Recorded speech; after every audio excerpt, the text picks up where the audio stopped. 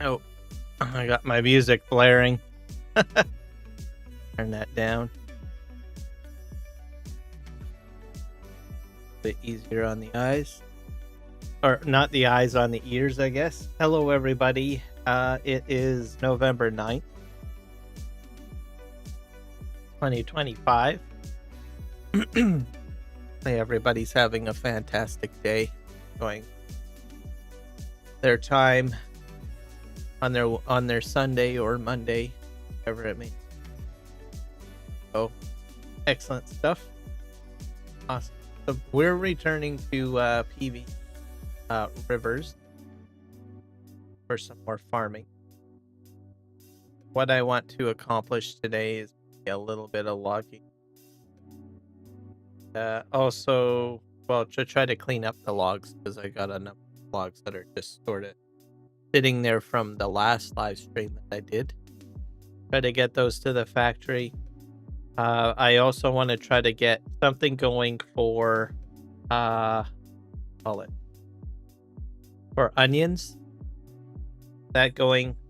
Maybe get a corn harvest going. I might fast forward time a bit. I don't. A few things there.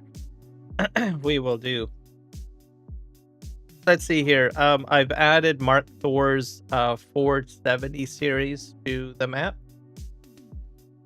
So I just want to say that he is back in action. He is working and cranking out edits to his mods, and he's back in the game, folks. That's all I can say.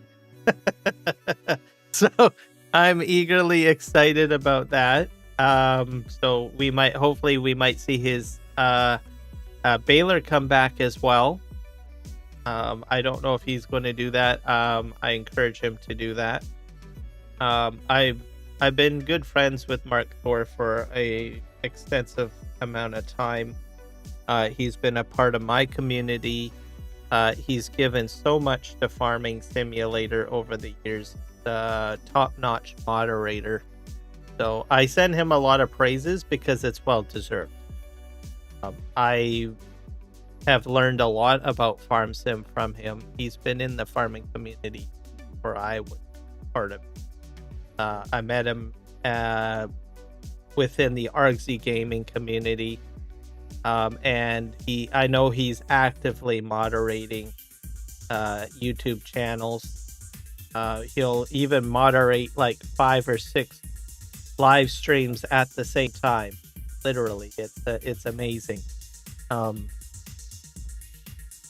He's been in the Farm Sim Guys live streams. He's been in Artsy Gaming's live streams. He's been in my live streams. He's been in, I don't know, a lot of different live streamers, live streams, Virtual Farmers live streams, Farmer Cop, DJ Goham. I mean, the list goes on.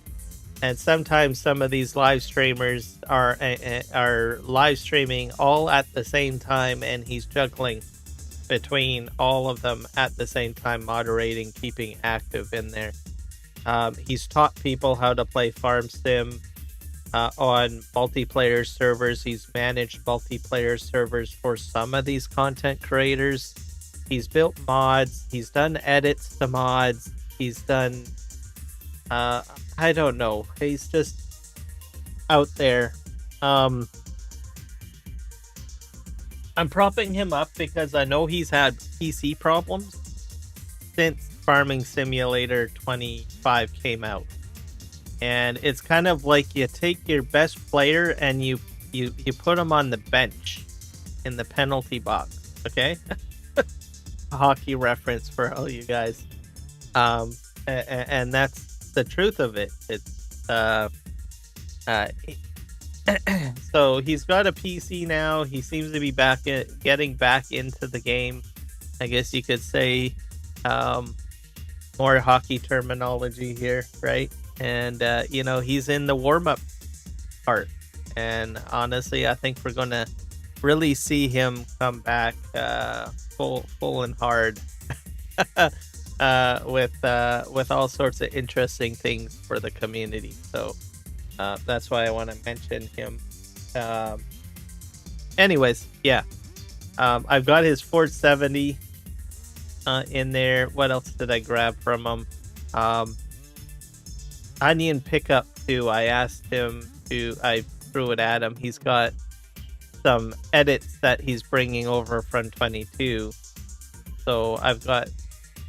Is that the base game? That's the base game.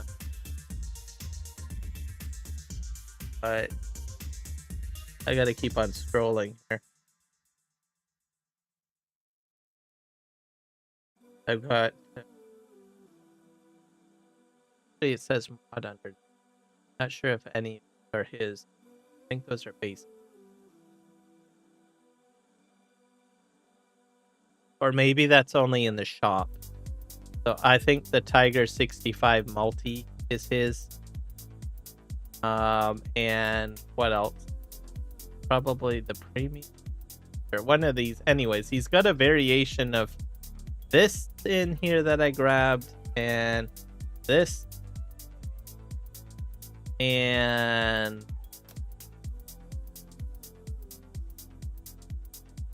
where's the other one? Might have went past it.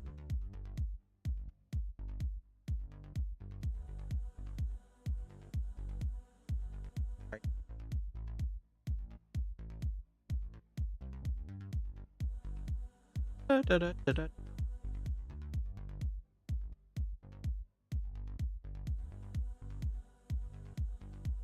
think I went past down.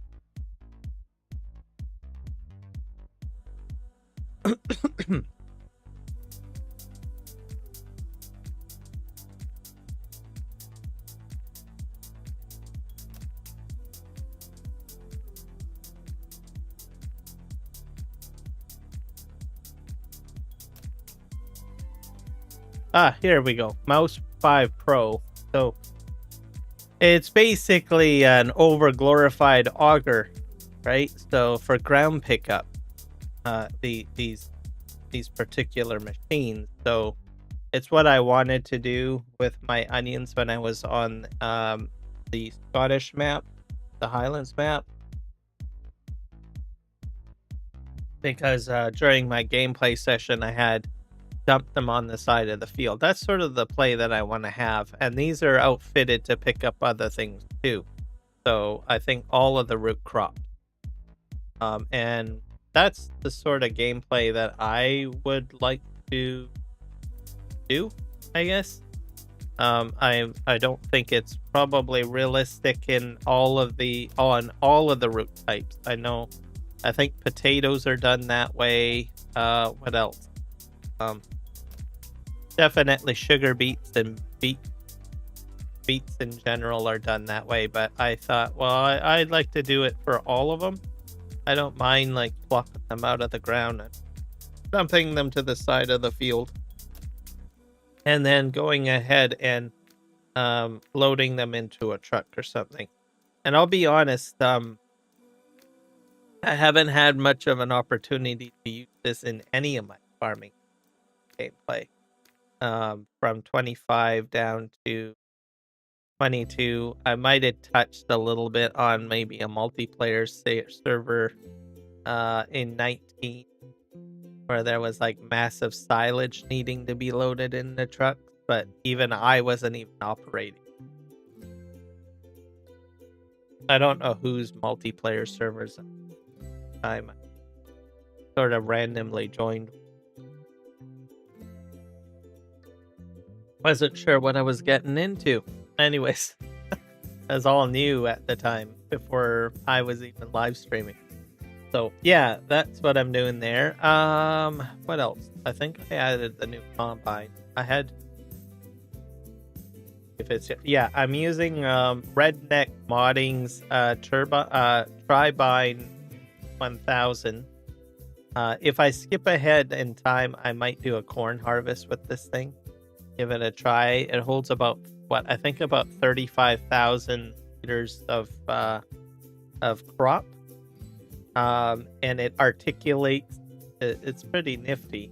So I played with it. I'm on edition number 12, so I just was approached by him and said, "Hey, would you like to try this out?" He's been a part of my for a while, and I thought, "Oh, okay, sure, why not?" I think he chose me to give it to because I like the Nexat pack. I like the more modern pieces of equipment, like the Nexat, and this is a modern based how do you say it, harvester. So I thought, what the heck? Playing with it, I came up with the idea. It's like a haul truck transformed into a combine, because it articulates like a haul truck, right? And it's got a hefty storage capacity on it. That was amazing. For base game, he set it for 35. He's got an unrealistic on it as well that goes beyond that. I plan to use the realistic, but I might go up to unrealistic depending on larger field. That. So it reminds me of one of these, the Volvo A68, which is articulated. So pretty cool. I still got the train in there. Sadly, I'm taking the straw harvest pack out. The past few, I don't know, since Friday up till now, I've been troubleshooting to try to get this straw harvest pack to work in the game, and the way that I want to play it anyway. I've noticed that the textures keep on changing to whatever else was in the... What I want to do is dump to ground. I cannot dump to ground. All I can do is sell it, or dump it into a trigger. And it's weird. I've stripped out every mod in it. I've taken out all the DLC packs out of the game, loaded up, and tried dumping to ground. Nothing. Not on PVRivers anyway. I have been testing it on the Highland map, and it works fine. And the textures are correct for the pellet, for the hay pellets, straw pellets. But it just will not dump to ground in PVRivers. Also, the textures keep on fluctuating all over the place. So, like, as an example, I dump it in there, it'll look like, I don't know, hay, loose hay. Or it'll look like, I don't know, wheat, harvested wheat. It's weird. Sometimes it'll look like carbonate, biocarbonate, which is another fill type on them.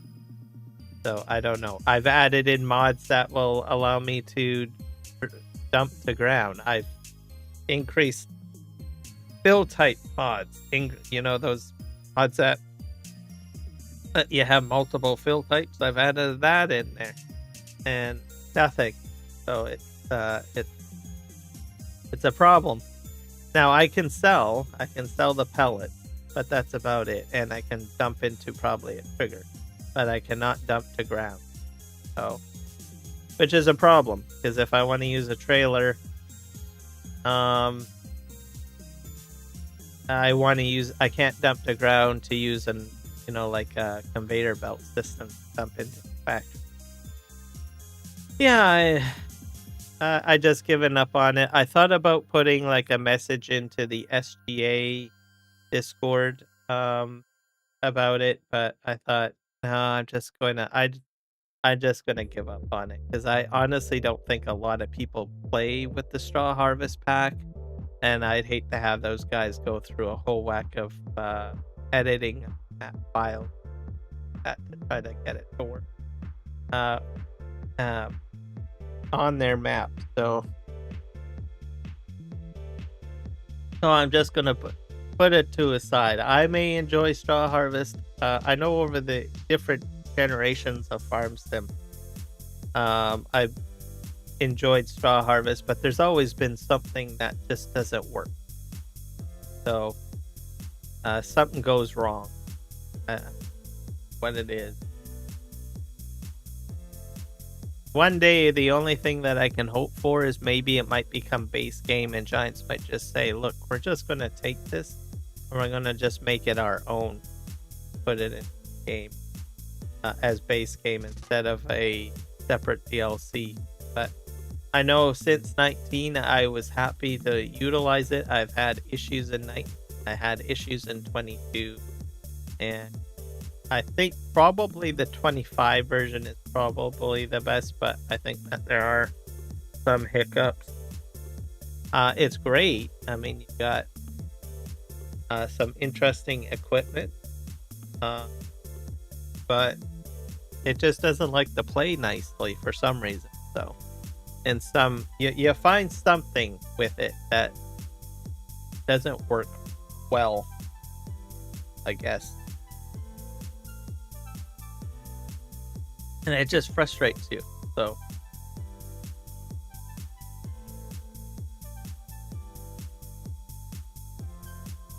but maybe, who knows, maybe in the 2028 version it'll be phenomenal, work great. But maybe one day Giants will take it on. I mean, that Giants has incorporated aspects of different mods. But different. What was that? Remember what the pack is? It's like the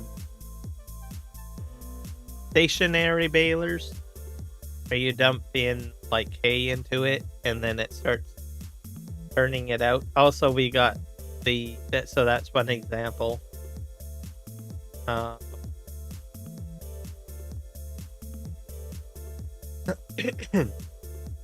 Nexat pack. Nexat is another one. What else?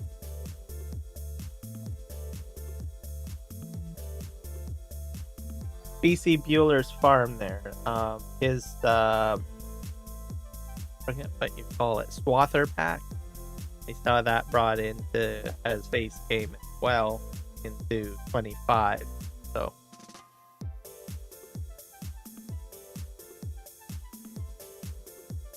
who knows? I can always hope that maybe the Straw Harvest pack come in.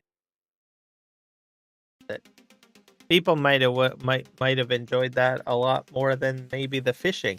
I don't know. Hey, it's base game.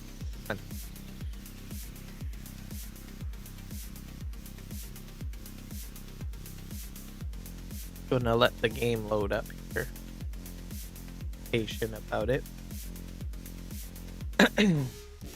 I also want to give a shout out to those that have participated in my live streams for World of Warcraft, and also for Dune Awakening / Starfield. I've been getting a lot of comments from the community that watch those particular videos and live streams, so which is fantastic. I don't get a lot of comments on most of my other content, so seeing people commenting and pointing things out. Some people on my World of Warcraft live stream has pointed out some things that I can do to improve my live stream, like the alerts, notification alerts that happen, that audible alerts that says that I'm not hitting someone. So I didn't even think of that to turn that off. So thank you for posting and commenting that I can make those adjustments as well during the gameplay. So a lot of people have been watching my shorts of my World of Warcraft Legion Remix adventures, so thank you. I do plan to do a entire Mythic plus a Mythic Dungeon Raid live stream I thought about it because I had posted a couple of videos of my my fight, and I thought there's got to be an easier way to do this, and I thought about it, and I said, well, why don't I just do a mythic live stream? There's a few things that I can do. One, I can keep my key current, right, and active. Second, it will also help my artifact power go higher, because that's where you pretty much have to farm your artifact power from. The best places is doing mythic raids, right?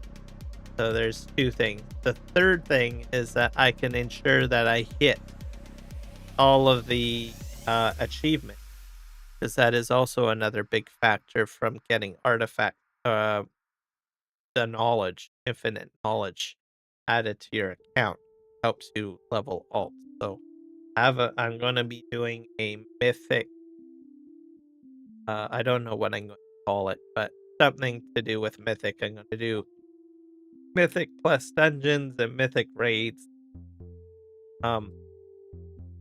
throughout the entire live stream to do that, and then I will upload more videos of my fight. So should be pretty cool. The Warcraft and also the Starfield community coming in fantastic. So glad to have you guys here.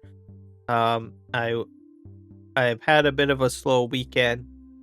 But we will be bringing back some more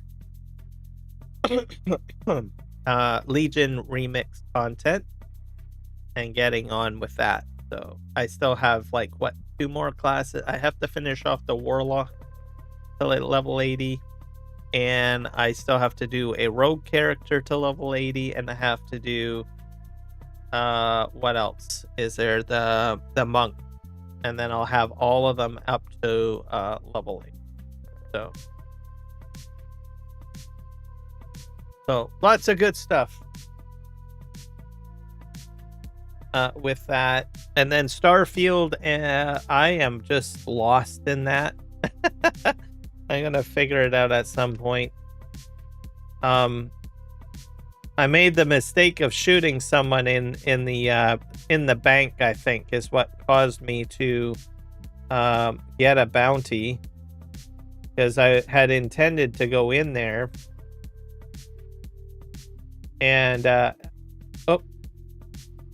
help the bank tellers, and I think I accidentally hit one of the bank tellers. And then when I got rid of all of the criminals, right, I come out and then the law is like trying to shoot me. I was like, what the heck? And then I'm like, oh, why are these guys wanting to kill me? I thought they were bad guys, right? I thought they were, well, maybe there was some sort of a riot or whatever, and now I have to take these guys on. But I ended up with a bounty. So now I got to figure out how to get rid of the bounty. So it was a mess. I went to a major city, couldn't find a place to get rid of it. I talked to the local police people there, did a couple of quests in the last live stream, and like, okay, well, this is a problem. So I got to figure out how to get rid of that bounty. Also, it's pretty expensive. I think it's like 35,000. Which probably makes sense because I think I killed quite a few law-abiding people. But they were shooting at me, so they didn't even give me the option to surrender. I'd gladly say, yeah, put me in the brig. So, kind of weird anyways. But I want to stay on the matter. I have to switch this around.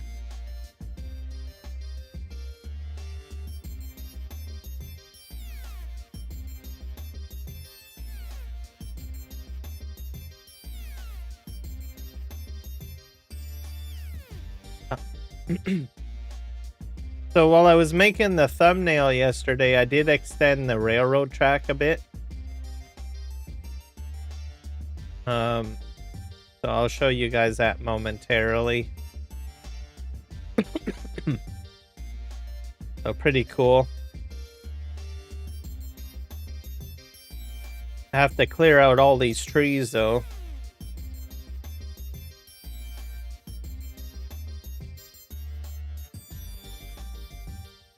And if you guys are new to PV Canyon, like I've said before, it's pretty much a seasoned map now. Dave and crew, I think, do add like some updates to it, but it's pretty much a done deal, I think. So if you want to get into this map, by all means, it's good to do that. If you use the mod switcher tool to keep it updated, it's the best way of doing it, simply because it will check and verify which zip files need to be added or updated, so that you don't have to go through the mess of figuring it out. There's usually about, I think there's roughly about 100 odd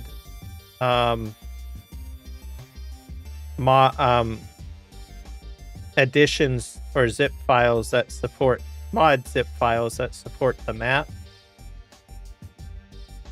And the map is made by Dave, and then you've got other individuals that participate, like Mr. T. Miller, Billy Alpaca.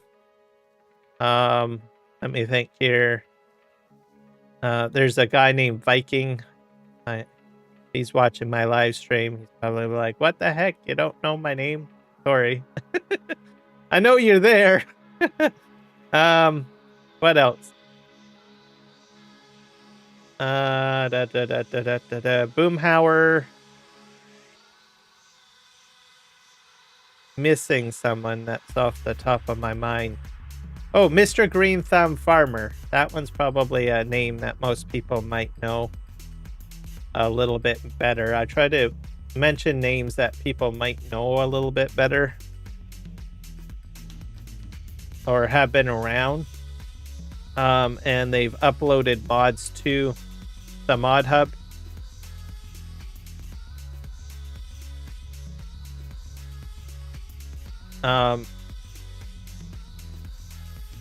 And they build mods, and then some of them do go up to, I think, the Giants mod hub, some of them. But for sure, they add it part of the map, really.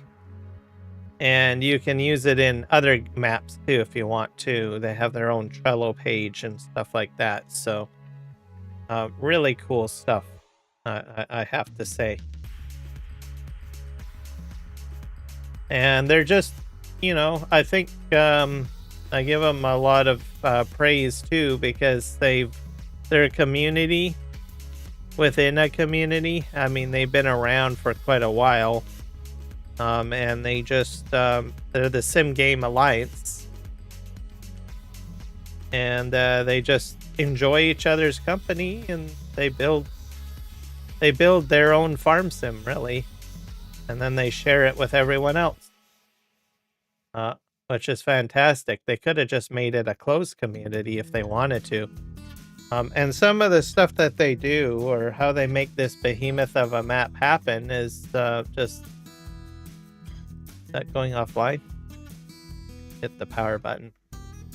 I think it's fantastic. And they get along quite well too, right? Like, I listen to their live streams. It's like they're like a one big happy family. Which I think is like out of this world, to tell you the truth. And they're all content creators too, well, most of them. But they've all got some sort of channel going on. And they support each other. It's interesting.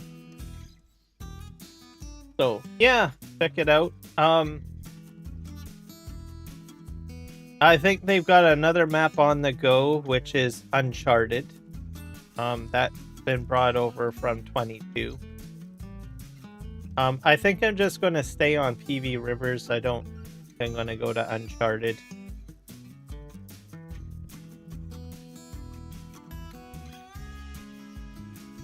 Simply because, well, I'm determined to finish up some sort of PV map to my content, I guess.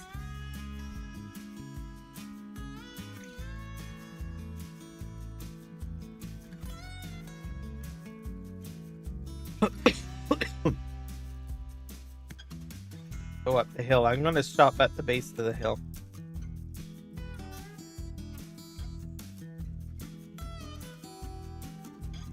Raining. I think I'm going to park at the top because this is a very steep grade. I'll show you guys what I've done. Nothing too impressive. Slowing down. Nothing too impressive. I really need to move this equipment off the road.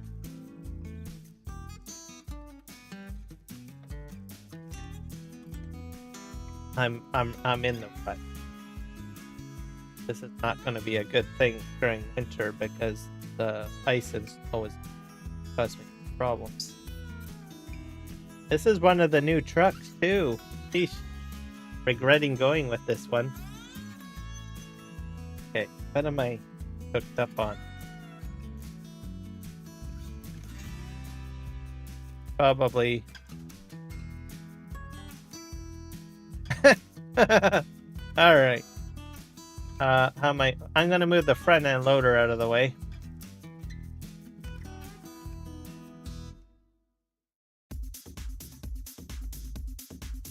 Back this in a little bit. Should have had it moved off the road. Also, the excavator I probably should move a little bit forward.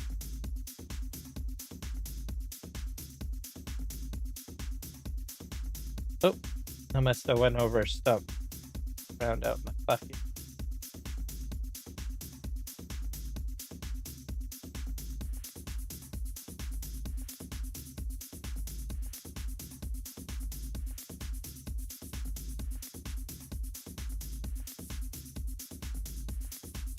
Be like mud runner in a way, eh?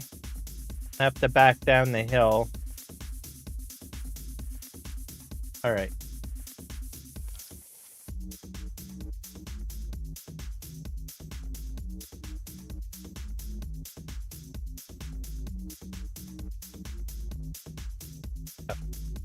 Get a roller fill in the hole.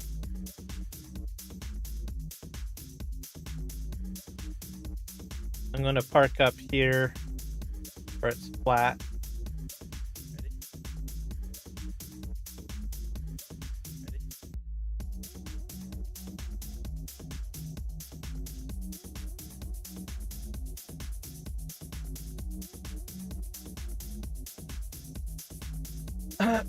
So this is a bit of a mess, but it works. Extended the track a bit down, and I moved this down a bit more. The bulldozer. Latest update to, I want to try to get it at least about here.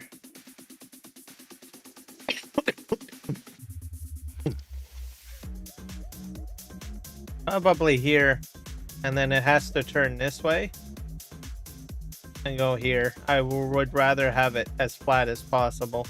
It's probably going to be a bit high still, but it's going to be a bridge.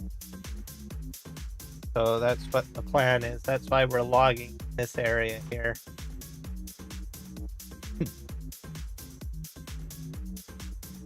So slowly but steadily, we'll get there. The train works on it.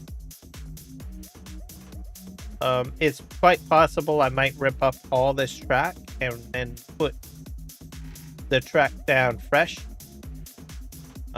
Except for maybe right here. I think this is relatively flat. This is cut to grade. But I might like chop this up, and then this is where it starts going at a 5 degree. No, this is right for 5 degree. So, putting the track down is not easy, but it is functional.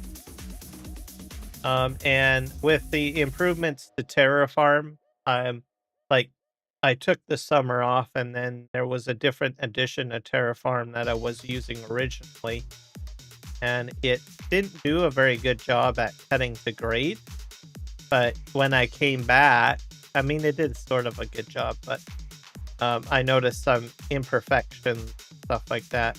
But when I came back and I updated, after summer, updated the files and stuff with the latest version, I noticed that things were going a lot smoother. Like this is much smoother, except for right here, because I started working this way. But this was all cavitated and messy, and just awful. But now it looks great, so fantastic.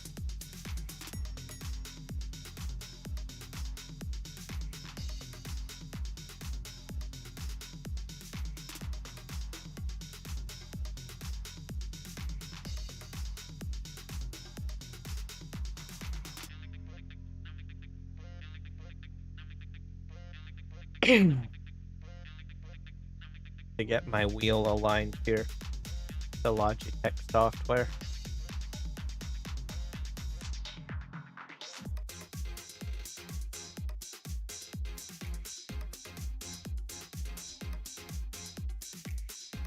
Do it.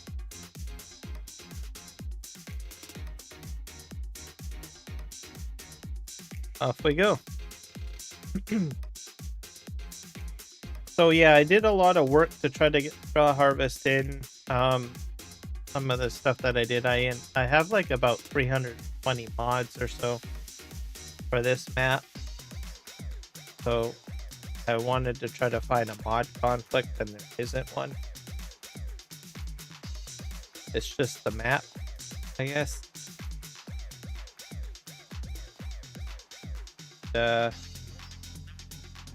So part of that required me to enable different mods individually,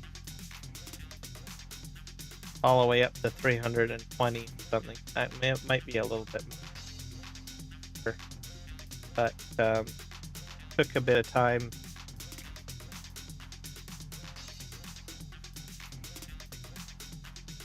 I was scratching my head on. Eventually it just came down to it just not working with that compatibility. To watch out for straw harvest. So part of my process too is I re-verified all the game files, so I did that. I uninstalled all of the DLCs and then reinstalled them. Figured I'd give that a try, see how that works. It's quite easy in Steam. Just go into properties and just uncheck the DLCs. Oh, that's pretty easy. Not very complicated. Only figured that out because when I was trying to get the Island DLC installed, that's part of the process. This trigger is acting weird. You no longer have to go up here and hit the trigger button. Why? When that changed over. Very helpful, I guess.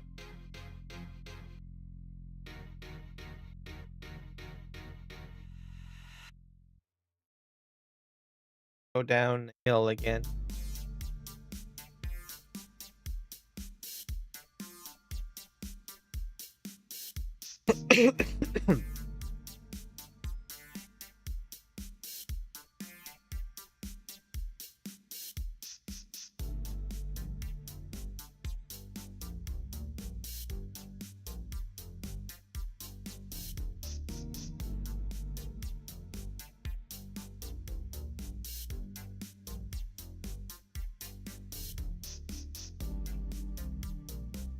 So yeah, been pretty good. The channel has been good. I got a YouTube accolade in an 800% increase in viewership, so really happy with that.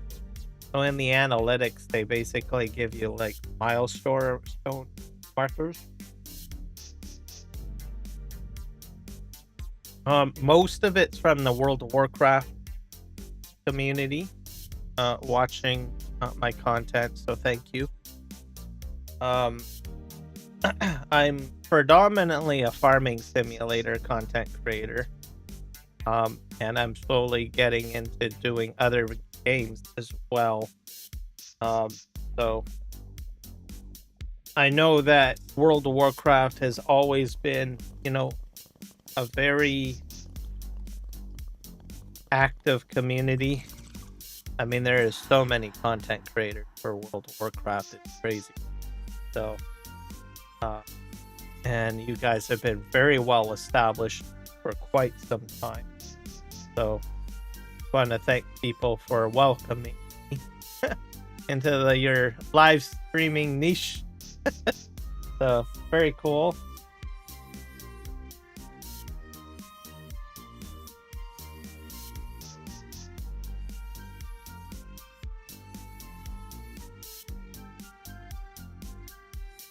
Same with Dune Awakening as well, and Starfield. So I've been enjoying those games.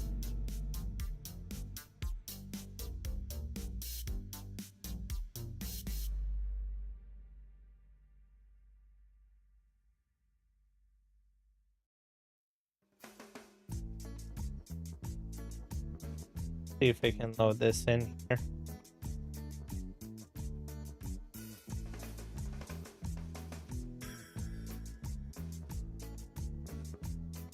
I do enjoy a lot of farm sim, but I do enjoy other games too. So that's why I sort of decided to branch out a little bit and try other games. World of Warcraft was my very first MMO. Probably most dedicated game, I think.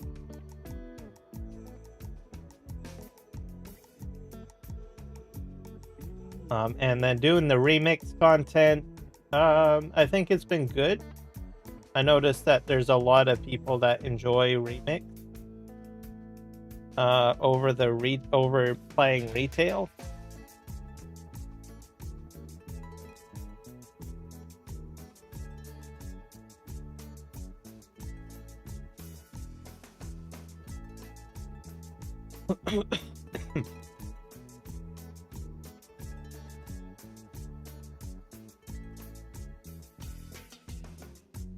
Grab this here, and then Dune. It's a new game.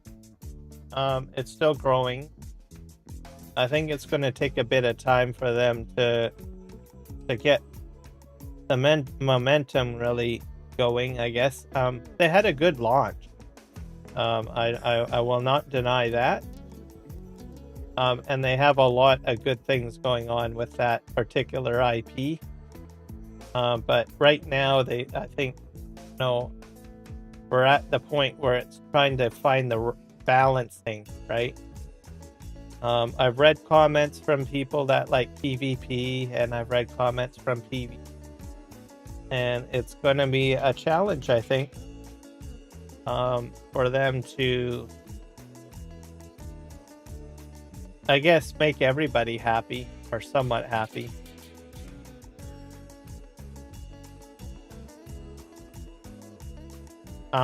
There are a lot of people who just like the PvE aspect of it, and there's some people that enjoy the PvP aspect of it too. So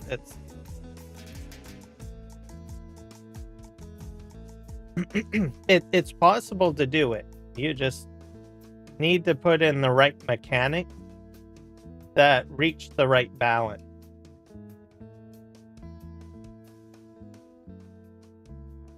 And in some ways, you need to have both, really.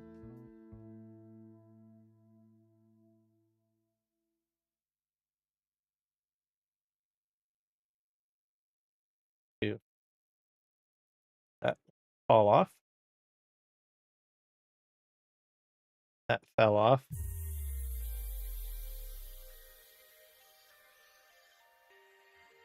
So, yeah. Okay. That's good. I could probably put more logs on there, couldn't I?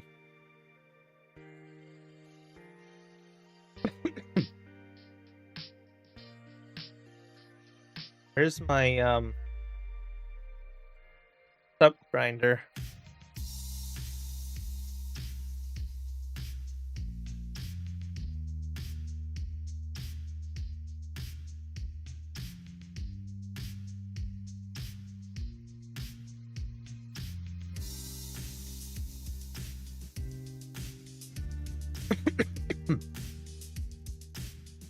So we're going to just take up one more load of lumber, and then I'm going to look at my fields and stuff. It.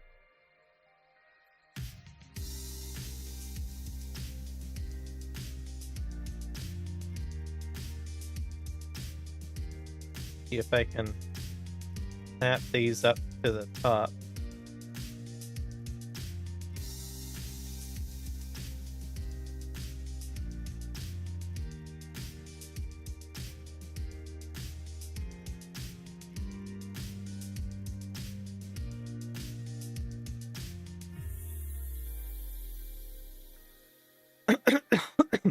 With regards to the farm sim news, there is a new map that caught my eye.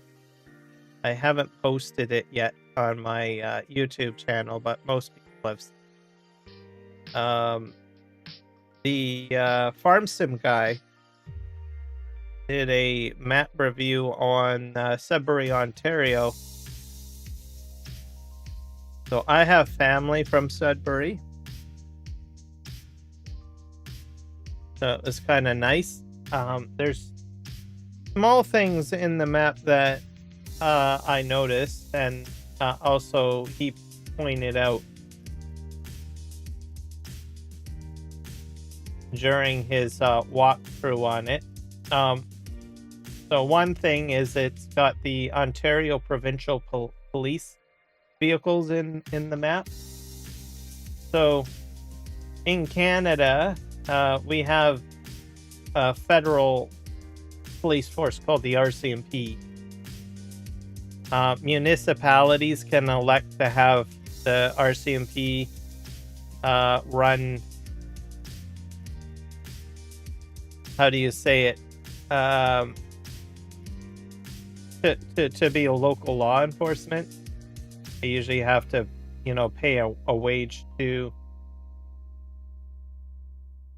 the federal government to make that happen, and then they operate within the local municipality, and then they also have jurisdiction federally, of course, too. So Royal Mounted Police, that's what most countries will see, or people from other countries will see on TV a lot, RCMP. But regions can also choose to have their own municipal police force. So if you have like the city of Vancouver, for instance, you've got the Delta Vancouver Police Force, and then Surrey Surrey Municipal Police Force. So you can have situations like that. I think even Ottawa has its own police force. I don't think I did this right, did I? Nope. This is going to be a disaster. I'm going to take these off. Was a bad decision. I thought I had enough room for them, but I don't. But yes.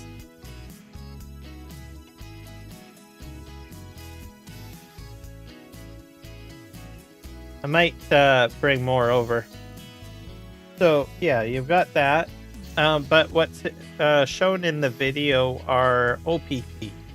which is a provincial police force, so state-run police force. So a province can elect to have their own police force if they want. So in that case, in the video, what you see is the OP cars, which I thought was pretty cool. Same look and color with the black and the white in there. So, and they've been around and in force for quite a while in the province of Ontario. So it was nice to see that. You've got your Dollar General, of course, which is one of our retail outlets. At least in that part of Canada. I don't think we have Dollar General in British Columbia where I live at the moment. But it is in Ontario. What else? There's Tim Hortons, staple brand name. Now, the one thing that I noticed is that, which is a little bit more intricate. I mean, there was a lot of detail there, right? It felt like a natural flow of people, really, on the map. People enjoying the outdoors on the patio, stuff like that at the Tim Hortons. But they also had vending machines. They had the Pepsi beverage machine and the Coca-Cola vending too. Well, that's pretty cool. Then there's real estate signs. I noticed, and he mentioned that as well. There's the actual Remax real estate signs put into the game. So the amount of, detail he's using to make that map is amazing. To take the time to put retail signs there. I think that's pretty cool. I think, honestly, someone should interview the guy or see if he'd be up for interviewing. It almost feels like he was trying to tell a story. Because you can do that with maps too, right? If you're exceptionally creative, you're good at that, you could end up telling a story, literally, on the map. Just by showcasing new, specific, intricate mods and stuff like that, right?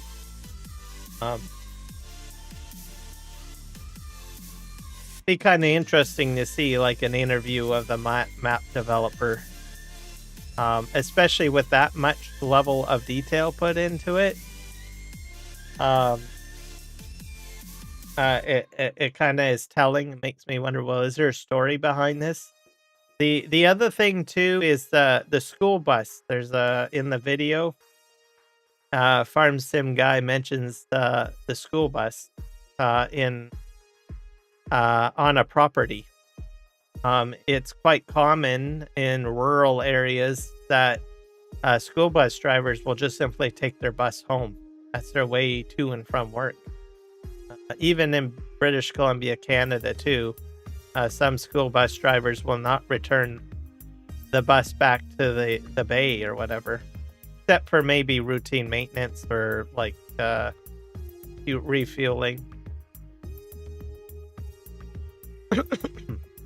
So I thought that was an interesting touch of rural life in Ontario. These little things put into the map is storytelling, really. So, and catching those details, I think, is amazing. When they're building a map.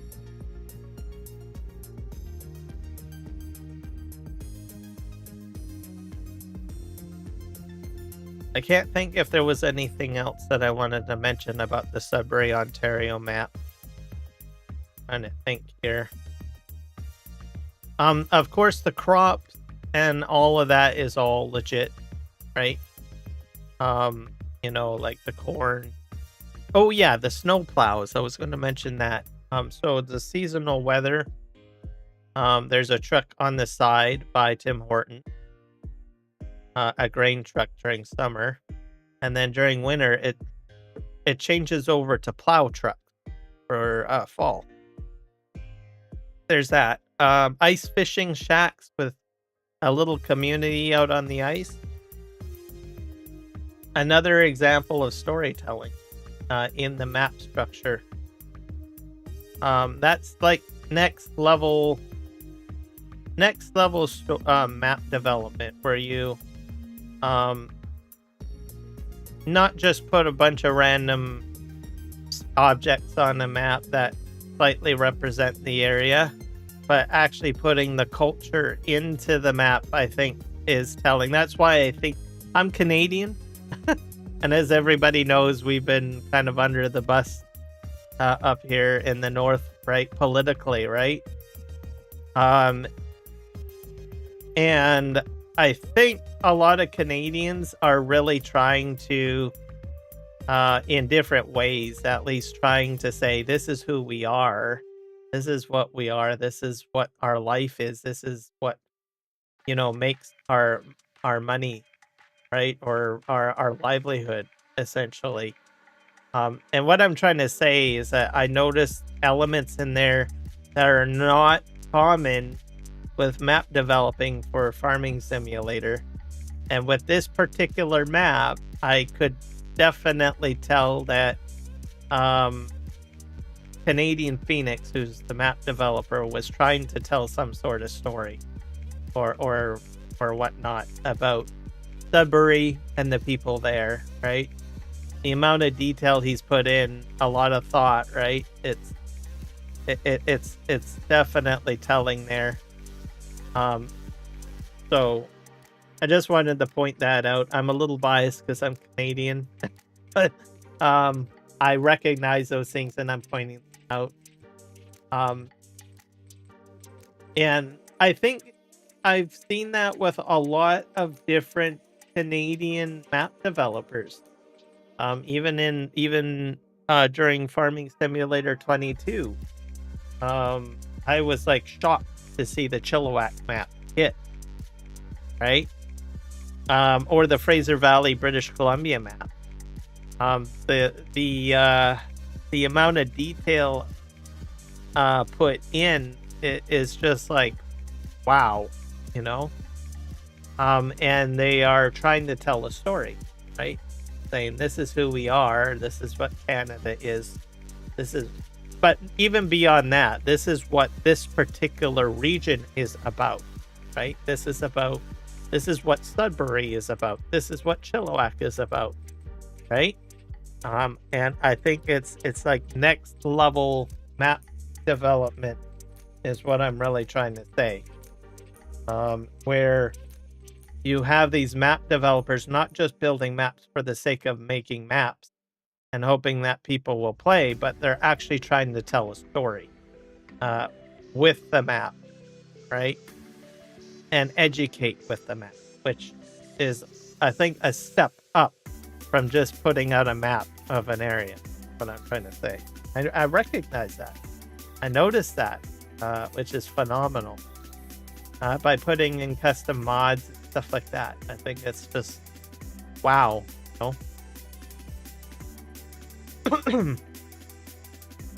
Definitely sets the bar a little higher, I think, for all map developers. It's one thing to just simply build a map and put it out there, because I mean that's probably a head pull, like hair pulling experience as it is. I don't develop maps, so I don't know. But to actually, take it to a level, my strap. To take it to another level like that, I think it's just phenomenal.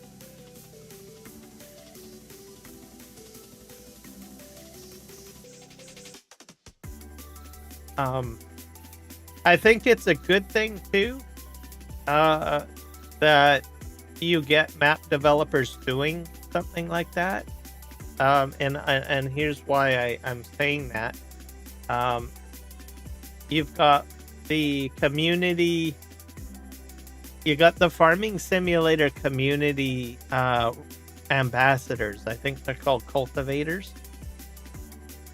That's an opportunity there to, and these cultivators are from different regions. So like Artsy Gaming cultivate. I don't know who my local cultivator is. I should find out. I gotta figure that one out. If anyone knows who the cultivator is in British Columbia, Canada, let me know. Just put it in the comments. I'm pretty sure I could probably go on Discord and say, hey, who's my local cultivator? I don't know. Are you looking for a class cultivator? No, I'm not looking for a class. But yeah, it's a program that Giant started up. So if you build maps for a specific region or area, it builds a sense of community, really. And I think that's probably what Giant's trying to do. Have a fantastic international community within FarmSim. And I think in the past year, I've been trying to do my best to try to reach out to different parts of the world. Like, I've started subscribing to like Australian content creators, quite a bit too. I have some Canadian content creators that I'm subscribed to. Lately, I have been subscribing to Japanese content creators. All of it is in Japanese, so I have to turn the subtitles on, but it's all fine. Some of them are auto-dubbed, so the ones that are not live streaming, but they are, for instance, what do you call it? Just making video content. Most of them are auto-dubbed, so I can do that. Europeans, they've been auto-dubbing a lot, especially Germans. I've noticed if they're not live streaming, they will usually have a video and they go dubbing, audio dubbing, so then I hear all in English. So shout out to there. I've seen a lot of other nations just pop up in my YouTube feed, and I just watch their content, just sit back and enjoy it. It's fantastic. So huge international community that's growing, but I think there's also they're trying to nurture the smaller localized community, right, with the cultivator program, like I mentioned. So having map developers build maps in a particular region, right, is an open topic for conversation. Okay, sorry for the loudness. I'm gonna wash my truck.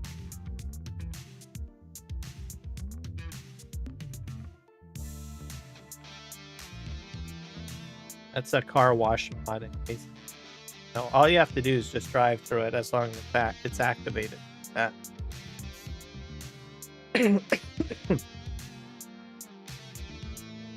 Very loud.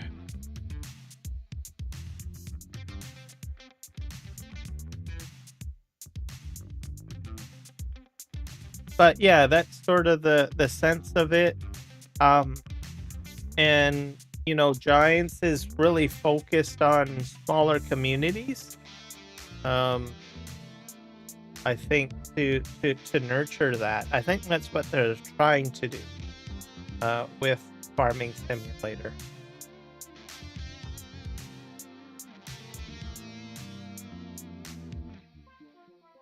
And part of it is they've inspired it. So back to the whole map storytelling. I mean, Giants has successfully done that, right? We've seen that with the Highland map. The intricate things of putting that in, it allows some map developers to throw light bulbs on and say, I've been doing this all wrong. I've been just, Google searching a cool area, building a map, and just throwing random structures down. Instead, some of the light bulbs in map creators are clicking on and they're like, I can actually tell a story about this particular area. And Giants has basically gone ahead and, you know, demonstrated how that is possible. Okay.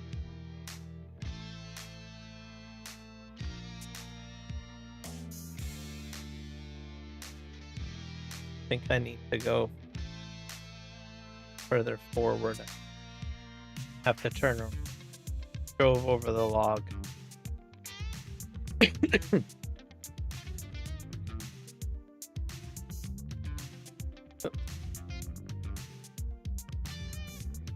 So these are the observations that I've seen with the game, right? So it's no longer just a random place in the world. Places do matter, and I think that Giants recognizes that, and that's what they're trying to bring into the game. And it's been successful with, you know, and I don't play this game, American Truck Simulator, right? As you can actually say, oh, well, I've just driven through my own town. Instead, in Farm Sim, you can go ahead and say, well, now I've gone ahead and farmed in my hometown, right? So something there. Something that I suspect may or may not happen. I don't know. It's just a guess. Especially, you know, with at least the Highland expansion. One thing I noticed is the buses detail. The detail of the transit buses. I thought was interesting. They kind of reminded me of Bus Simulator. At the same time, you know, I start to wonder that, you know, could we see like an all-in-one simulator game? You know, I mean, right now you've got basically Giant Software, who's a publisher now. Could they go ahead and they could buy American Truck Simulator and add it under its IP umbrella? They can buy Bus Simulator. I don't know if they can get Flight Simulator because that's under what Microsoft. But these are the things that I kind of wonder. You know,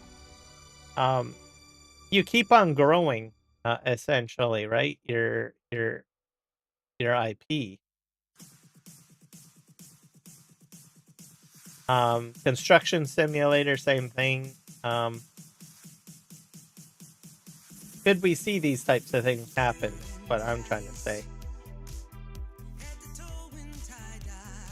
These types of mergers. And it's evident that they're open to using, you know, aspects of other games under their IP. Like I think the racing game, some of the physics was added in the Farm Sim or something like that. I think. Sure, but it sounded like how they were advertising that racing game as using some of it, like cross collaboration or something like that. So if you get goes those birds again.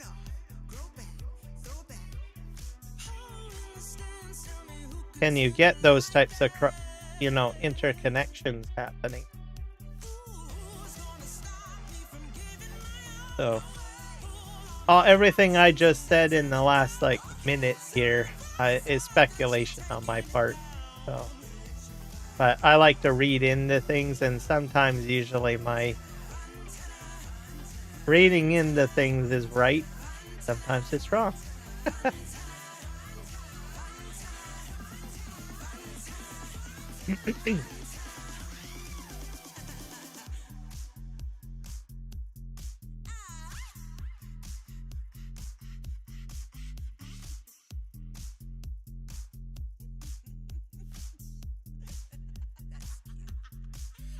Go take up, like I said, one more load.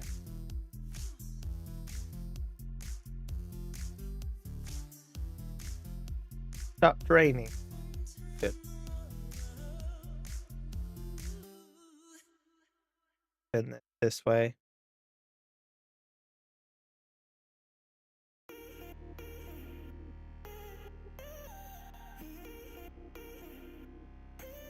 Cut the logs too short.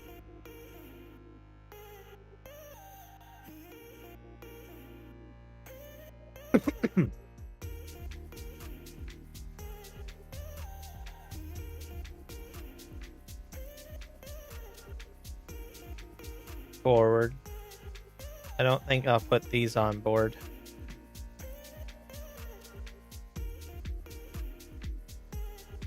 Probably put a couple of them on this one.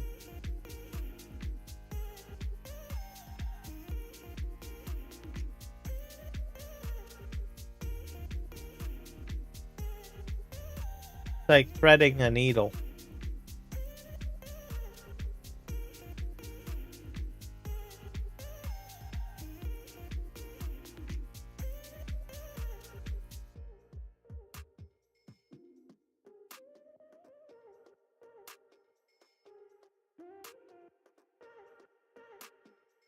Sure, if I can get these on there, I might be able to. I think I can. Just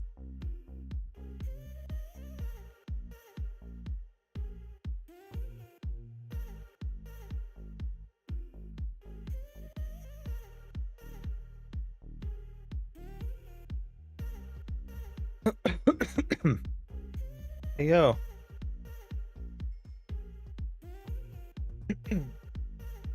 Probably park this like this. That'll be my last load that I'll bring up there. I'll try doing something else. What is it, about an hour and 12 minutes? So I think we've done quite a bit of somewhat logging here. That's a mess.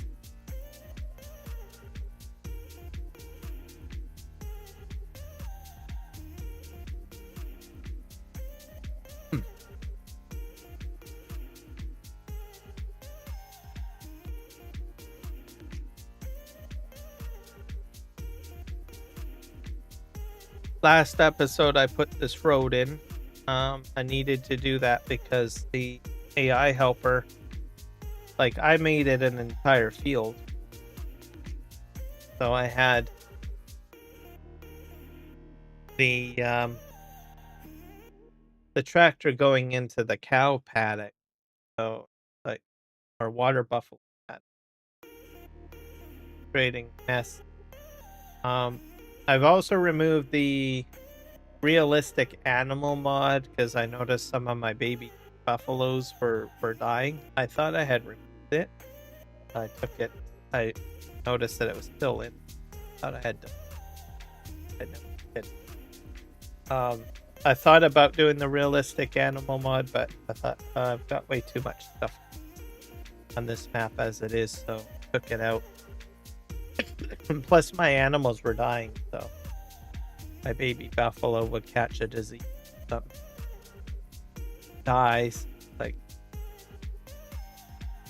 kind of sucks. So now it's just base game for animal care, which is a little bit easier.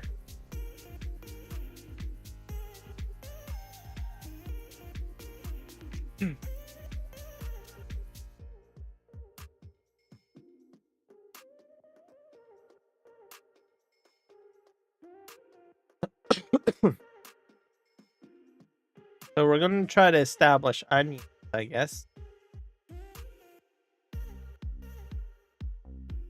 Over by the main farm, I think that.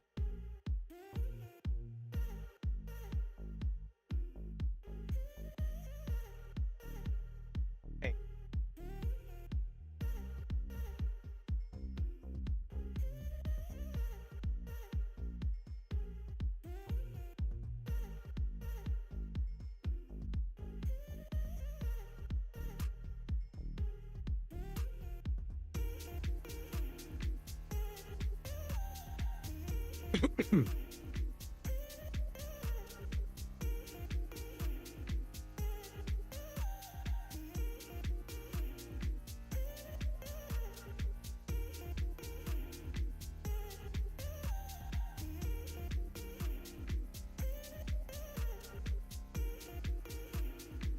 Just park for now.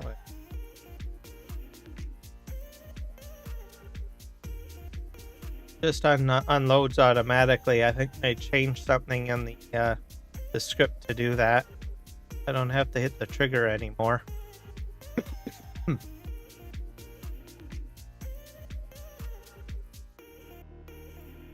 I'm going to take this tractor back to the farm, I think. I'll probably wash it up too, so everybody brace your car wash.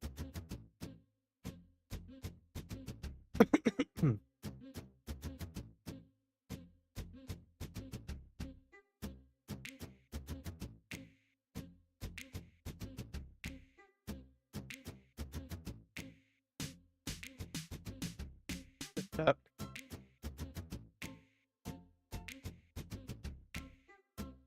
Oh.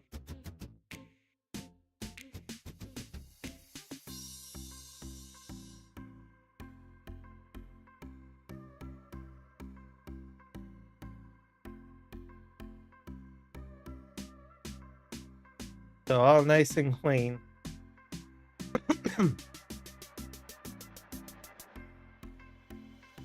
We're going to take the ferry route.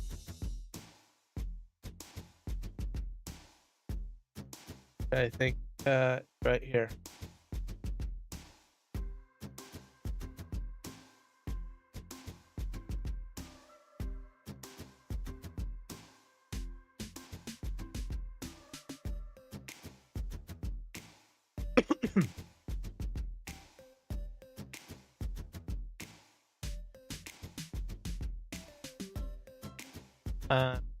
I'm taking the trailer with me because there might be some stuff that I want to load up.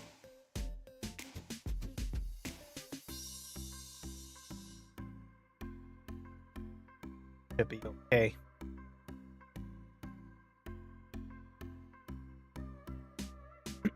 So I watched also Kermit's news video.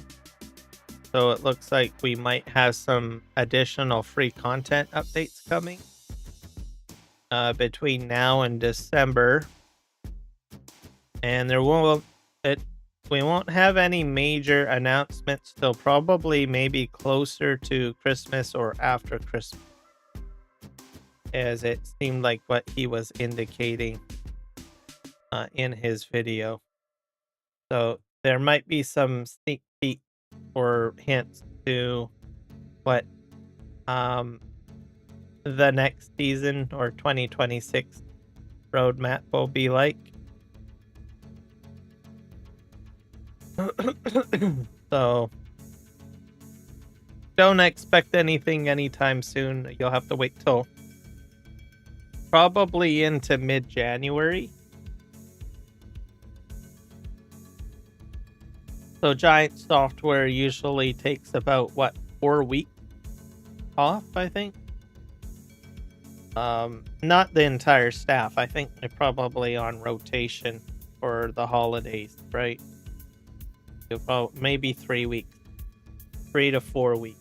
So you got some staff operating and some staff off. So maybe they have where, you get like the week before Christmas week and Christmas week off. Then another group gets like New Year's and the next week off. Or there might be some people like the other part of it too is that there's the Orthodox Church is really big in Europe. So they don't celebrate Christmas at the same time as we do, I don't think. Or maybe, well, I think they might have reformed it and are in alignment. Sure. But I think that Christmas is more in January and not so much in December, if I recall, which is like, I think the second or first week of January. So there's possibility that going into January, with it being a European country, that could be part of it too. So I only mention that because, well, usually a lot of us in North America focus on, December as Christmas, but there are other faiths predominantly in other parts of the world that celebrate at a different time. So, just for a fun fact. Orthodox Church.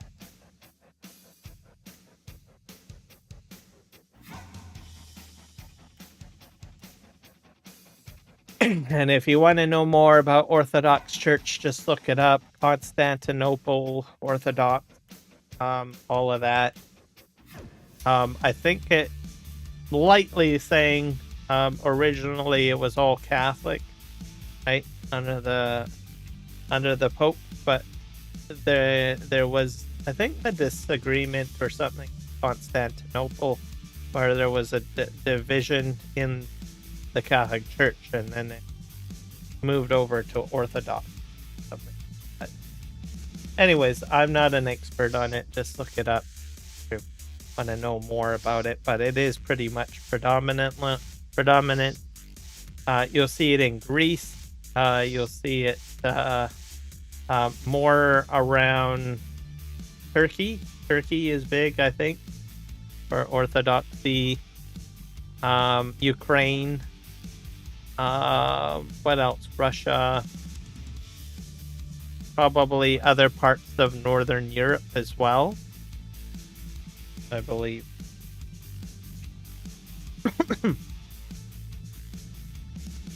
But you'll see it across the world, but that's usually the areas that I think more familiar. I think we've even got the Orthodox Church in Canada as well. But not as predominant as to say like the Anglican faith or Catholicism, or any of the other Christian denominations.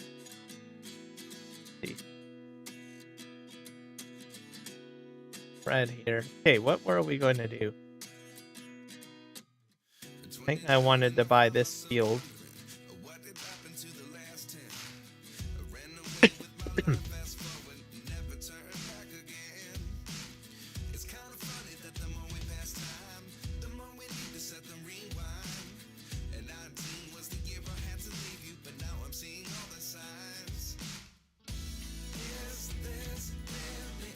Ready to harvest? Oh, is my corn ready to harvest?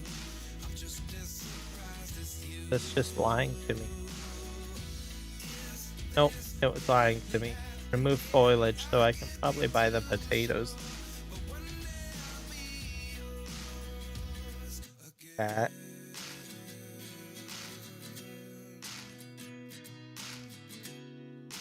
Probably sell them. Alright, let's go get ourselves some potato equipment, I guess. When can we plant onions?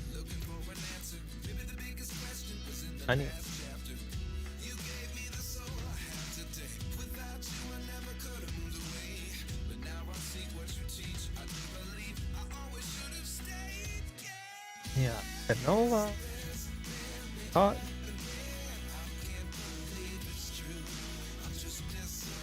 Onions. This is harvest season for onions, so it won't be till March.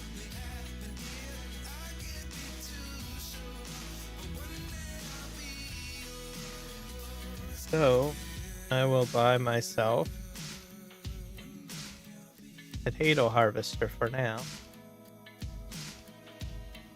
I wonder if you can edit the existing potato harvester. I think I'll lease it just for now. Just lease. Potato tech.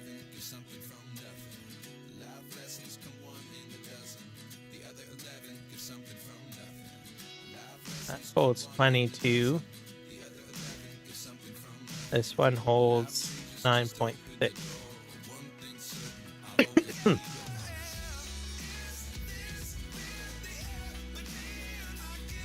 gonna go with this one. Potatoes. And I want to just lease it to where it went.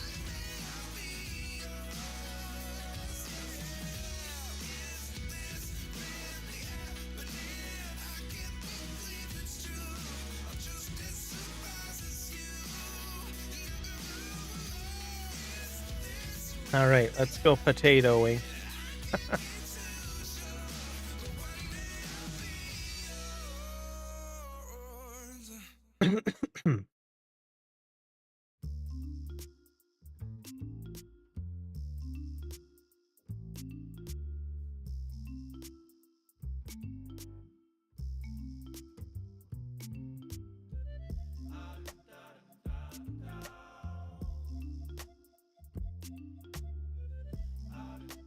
I think I just want to do probably 4 on the outside, I guess.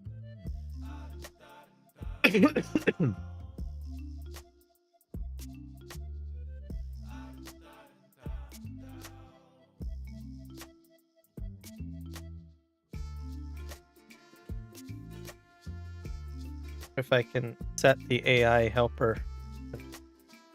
Let me program that.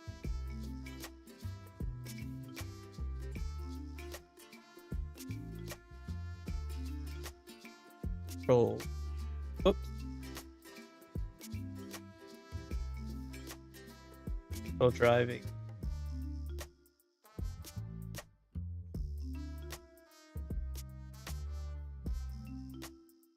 It's H.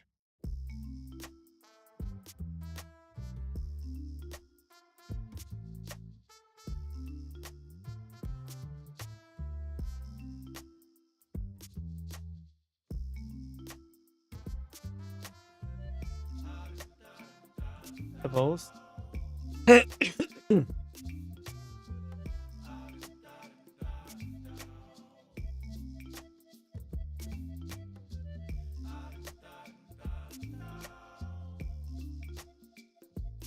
Farm. Auto track. Forestry.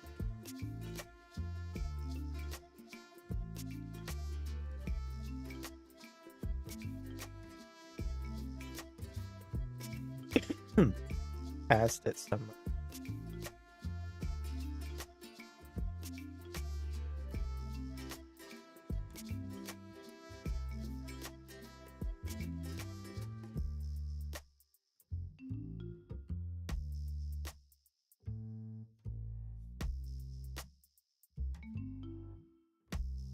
AI worker. Hearing assist doesn't have any.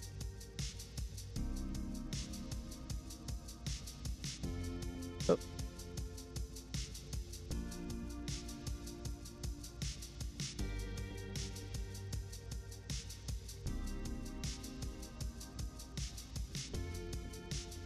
Put it on my driving. It's already on 7. Put it on left bumper for now.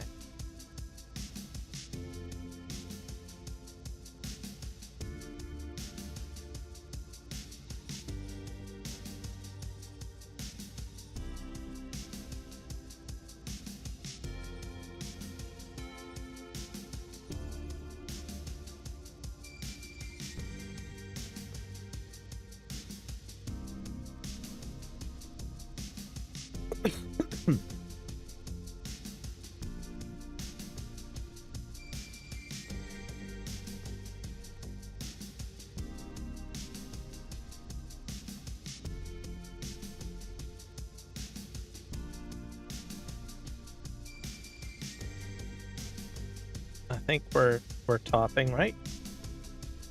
Oh, yep. Potatoes are going in. Working.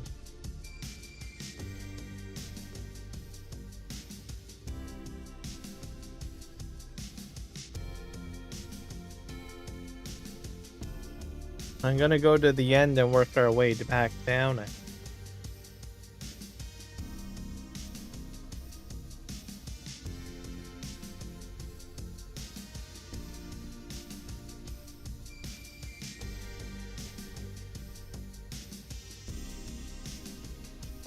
potato harvesting. This will end up being our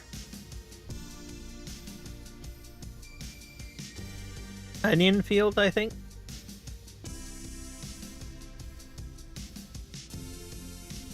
So we'll be planting it in March.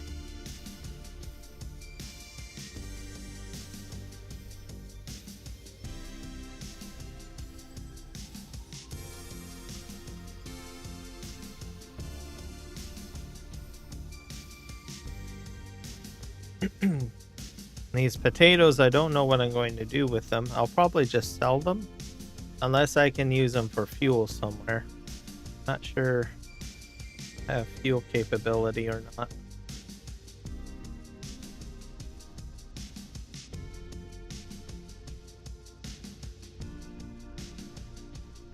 About 50% full.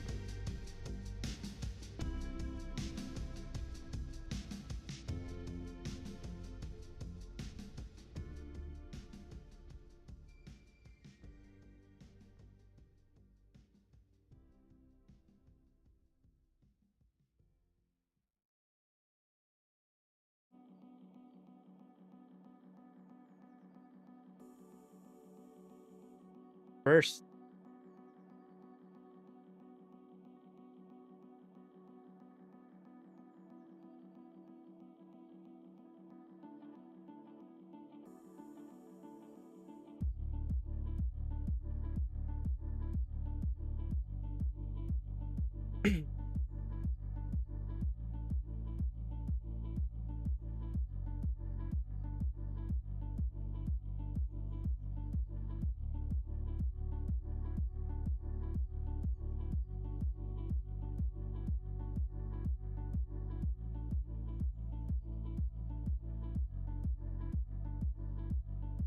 probably should have done the ends.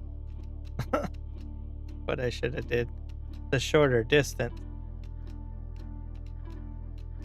Hole in it here. Yep.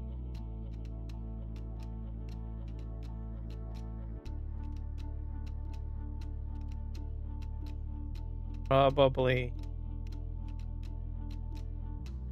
dump back here. And dump the ground.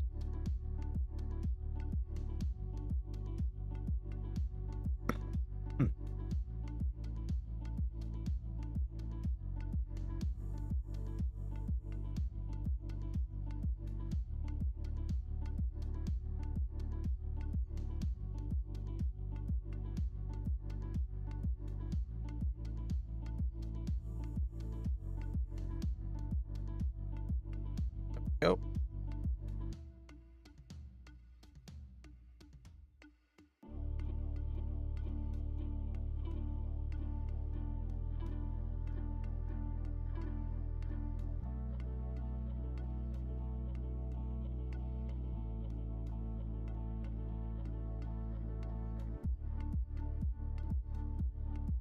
So whenever I dump the ground, I always do a second Control or Shift I.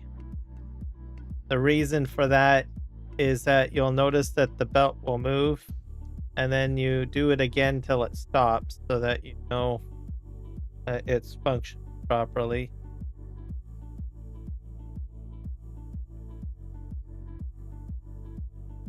So that way when you resume operations, you don't have it auto dumping still. And it kicks it, ensures that you're kicked out of that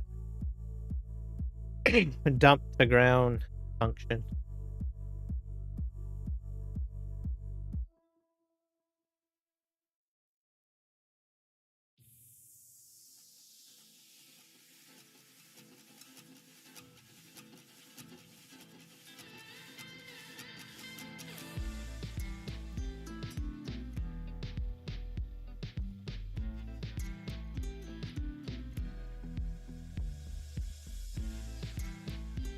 So yeah, I'll be dumping there, and then I will be bringing out the ropa, and we will fill vehicles with the ropa.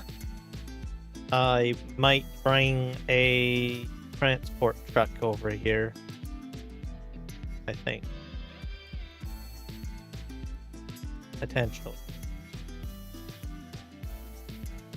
This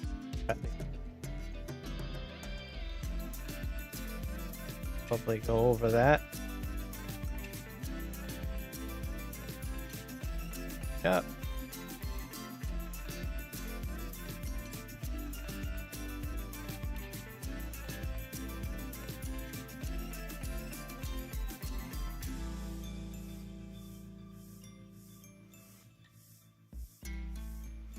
Turn.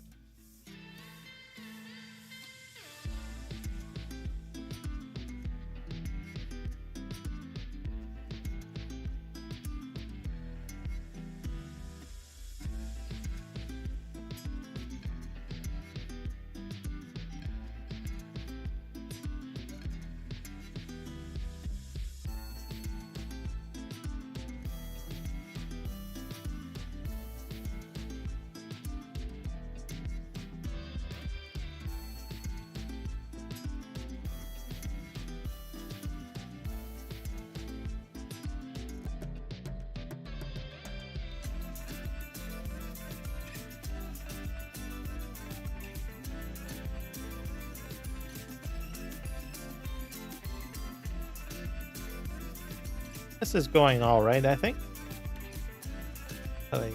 Plank.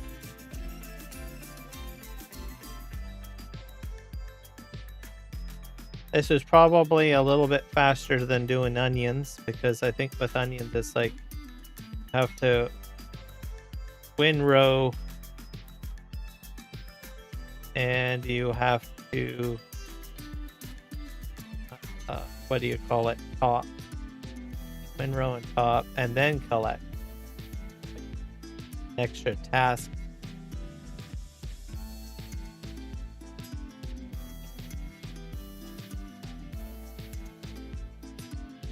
Going to have to probably boogie it to the end, I think.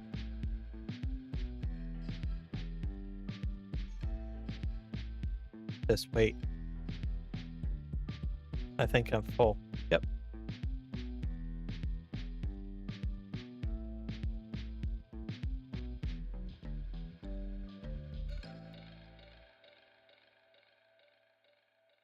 Probably going to have to turn around.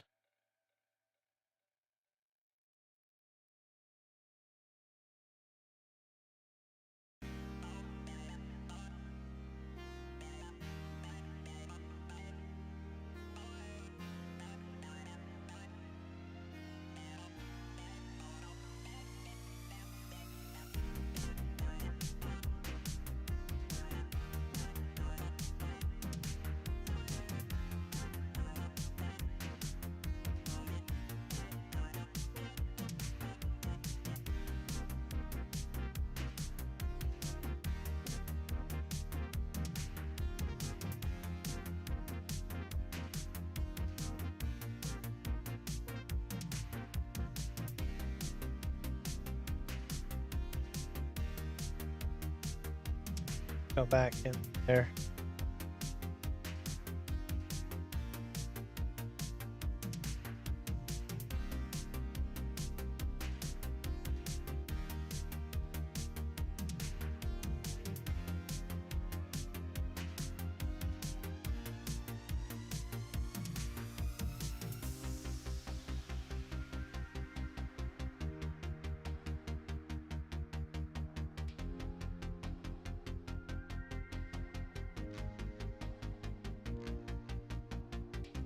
All right, to the end.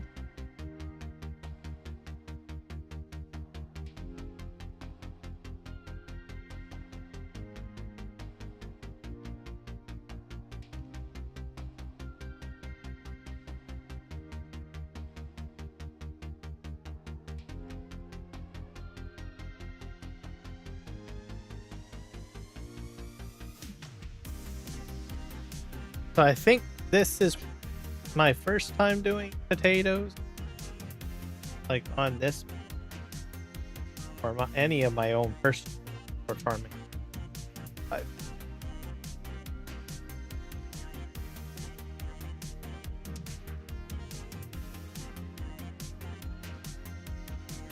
I don't think this will take too long. to do this field. Seems like we're doing quite well.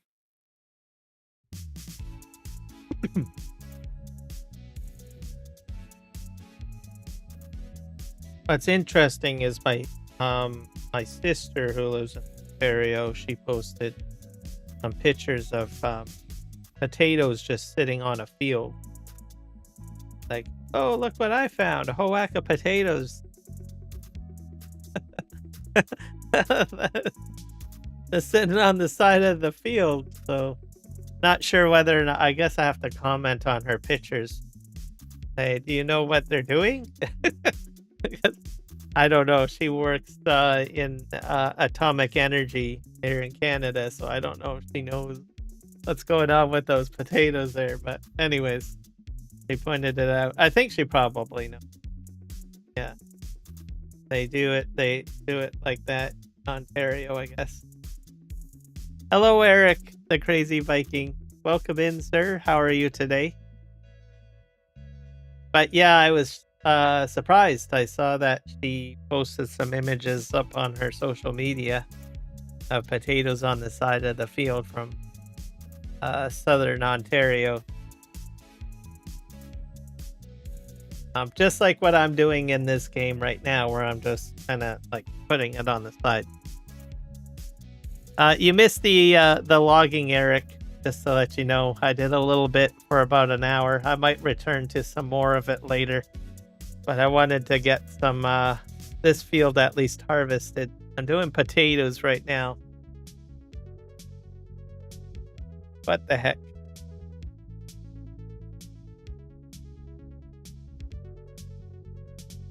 Collect it. I don't know what I'm going to do with my potatoes. I might buy a production, like a potato chip production or something. I don't know. I'll have to. I've got oil. I got lots of oil. I totally forgot about that. I have like oil, so maybe I can make potato chips. I've got olive oil though.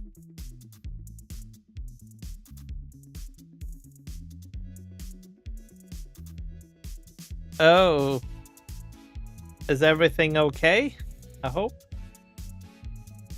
Stress is never good. Do you have any good tea and non-caffeinated tea? Like lavender tea is really good. Or a chamomile. That usually helps with sleep, and it also helps with stress too. I would definitely stay away from caffeine. That never does any good.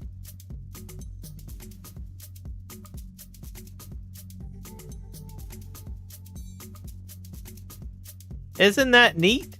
Look at that. The lines are going contoured to the pile. And no, it did that in.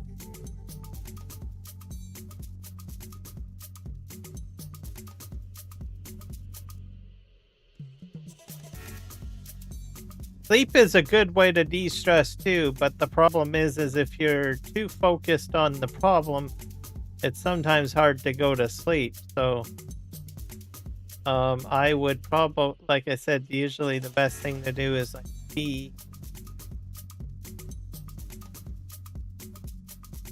Especially if it's something that you can't really fix right now.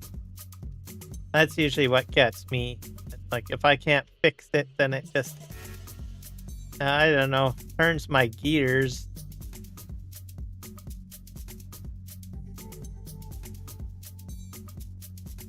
But yeah, if you've got tea, get yourself a hot cup of tea. Lavender's good, like I said, and chamomile. Get that.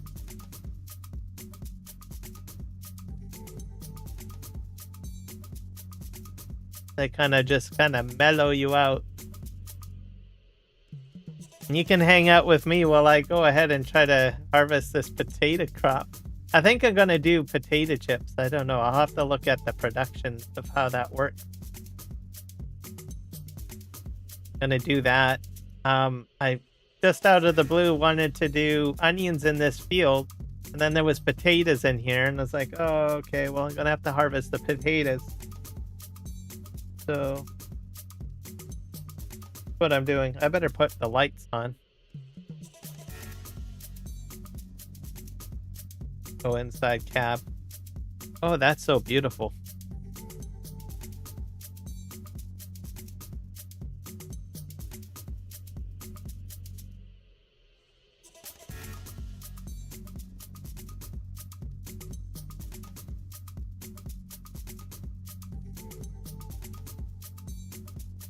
Oh.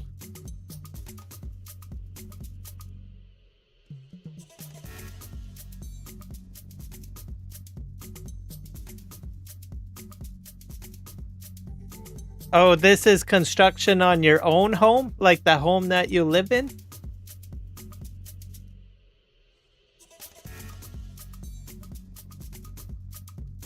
Oh, yeah.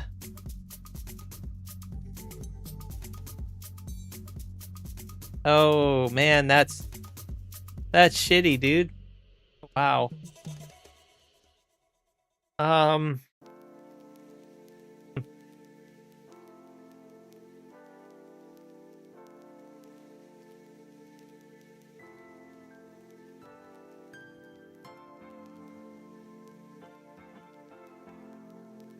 And is it delayed because of winter? I know in Canada, like during usually the winter months, a lot of construction projects just slow right down to a halt, simply because the weather is just unreasonable to get anything done. Is that the reason?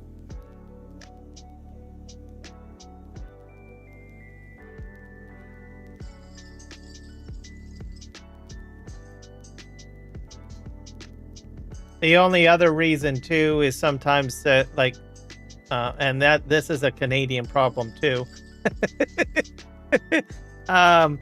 Because we're trying to build so many homes that the demand for certain contractors is so high that there's not enough contractors to do the work. So those contractors have to prioritize their work differently, and sometimes smaller jobs get put off to the side. Well, what they constitute as small jobs, right?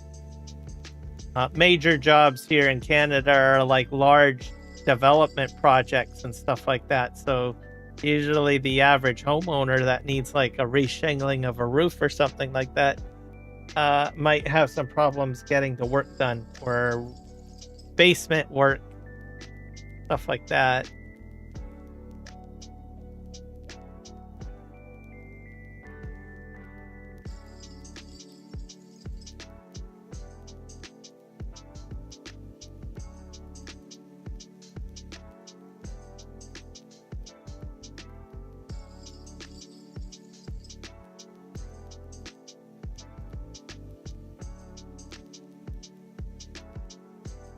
But tackling it, which is not an easy thing.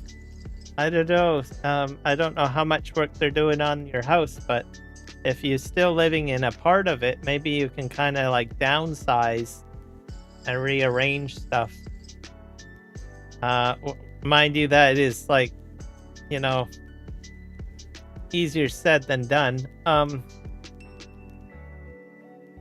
Some people I've noticed too, like if you've got a garage, you could probably put a miniature office in the garage. That happens here.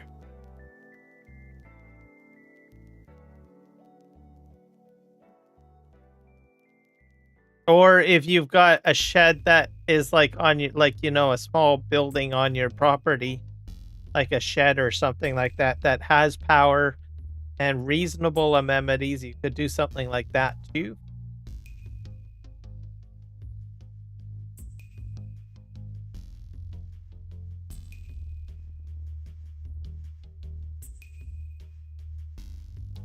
But I'm pretty sure you probably have thought of all those types of things. I don't know. That's a pickle, and it's not a fun one to be in.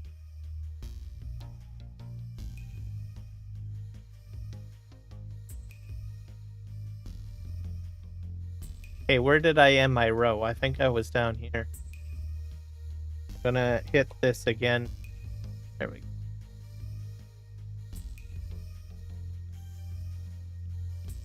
Alternatively, friends and family. Maybe that's something you might have to look at too, to see if they have a spare area in their residence or property or whatnot that might help you out temporarily.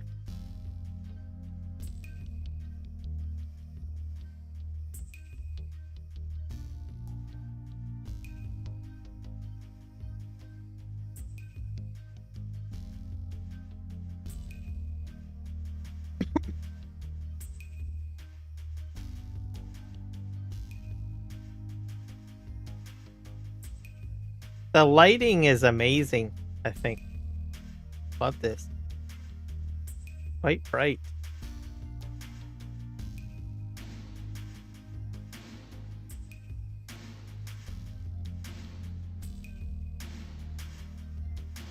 So I can't wait to get all of this like in a big pile, and then I get that like Mark Thor Ropa mouse thing out, and then I just suck it up a big pile and dump it.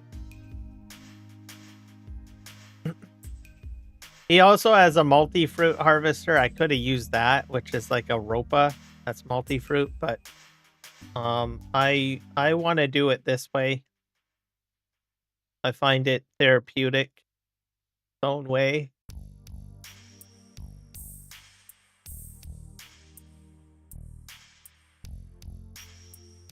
I can back this up. So fantastic. Reinforcement to the walls to support the weight of the new ones. Oh.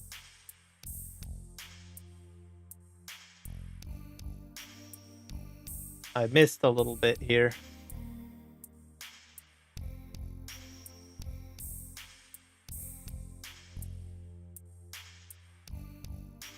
So these reinforcements, are they, I'm guessing they're up in the air, right?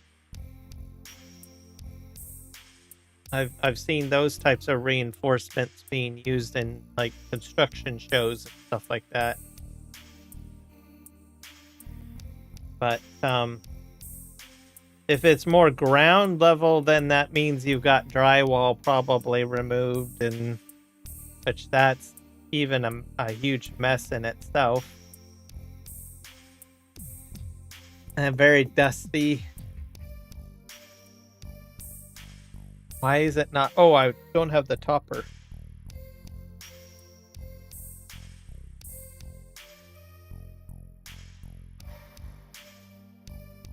There, I think I got the potatoes. Did I get it? I don't think I did. Or maybe that was just a map glitch. Probably a map.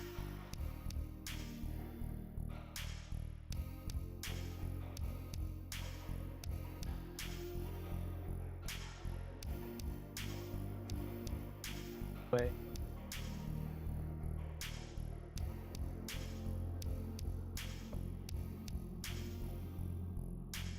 But yeah, either way, there's a lot involved with that, even if it's like bracing in the air or something with the foundation. All of it is quite involved.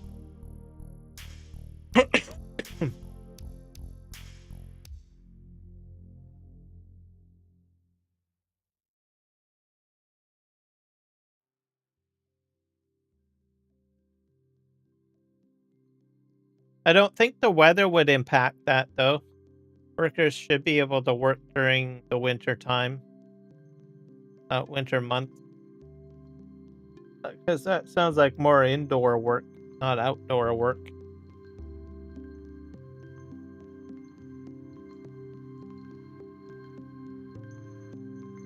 I'm going to just go to the end and I'll just empty this out.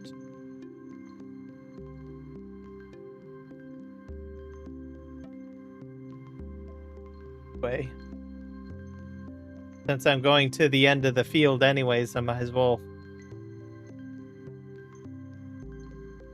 start fresh. I wonder how many potatoes I'm going to get. Easy.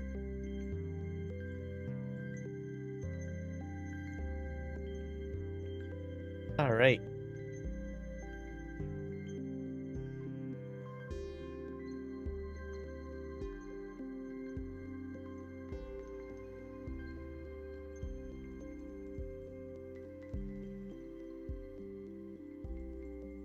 Turn everything on. Oh, I need to do the dump to ground thing. There, I always do that. I made a mistake with the onions the other day where I thought it wasn't dumping to ground, but it still was. So I usually just double trigger it. And when I see the conveyor belt going, then it going off, then I know it's for sure off.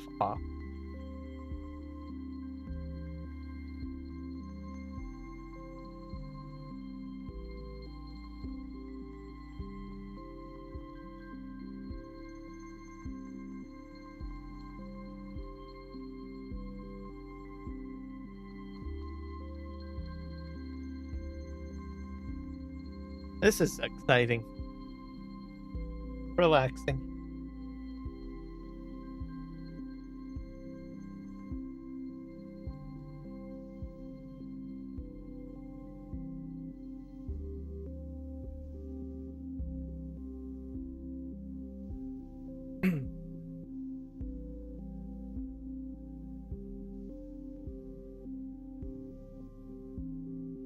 Definitely different than doing logging.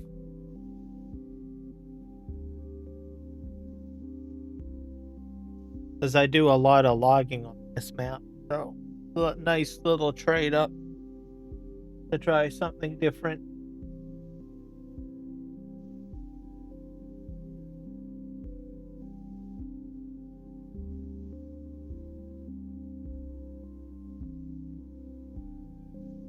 But I do have to optimize my lumber industry because like I have like a bunch of prefabs being made. And I'm pretty sure this map has like other things that I can build that uses wood. So I'm not like fully optimizing wood at the moment. I still have like a lot of stuff that's being made and then I'm just taking it and selling. Rather try to get it into doing something with it. So I have a barrel factory, I have a paper factory. So I want to take the lumber materials and put it into something. So I'll have to look at that. Find a spot to put them down. My lumber district, as I call it.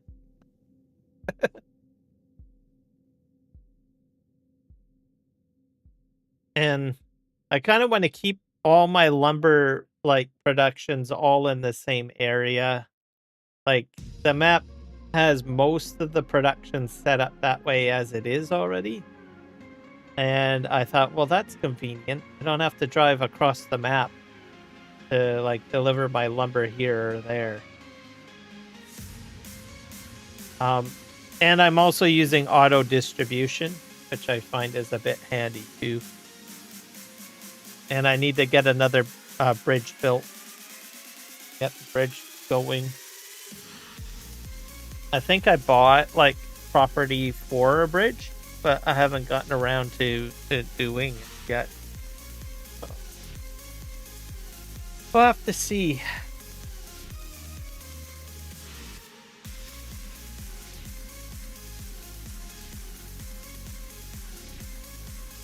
And we're at about 93. I think I'm gonna have to stop right here. Usually it just sort of fills up on its own. It's at like 100%. All right.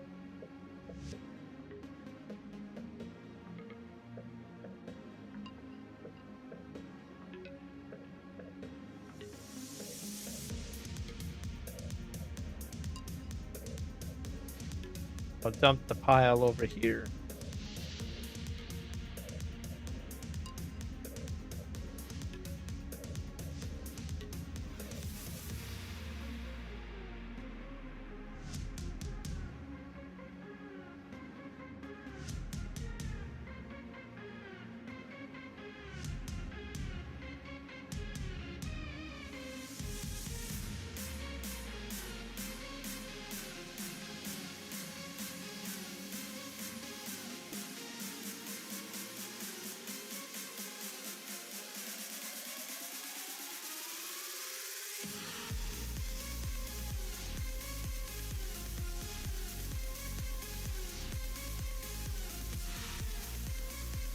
Let's head back this way.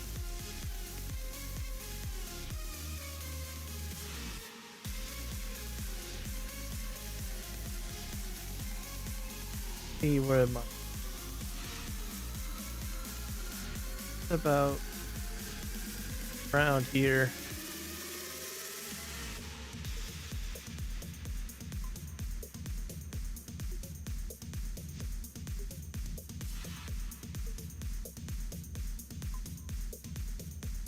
Get in line. Go.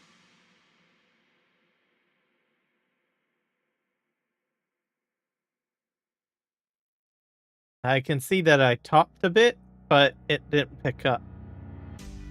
Remember to make sure that I'm backed off a little bit when I go back into up.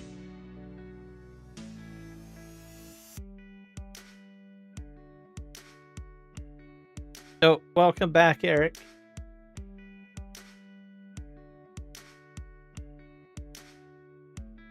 I think I'm on row like 10 or 9.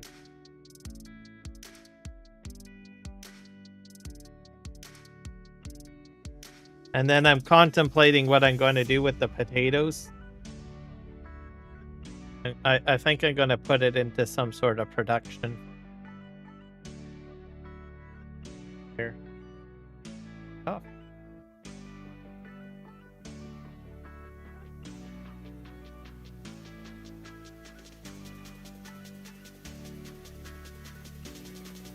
And then I'm going to get like a B train of truck. I should be able to put an entire B train. Fill it up with the potatoes, and then I'll decide where I want to go with it.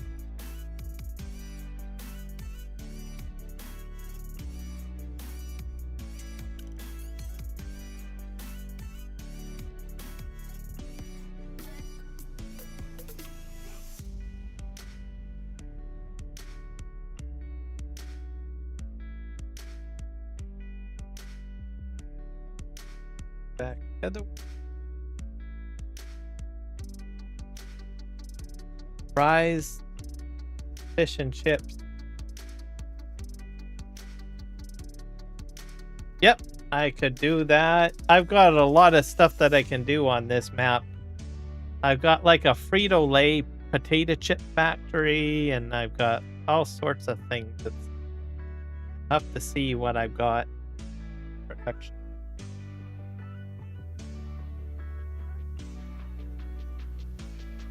Oh, I think I went into the wrong thing. Gotta go into construction.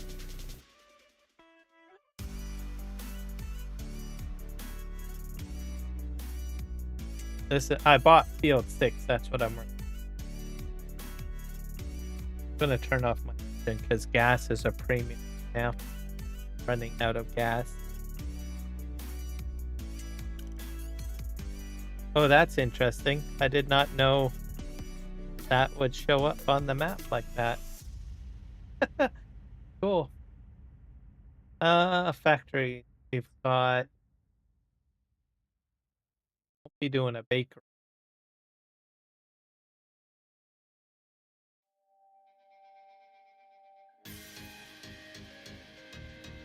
I'm already making oil. I have like, I think I have canola oil.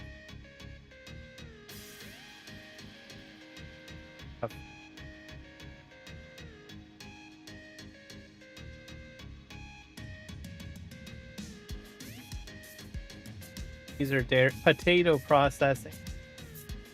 There's that. That's the base game. So I could do that if I want. What else?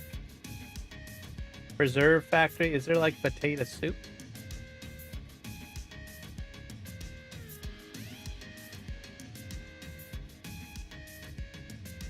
I think there's potatoes. I could be wrong.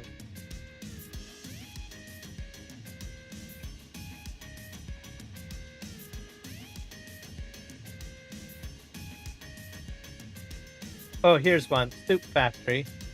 That's preserved, so there's potato soup. So you can't preserve potatoes, but can make a soup.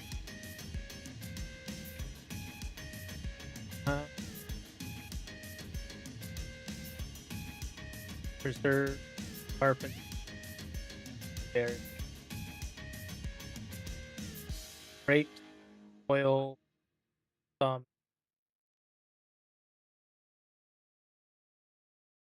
onion thing.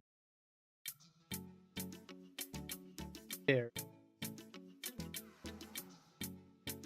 This is the fish food factory. Put that down. I'll probably do that later. Yes. That would work well, I guess, because I do have oil. I just have to do soybean. I'll have to remember. Corey. Upstone. Pies. I can make August pie factory. But I'm not going to make potato pie. Pie production. Oh. Board game factory.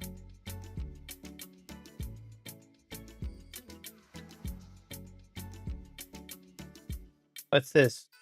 Borden Dairy. That's a dairy. Butcher shop, charcoal, tobacco, composter. I don't want to compost those things. Bakery, grain. Oh, I think you can make potato flour. You can make potato flour too.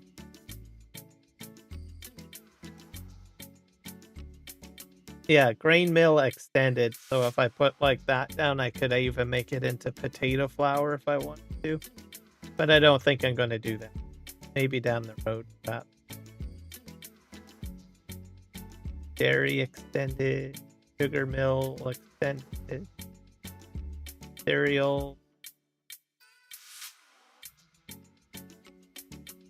Now we're getting into wood products again. Fancy furniture factory. That's one that I should probably put in.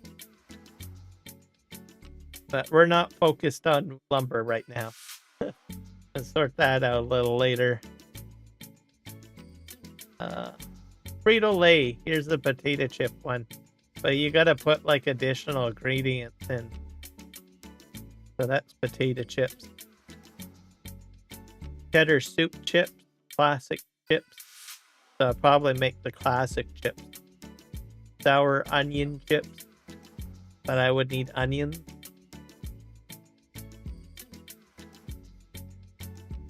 Figuring out. So I'll probably do potato chips. Pepsi. Pizza. Processing station. Or seed and fertilizer. I think that might be about it. Coffee. What about Shell? Nope, that does not. I was wondering whether or not if it'll do potato.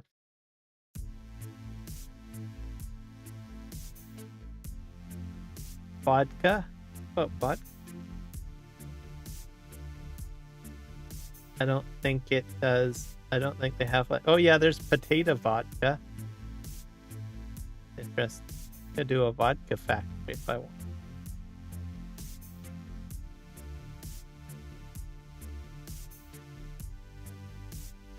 FS minor stuff.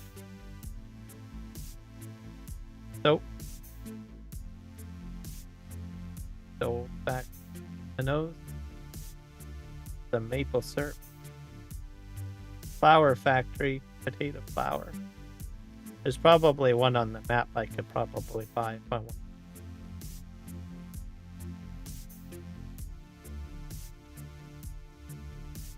I think I'm going to keep it simple. Probably do like a chip factory.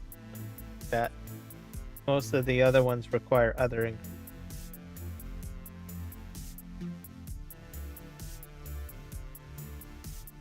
As they always say, keep it simple, stupid.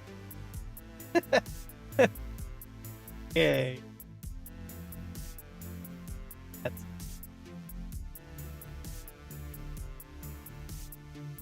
Yep.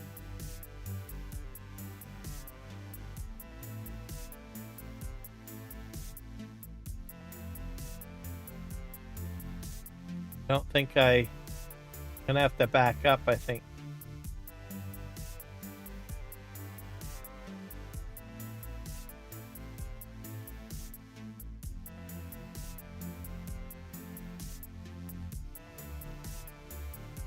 There we go.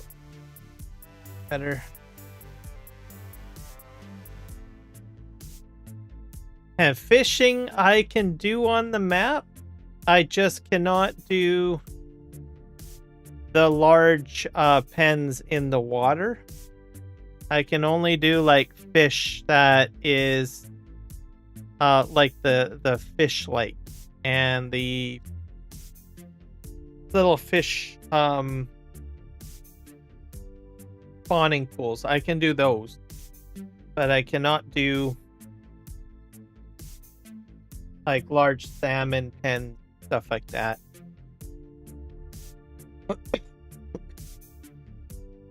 Because that's locked behind the, I think, the DLC.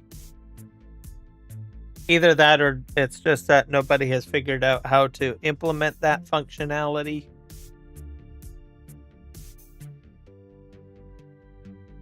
So, but I can do some fishing. It's just the regular, you know, the smaller production that I can. I was kind of hoping that the large ocean pens I could utilize, because that would have been great, because that's what PVRivers is, right? It's a river system that goes out through sort of a slight delta system, delta riverway out to ocean area. So I was going to put the ocean pen in the opening of the bay, but at the moment it doesn't seem to be possible.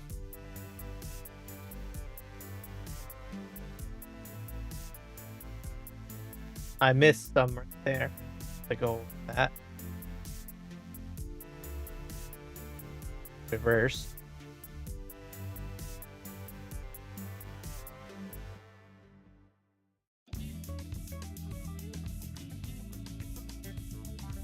Like this. Pick this all up.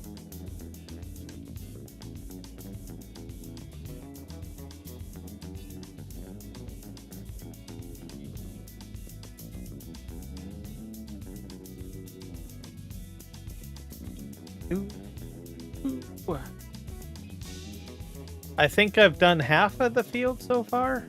Sure. Or close to it. At least 1/3 maybe. Gonna fill up probably on the way back. I might do the end as well at this point. Maybe that might help me. I might do the end on this end. I don't.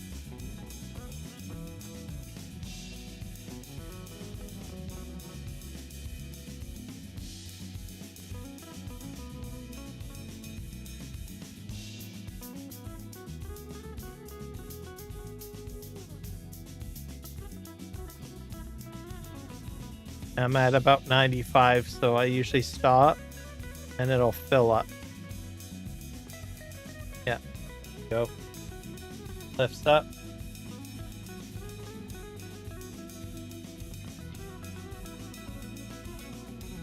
It's cavitated there, so to go back.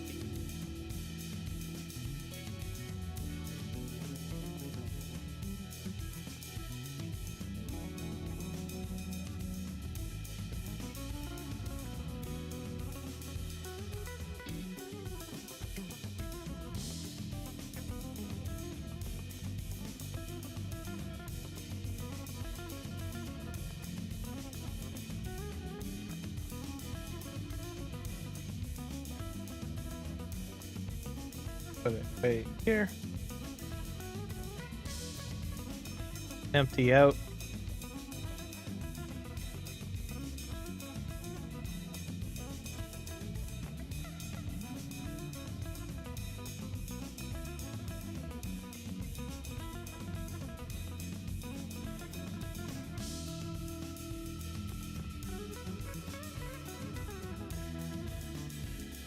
going to do this end, I think.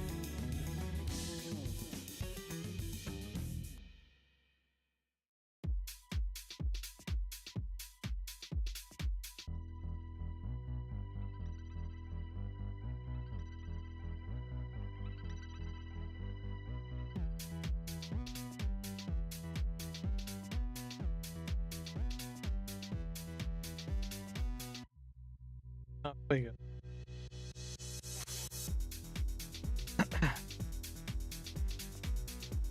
Take care of this headland, I guess. Because I've worked my way away from the pile a bit, so I should be okay.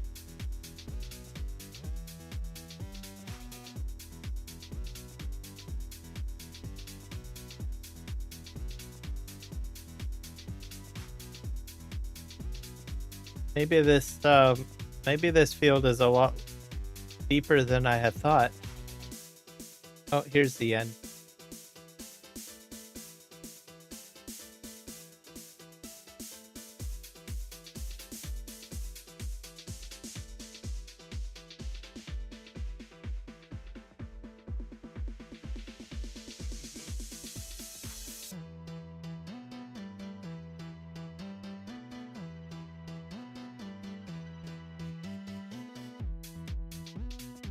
Let me just check something here. I'm noticing I've got like cameras in my cab here.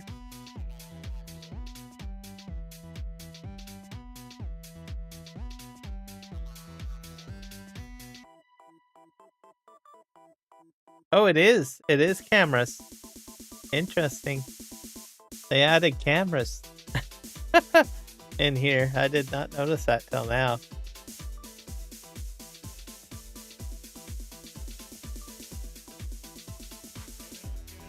I'm not sure if you can change the,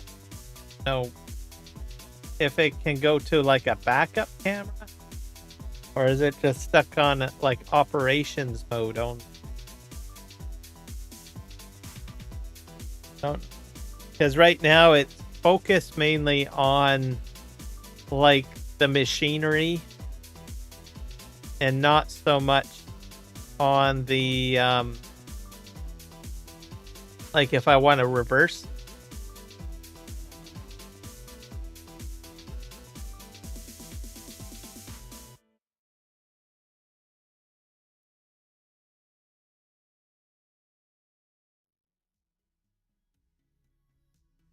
I'm gonna see if I empty this out, if the camera changes. I think I can. I'm at 50% right now. I'll probably make at least 2 more passes.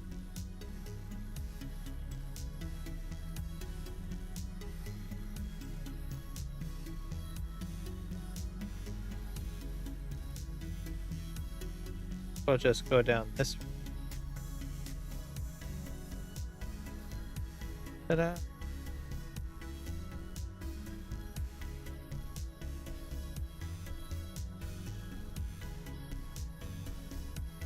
I think actually the hopper is raising up though. So I'm actually seeing the potato pile getting a little taller.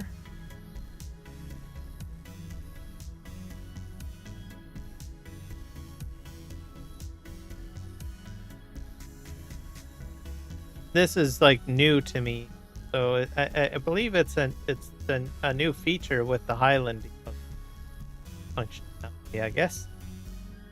I think it's pretty cool. Very handy. Okay. Here. Sort of turn here.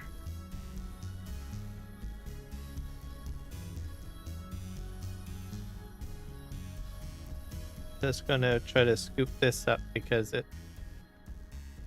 there.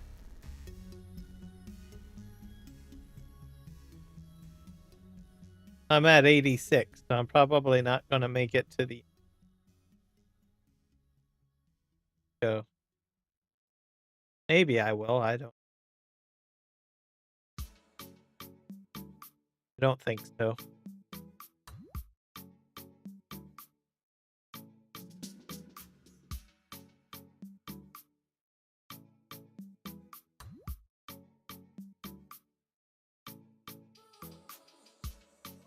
Oh, I'm at full now. Yep. Just drive this way.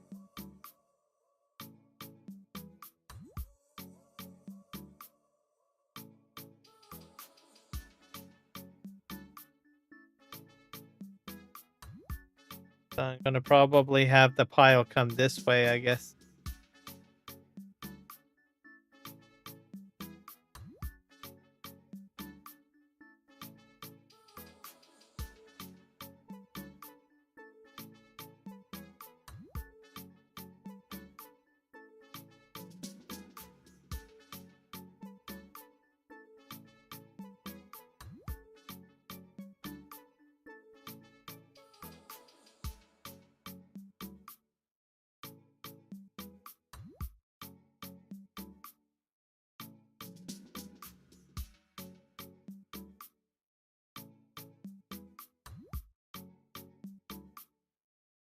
So a couple of them look like they're real, but there's two of them that don't seem very real.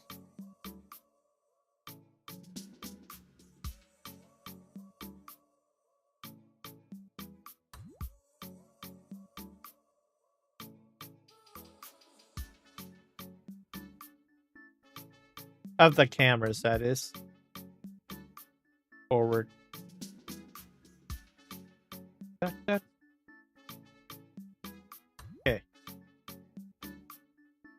I'm not sure how many more headland rows I have. I think this one and the one that's next to me done.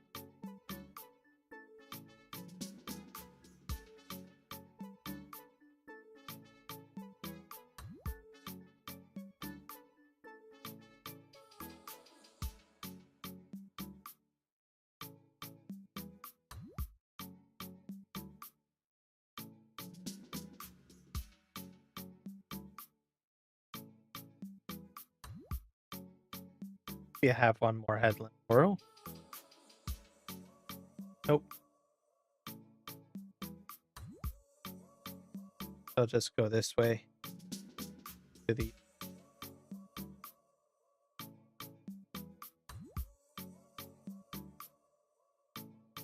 I'm pulling a few potatoes out of the ground.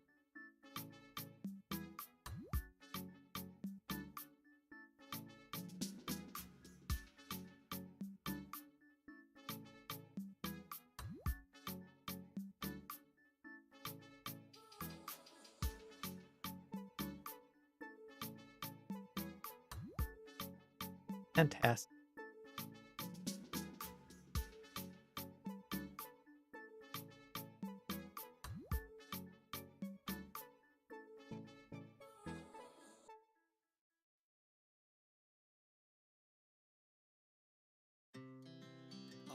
Speed to the city streets, we began to feel the fire. We rise like Last headland. as the chemicals they Oh. take us higher. Lower my tool here.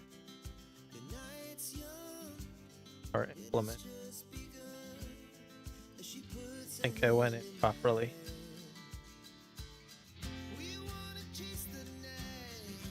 Oh. This row. Come on. Behave yourself. Coughing. This machine sure does get dirty pretty quick.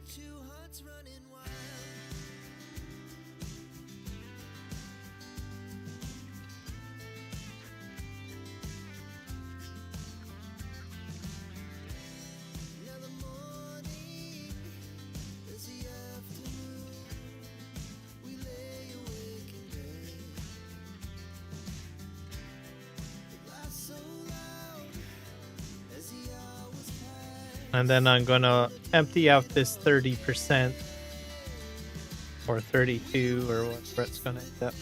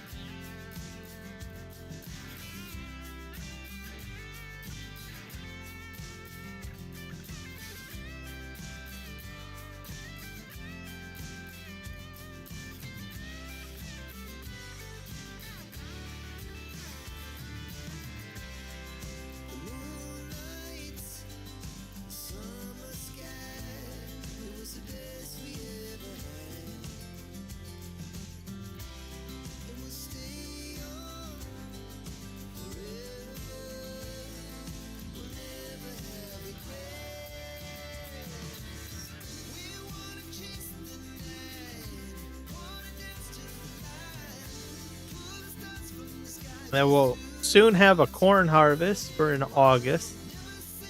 So all of that corn is going into fuel. I have a fuel problem. So I gotta make some ethanol. So, but pretty much every one of my fields is all corn, so I should have enough in there to produce more than enough fuel. A lot of my construction vehicles are getting pretty low, and one of my tractors is like right in the red. It's like flashing red on the fuel gauge. So, I had to load that up onto a flat deck so that I can get it close to one of my fuel barrels. I do have a fuel barrel that does have some fuel, but I want to get more fuel.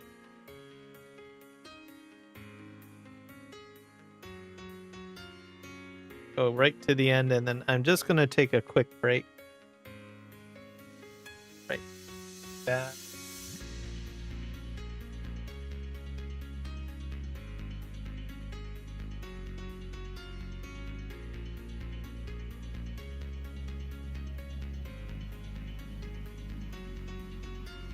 Right. Break. I'll be back shortly.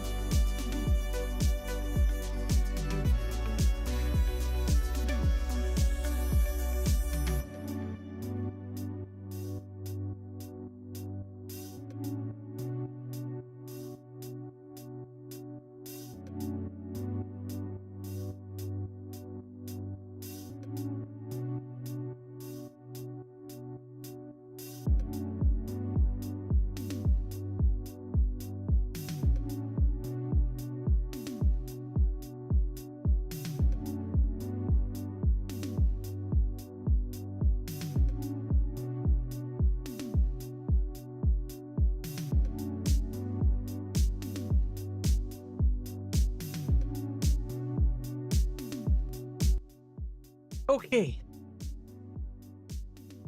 And lively. Get my feet on the pedals.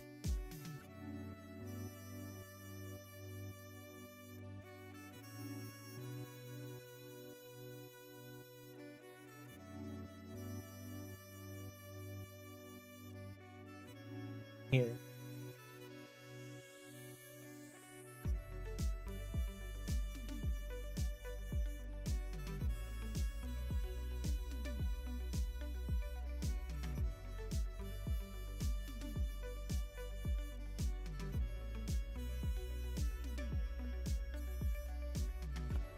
I've added a little bit more music to the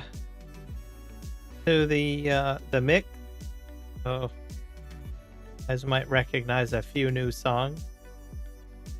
From time to time I go in, I look for new songs to add to the list. This is a bit of a different strategy. All of the music that you're hearing off of this playlist, or at least since I came back to live streaming, are all off of YouTube. So I thought, what the heck, I'm going to go on to YouTube and grab their YouTube music mix. There's a section in the studio, which is audio section. They have some music in there that is copyright free. Utilize that. It's probably not the, I don't know, like the best organized area, I guess. It's really hard to find good songs in there, or music that I like anyways, or find appealing. So it's a bit of a challenge. I mean, there are diamonds in there. You just have to look for them. It's a bit of a treasure hunt, let's just put it that way. But they are in there. I thought, what the heck? Let's go give it a try and grab some of the music out of there. So that's what I did, to find some songs that I like.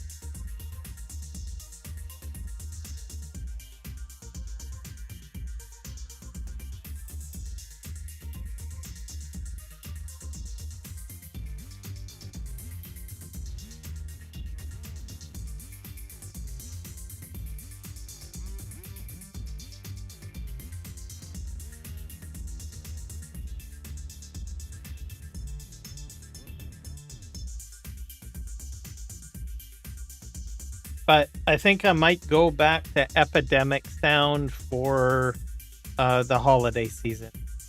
So I have a list, I think, of music for the holiday season that I find is a little bit more robust for a selection. So I probably might go back to that. When we get closer to December, I think I might start the switch over at the end of November. I don't do it this week because it's more of a Remembrance Day week, or Veterans Day week, or Poppy week, or to respect those people that had served in the military. So we have actually 2 days. If you've been following my YouTube posts or my Discord channel, I've posted basically the Indigenous Remembrance Day information. So that happened, what is today? Sunday? Yesterday, basically. So I posted that, and then the national one happened, on the 11th, which is in 2 days from now.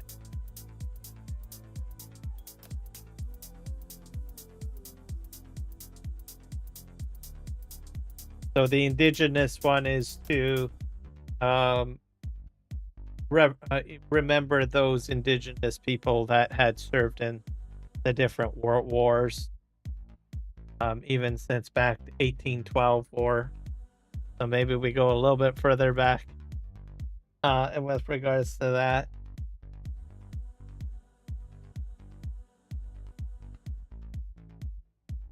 And then we'll have the national one on Tuesday, because today's the 9th, then tomorrow's the 10th, then Tuesday is the 11th.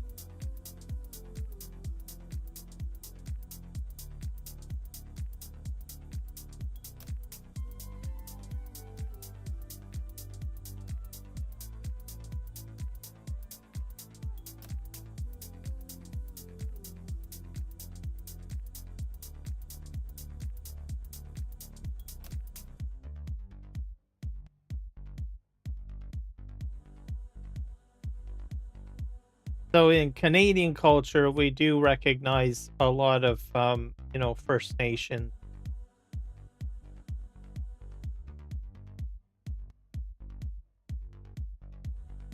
Basically, remember different things within the First Nations community. So we pretty much walk lockstep with them. So it's a little bit, I guess, different. Not sure if other countries do the same or put a lot of focus on First Nation or Indigenous that much, but we do that a lot in Canada. Some of our, like Chilliwack as an example, is a first. Have a lot of wording that utilizes first wording, Indigenous wording. A lot of art. Well, I think they're part of the community, so a huge focus on that. There's Indigenous Peoples Council.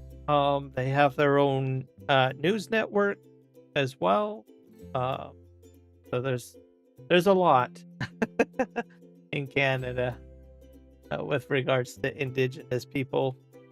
I think even more so, our constitution and most of I think the majority of our provincial constitutions are in alignment with UNIDRIP, which is the UN Declaration for, you call it, Indigenous peoples.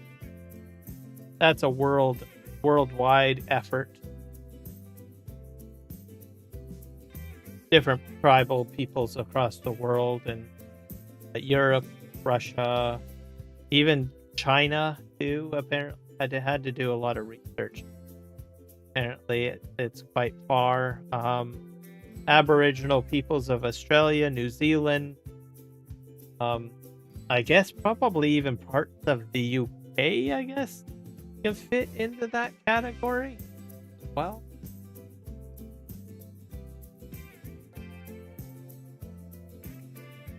A lot in South America, that's for sure. South America.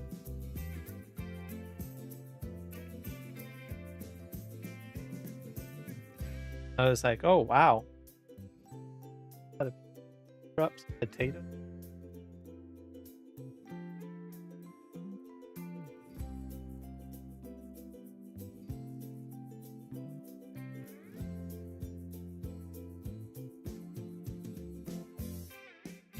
I think I did. I'm gonna have to check.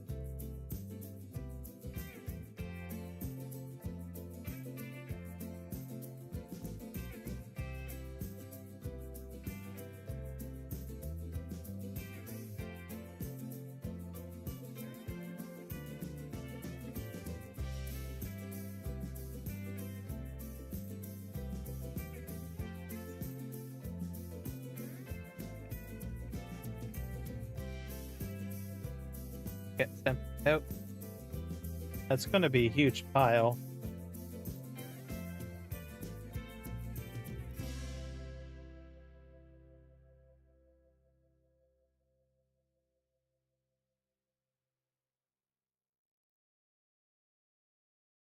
Yeah, I dropped some potatoes over here. To remember to pick those up later.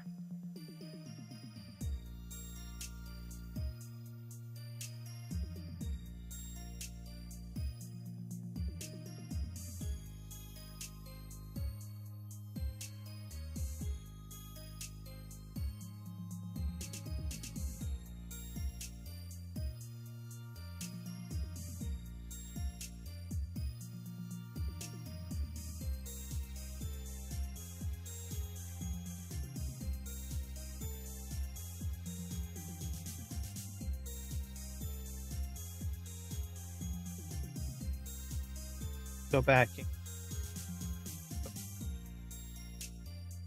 toppers.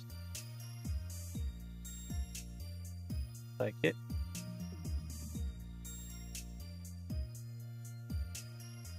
I move my coffee.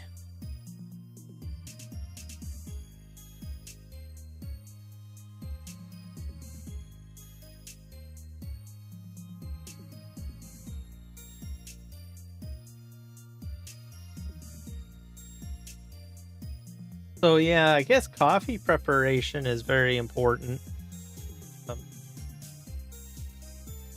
And I guess where you buy your coffee from. For the longest while, I'll usually get like restaurant coffee or off the shelf coffee.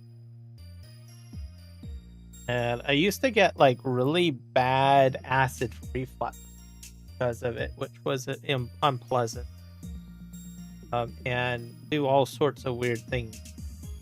Made me feel ill. Yes. It wasn't always like that.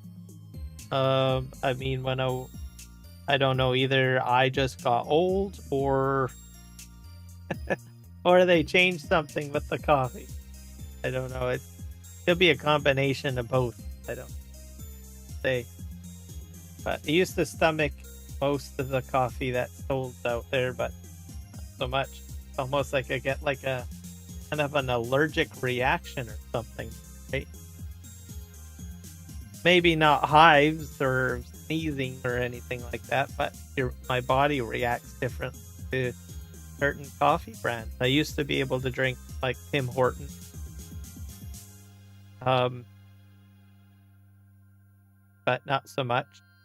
Starbucks, sorta, probably the best out of it, out of the bunches of coffee that I can drink that's out there. But even household coffee too, you get the can off the supermarket, it would affect times too. But this one brand seems to do me quite well. I don't get the weird effect. So I think what it is that I think some of the companies have just found cheaper ways to make their coffee. So they use lower quality beans, or they modify the plant in some way. And I just have an adverse reaction to it. Whether it's like too strong and just wreaks havoc or what, I don't. Anyways, I think probably in the last 10 years I've noticed weird stuff from the beverages that I normally like. Like, dang. So then I had to switch to tea. I love tea. But, you still get that, hankering for a good cup of coffee, right? Like, oh, this coffee, is it going to kill me, or should I give in to the needs of the coffee and have some, and yet alone I know that it might potentially kill me? That's a little bit of a huge exaggeration. It won't kill me, but well, maybe it will one day. I don't. But you start wondering, right? And you're like, dang. But now I can actually drink coffee the way normally. I can have a cup of coffee or a pot of coffee if I want, without crazy stuff happening. What I'm trying to say. Or I don't feel ill. Because of this one coffee company that I came across. What the heck? I'll just try a different brand. I went in and I was like, well, try something different. Sure enough. Heck. At first, I thought it was the type of coffee because I started off with a Peruvian type. Thought, well, maybe it's because they make it different region, whatever. Which it does. It does taste different than Colombian coffee.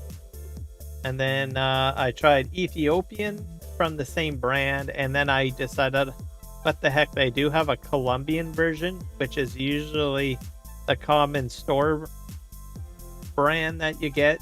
What most, I think, coffee companies use. They use a Colombian brand, at least for North America. Might be a bit different for other parts of the world. You get your coffee where it's the closest, right? So Colombia is a big place for making. So this brand that I use or have been buying, they do have a Colombian blend. It doesn't affect me, so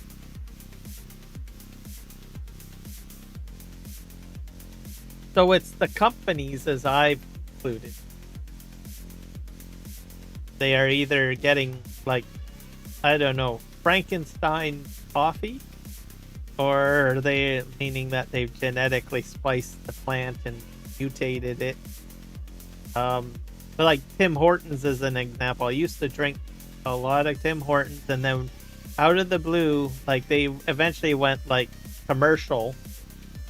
I think they were bought out by like an American outfit or something, so they're not 100% Canadian anymore. And they just sort of corporatize, right? So it changes the brand, and usually corporations, they like to, I don't know, put in their own ingredients, or they like to try to find a cheaper way of making the product, and cutting that, certain things out, as we all know, right? And they changed it, and the taste, I remember it tasted like cigarette butt, literally. So I started to think, well, maybe they splice, tobacco plant in with the coffee plant. I don't know. You do some really crazy stuff with gardening these days, right? I mean, you've got like trees that have 3 different fruits growing on them now, right? You can get your apple, your oranges, and your pear. Well, probably not oranges, but your apple, your pears on the same tree, right? Because they put different types of splicings on it, onto one plant. So I figure, well, what if they did that with other types of things, like coffee plants, stuff like that, right? The other thing too is, as you are aware, tobacco is addictive, right? So obviously some of these places want you to keep on buying more and more coffee and drinking coffee. So does that enhance the addictiveness of it? I don't know. Oh.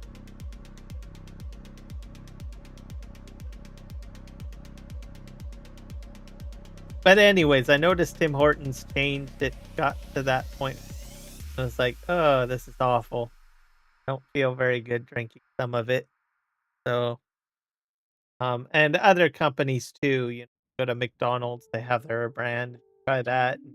Uh, and you store-bought shelf variety, and you're like, oh, this is awful.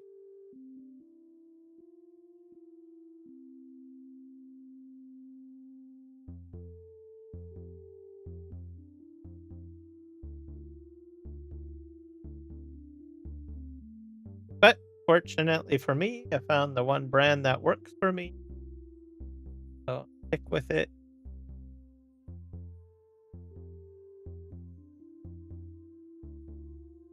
And oddly enough, they're actually local too. So they are like off of Vancouver Island, which is in British Columbia, Canada. Like, oh, well, that's cool. Maybe that explains. Um, Vancouver Island has a lot of people that like to go completely organic and more natural best ways of growing crops and stuff. So, that could probably be a possible reason too.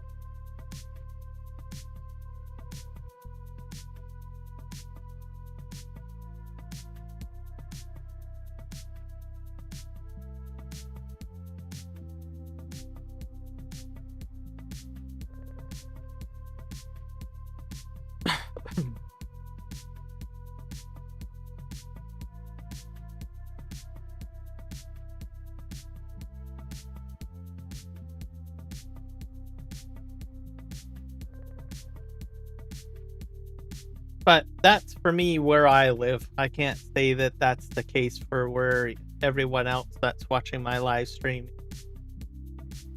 As it all boils down to, local government legislation, stuff like that, food rules. Also, the ethics of companies too, right? Here in North America, capitalism is key. So you're gonna find whichever way to make yourself the most amount of profit, right? Within the rules that you have.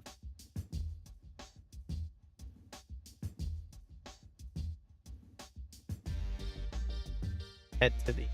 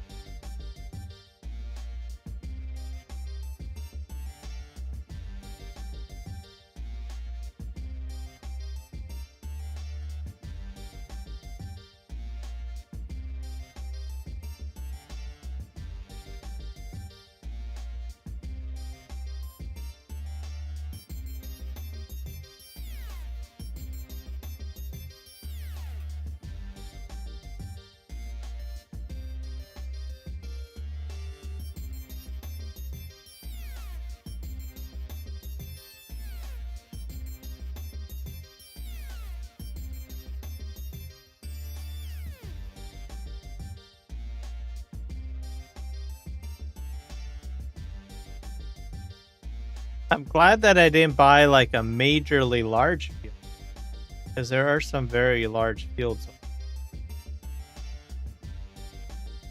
But I think this is a fairly good size field for a live stream. For potato, anyways.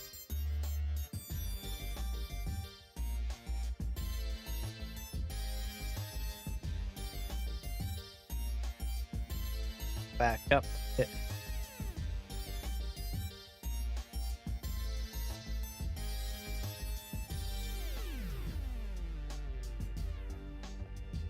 If I did have a larger field, I most likely would have purchased one or leased out one of the larger harvesters.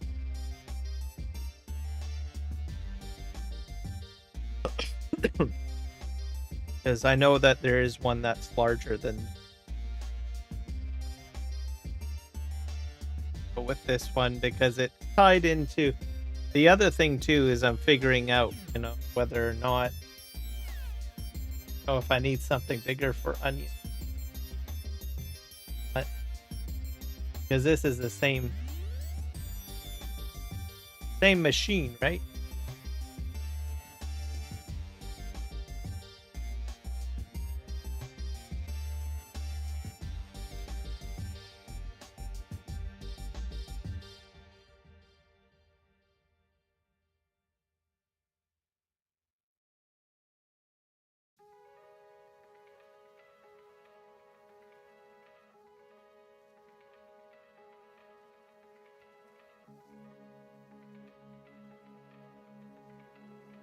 pretty sure I'm halfway through the field by now. Just get a little bit closer. See the turn.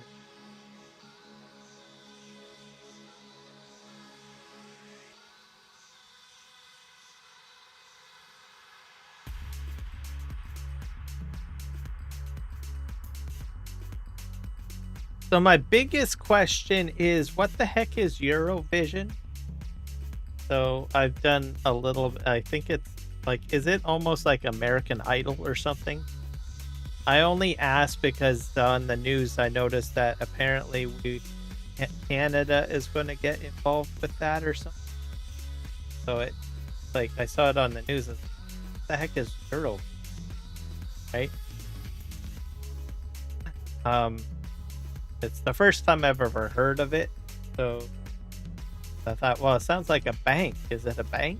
No, it'd be like more entertaining. So I guess we might see that in Canada, might participate in it or something.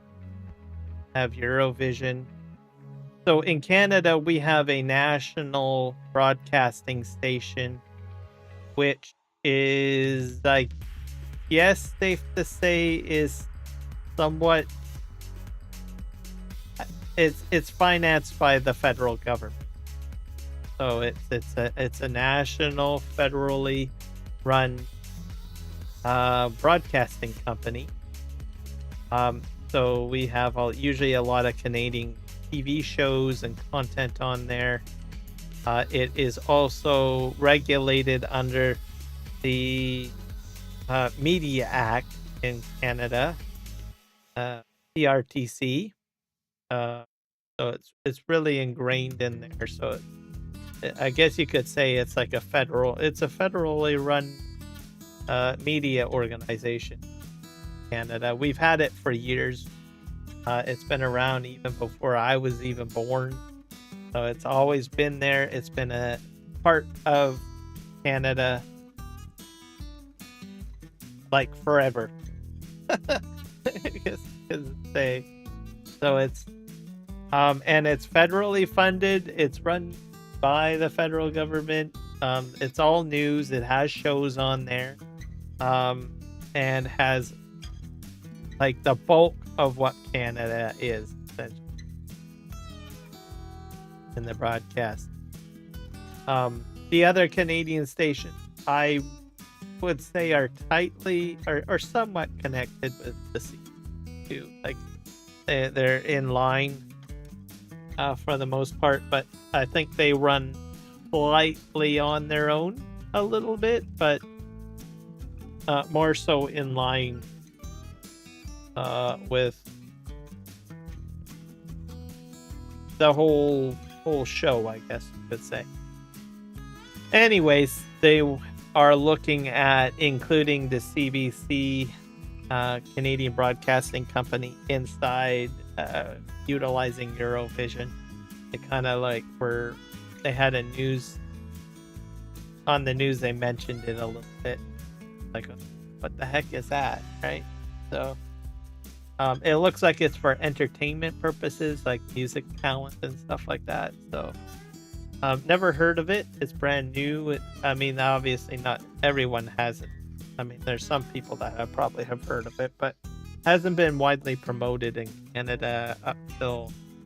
So I guess our prime minister, because he was originally, before he came back for the election, right, to become our prime minister, he lived in Europe for probably maybe about a decade or so. His wife is, I think, UK. So he likes Eurovision. So it's like, okay, be good there. I think he likes a lot of European styles of doing things, lifestyle stuff, which is kind of new for most of us, I guess, unless you've moved here from Europe or you have worked abroad in Europe. But for someone like myself who's not widely cultured. It's like, oh well, that's new. How come we never heard of that before, right? Kind of piqued my interest. Because I think we're going to be including. I have a feeling a lot of European culture or institutions, sport, all of that probably in Canada. Probably in the next 5 to 10 years. It's already happening too. Like I think we've heard comments or suggestions of a national cricket league brought here, which is, I mean, we've had cricket here, I think, but not to the point where we've got like stadiums set up for it. A lot of investment put into it, because usually we invest into like the Canadian Football League or FIFA or hockey for that matter. Baseball. Well, actually, I think baseball has kind of gone to we've only got one national baseball team, which is the Toronto Blue Jays. But people might, Canadians might say, well, we don't want to do baseball anymore. I don't know. Throw the baseball bats to the side and get out the cricket bats instead. I don't know. Right? We have the Canadian Football League. I think that'll still survive. It's very similar to American football, but there's different rules, I believe, on how it's played, the size of the field and stuff like that. So I don't think that will go. Basketball is not a big thing. I mean, we play it like in college or even in schools and stuff, but there's not like a national for it.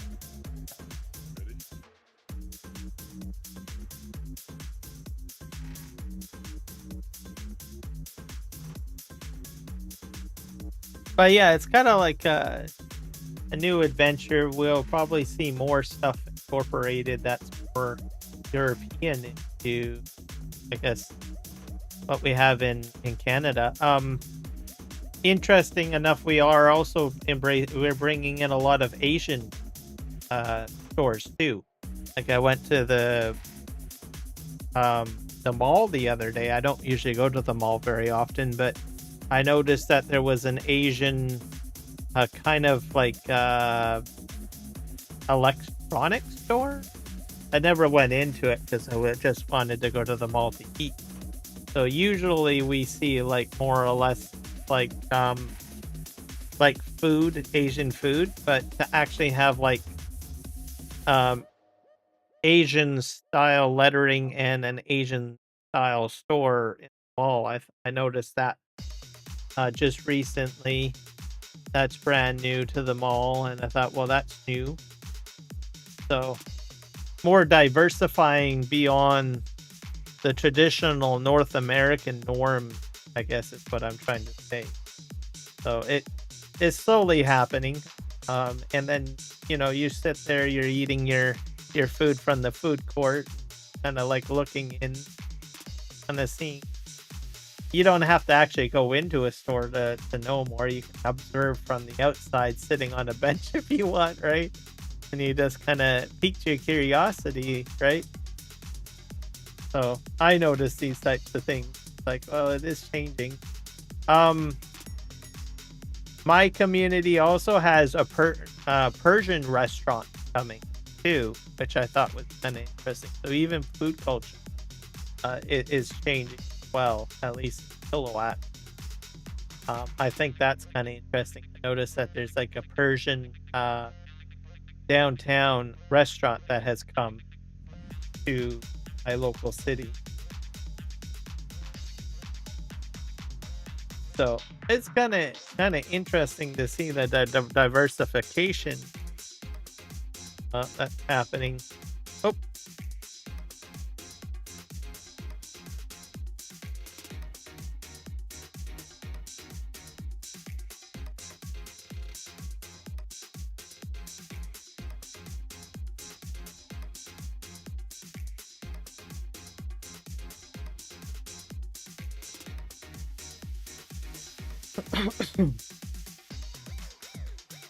And you bring these different businesses in from different parts of the world, and you get kind of a little bit of an insight to what you might not be experiencing on a regular basis, right? You get to see how things are done differently. I guess what I'm trying to say.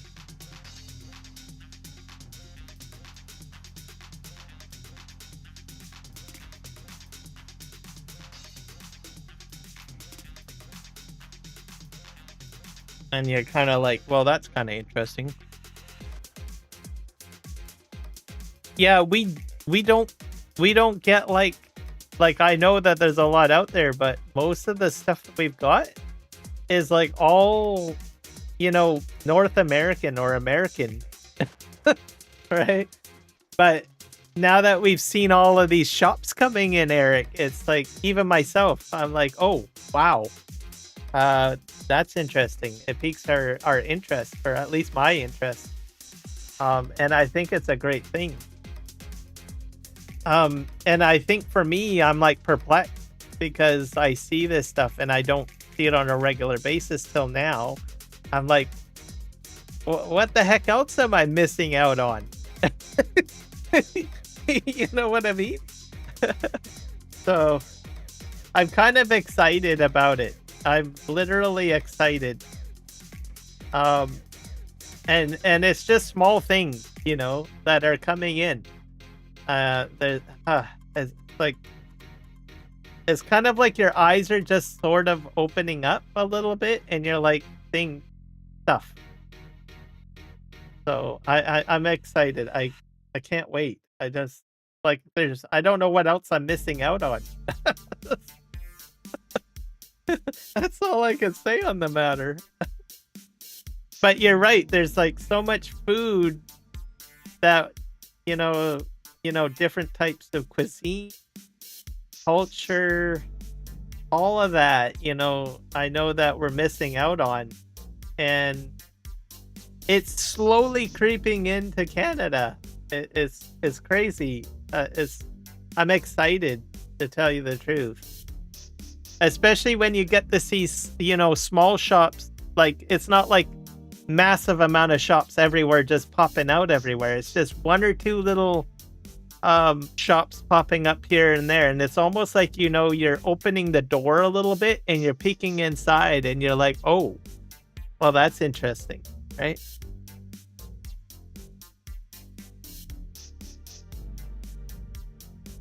Exactly. And that's what's happening right now. It's exciting, and I can't wait to see what else comes out of it all. It's like, wow. And that's what I do. I just, you go for a walk somewhere. Like, a lot of people usually, get in their car and they drive down the road. But you go for a little walk somewhere and you see all these different shops coming up, right? Popping up. Or you go and you sit in the mall. You have a nice little, dinner at the mall. And then you walk around the mall and you see these new shops that you would normally not see pop in. And then you're like, oh, wow. Right? Everything is like changing.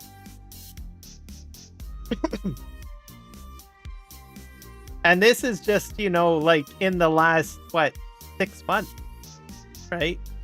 So I'm kind of like, well, what else are we going to see, right? What else am I missing out on?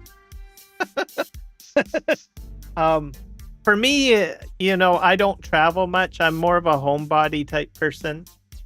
So you probably won't see me get on a plane and fly somewhere else. But so some people probably, that travel everywhere are like, well, this is just normal, right? I've seen this. I just jump on a plane to France and this little bistro is over there too. Right? But I don't, a lot of Canadians may not fly a lot, and we are, well, for me anyways, I'm more of a homebody, like I said. seeing these these things come to me is kind of neat. I like it. It's exciting. Kind of energizing too, you know.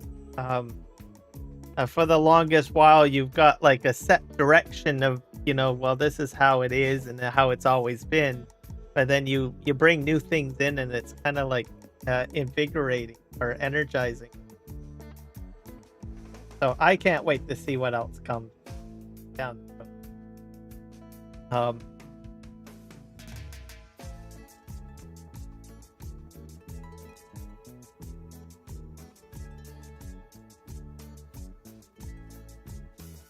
Another thing too, like I've gone for walks and I'll hear people like speaking in their own native languages and stuff like that, which I think is cool. I've seen, I think, some Ukrainians just speaking Ukrainian that have, you know, immigrated here or what have you. Indians, French, Spanish. I think I've even seen Portuguese. So, oops. Oh dear. Mess. Bad.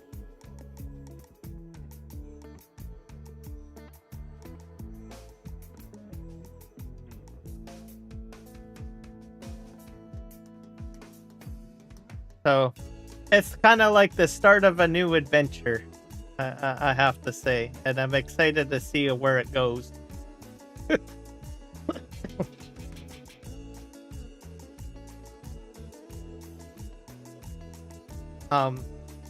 And like I said, you know, you've done things a certain way the whole time, right? And then you see other ways of doing things, just kind of exciting. Something new. It's like seeing, ooh, the new shop, right?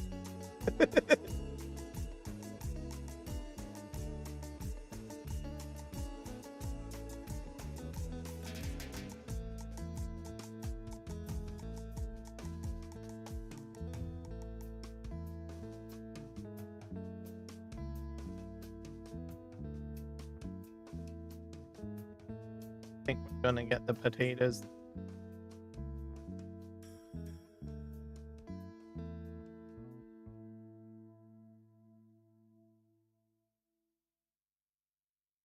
I think probably the one that was most surprising out of what I've seen so far is the Asian shop. Um, I mean, we do have like a lot of Asian communities in British Columbia, but I was kind of like, oh wow. And like I said, usually it's grocery stores or like Asian cuisine, I think. But this was actually, you know, a shop with, you know, other things other than just food products in it. So I thought, oh well, that's interesting. That's definitely a change. This year alone, we got 67 new shops, restaurants from all over the world over here. Oh, so it's probably turning into like a huge like international thing. I think that's a good thing too. I think I'm glad that it's just not here. It's happening everywhere. I think that's good. But that's a lot. That's 67. Wow.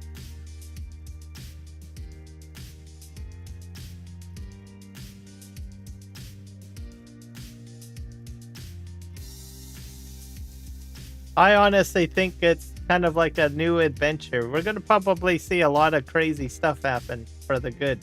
I think, Eric. I think it's going to be great.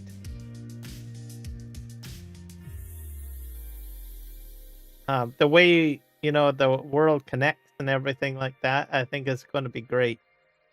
I'm excited. When you see new things, it just kind of gives you like, you know, like a little boost of energy, right? For me anyways, I find, you know, just even just doing regular stuff, right? Having a little bit of a swap out of seeing something new, right? Just kind of reinvigorates everybody, I think.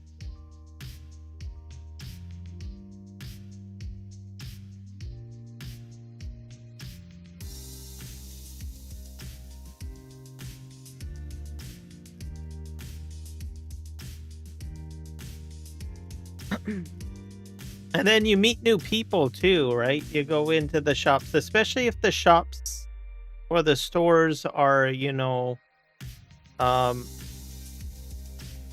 not part of a large corporation, like more or less, like a small shop, right? Local franchise owner, or just, local people. Go in there, you can meet new people, learn new things.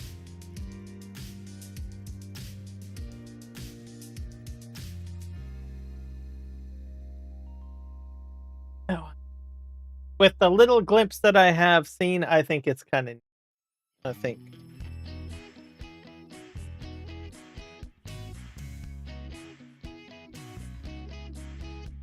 And my mind can't even foresee like what it's going to be like in the next like 10 years or something like that. I think it's going to be amazing.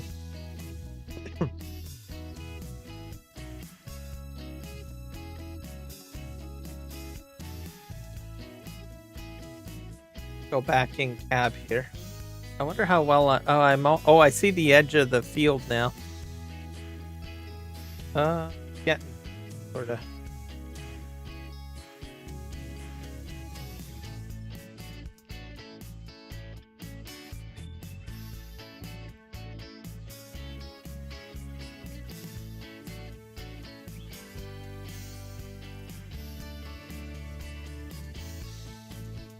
But back up here.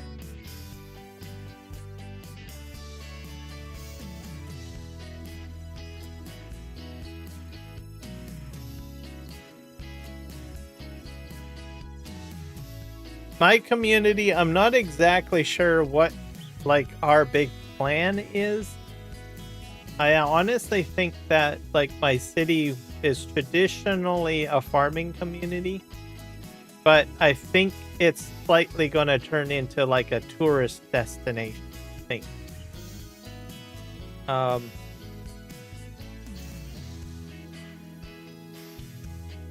And how it's all going to play out, I don't really know. Like our downtown core, as an example, has more miniature shops in it and stuff like that. And then I think, whoop, I'm full now.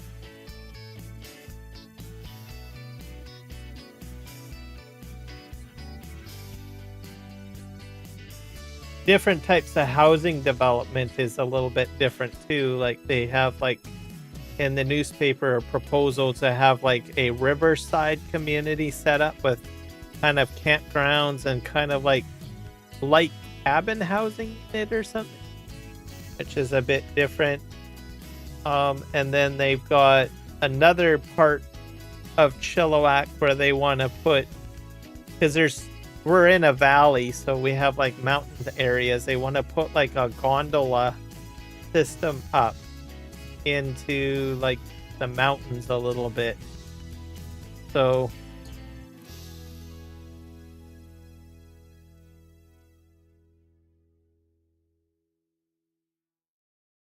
not exactly sure what to expect.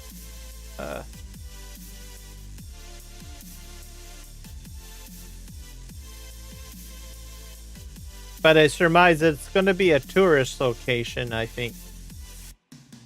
Sort of. I mean, we do have like certain things around that facilitate it, but they never really like broaden into that. If I'm trying to say this right.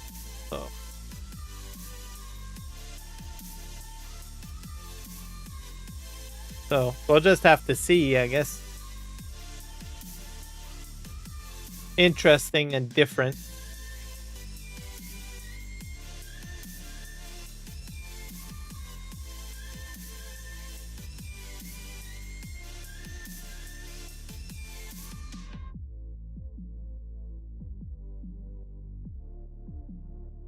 So, bring the world to me, I guess, as the saying goes.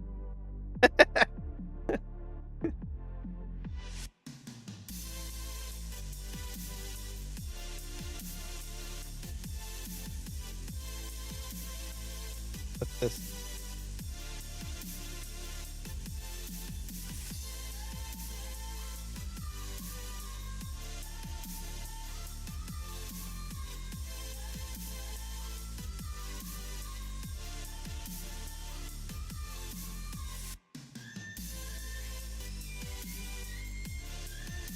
But I don't know, like, how many people, you know, see these changes. Like, a lot of people usually get stuck into, like, a routine, right? They go to work, they go home, they eat, they do whatever their routine is, right? But they don't have the time to, like, stop somewhere and then just look around and observe.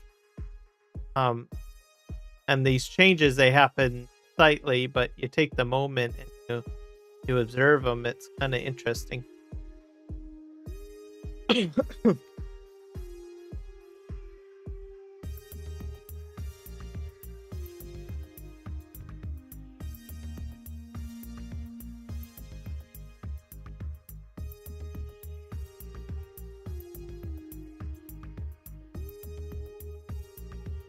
How are we doing for time here?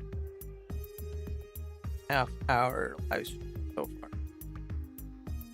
8:30 p.m. I'm still good.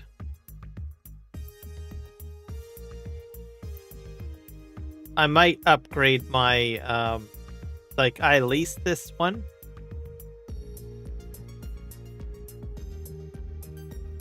I might upgrade to, if I do potatoes again, I'll probably get a larger harvester. Mind you, I'm going to be doing this for onions too, I suppose. Maybe I'll split the field. I always do that too.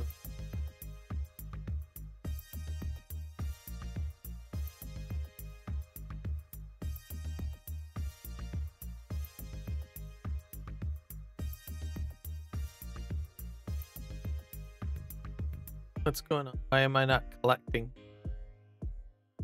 Oh, yeah. Still collecting.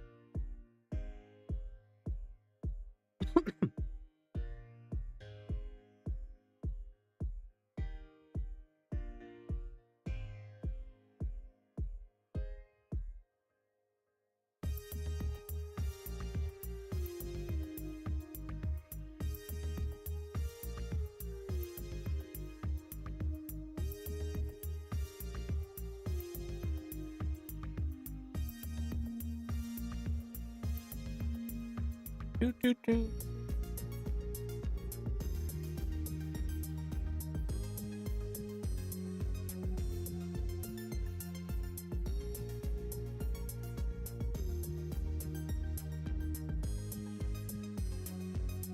So the lighting and everything and the graphics are all game based now. I got rid of the I think it's reshade I was using. I only changed over to reshade simply because when the game released, they had all the artifact problems, and it actually fixed a lot of the artifact issues. And I don't know, flashing black. So it looks like Giant or Nvidia or whoever has fixed that issue. At least for me, anyways. Not to say that it's not around still, but now everything's better. My reshade was good. It kept things more balanced, but I found that trying to get the right values was a bit difficult. I found that it was a bit dark. Like kind of mud runner looking. So I think even someone even commented on one of my videos or my live streams, like I think from last tail end of winter or spring, saying it looks so depressing. And I was like thinking on it, it's like, yeah, I guess the shader values are a little dark.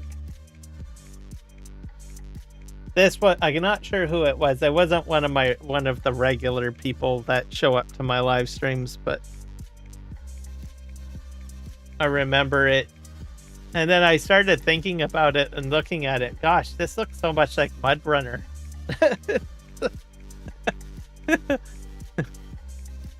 It looked interesting though, but very, very dark. Kind of like, so. But now we're out completely into. Oh, that's where I needed to go. Farm sim stuff.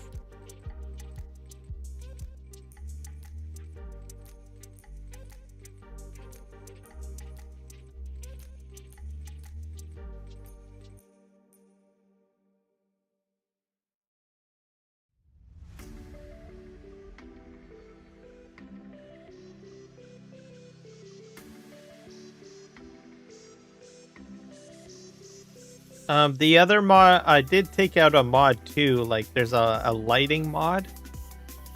So I got rid of that too. It's basically a mod that's supposed to make your headlights brighter. I remove that out. I put it in because it was suggested by Legion to put that in to fix my darkness lighting problem with the relight or reshade, but I don't think I need that anymore.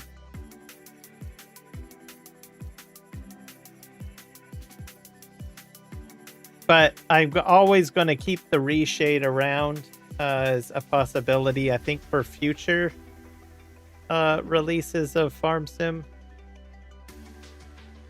Because I think there's going to be like issues with graphics at launch. So it's a good tool. And even though it's dark, at least, you know, I will not probably have anyone complaining about the artifact issues or whatever.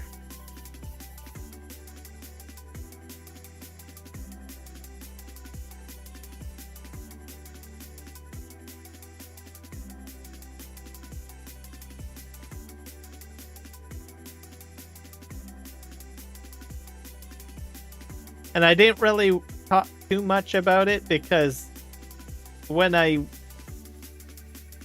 started using reshade, it seemed a little sketchy on how I got it. And it also does change a lot of things with the game. And there's a lot of like settings involved with it and ways of having to try to get it installed.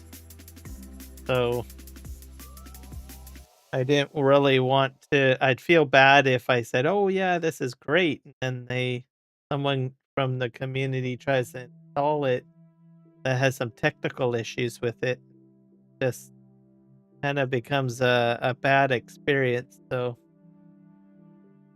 it's probably I would say it's something for someone that's highly technical and is fine with, you know, like, I don't know, like getting into the file structure and of the game and doing that sort of thing. Like someone that's from the modding community probably wouldn't have a problem using reshade, or doing map work or something like that. But someone that's like not very technical probably would be like, this is a headache. So that's part of the reason why I didn't really talk too much about it.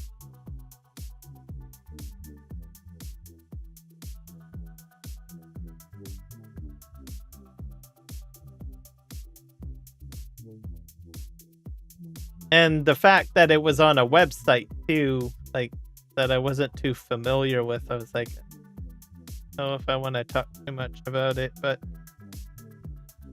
I haven't like had my computer like go up in smoke or anything. So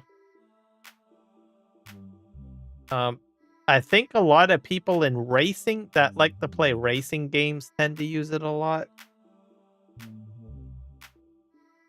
for racing sims, I guess. That seemed to, like, I saw a lot of content creators that do racing sims seem a bit more. So it's probably more in that structure. But there are some farm sim content creators that utilize it. I think Germans, I've seen a lot of German people, content creators, utilizing it.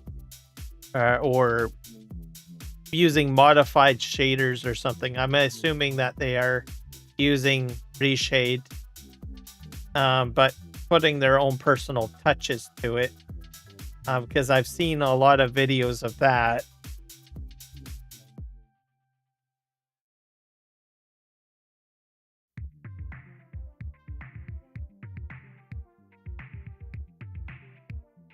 But the sad thing is they don't give you the recipe of how they do it.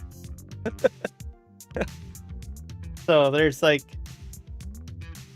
they do a pretty impressive job at like reshading farm sim to the point that it's like it feels like it's real.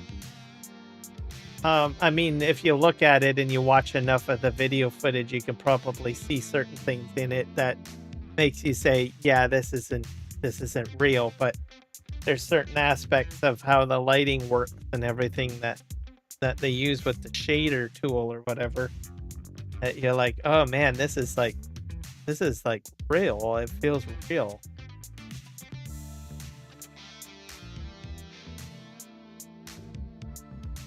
So I've seen some of them. I'm pretty sure everyone else that knows what I'm talking about has probably seen the short videos that I'm talking about, or maybe some of the long form videos too, where you're like seeing these impressive farm sim shots that are like so realistic.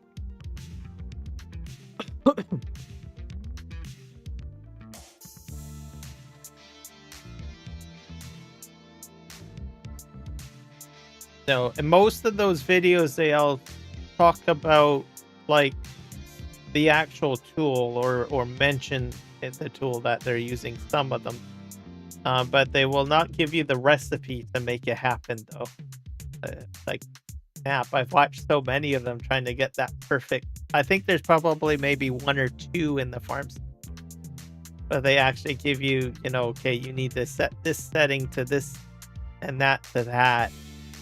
Right. But I think they've spent hours and hours of perfecting what they've created. And there's a lot of settings in Reshade. It's like mind-boggling.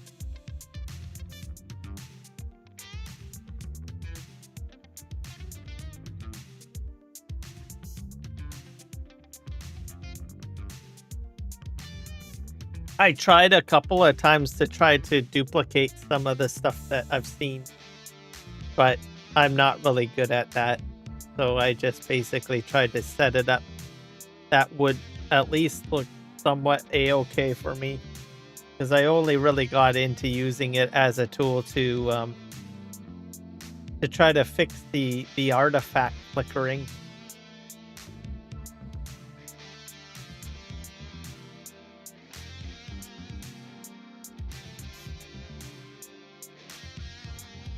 And it fixed it, so did it. So that's why I'm going to try to remember that whenever like FS28 2028 comes out, or whatever the next game will be. And then I'll just simply put that in case there's any like weird, I don't know, artifact issues and stuff like that. I'm not entirely confident that the issue was like a Giants problem. I also think that it might be partly a a video card company problem, because they also have release shaders within the drivers, stuff like that. So it could be a combination of both. or one of the two. Guess we'll never know. But I not entirely sold that it's an entirely a giant problem. And on the side of the blame with the video card companies, I have a feeling that they have a priority list, and they will probably prioritize games or development studios that pay a lot more for those driver optimizations to be done. So, and there's pretty large companies out there like Microsoft saying, "Look, you're gonna do our product first over farm sim or something like that," right? Which is sad for us, right? As farm simmers, but that's the reality of it, right? I don't know if that's the case for sure, but I don't know. I got a feeling that that's sort of how it goes.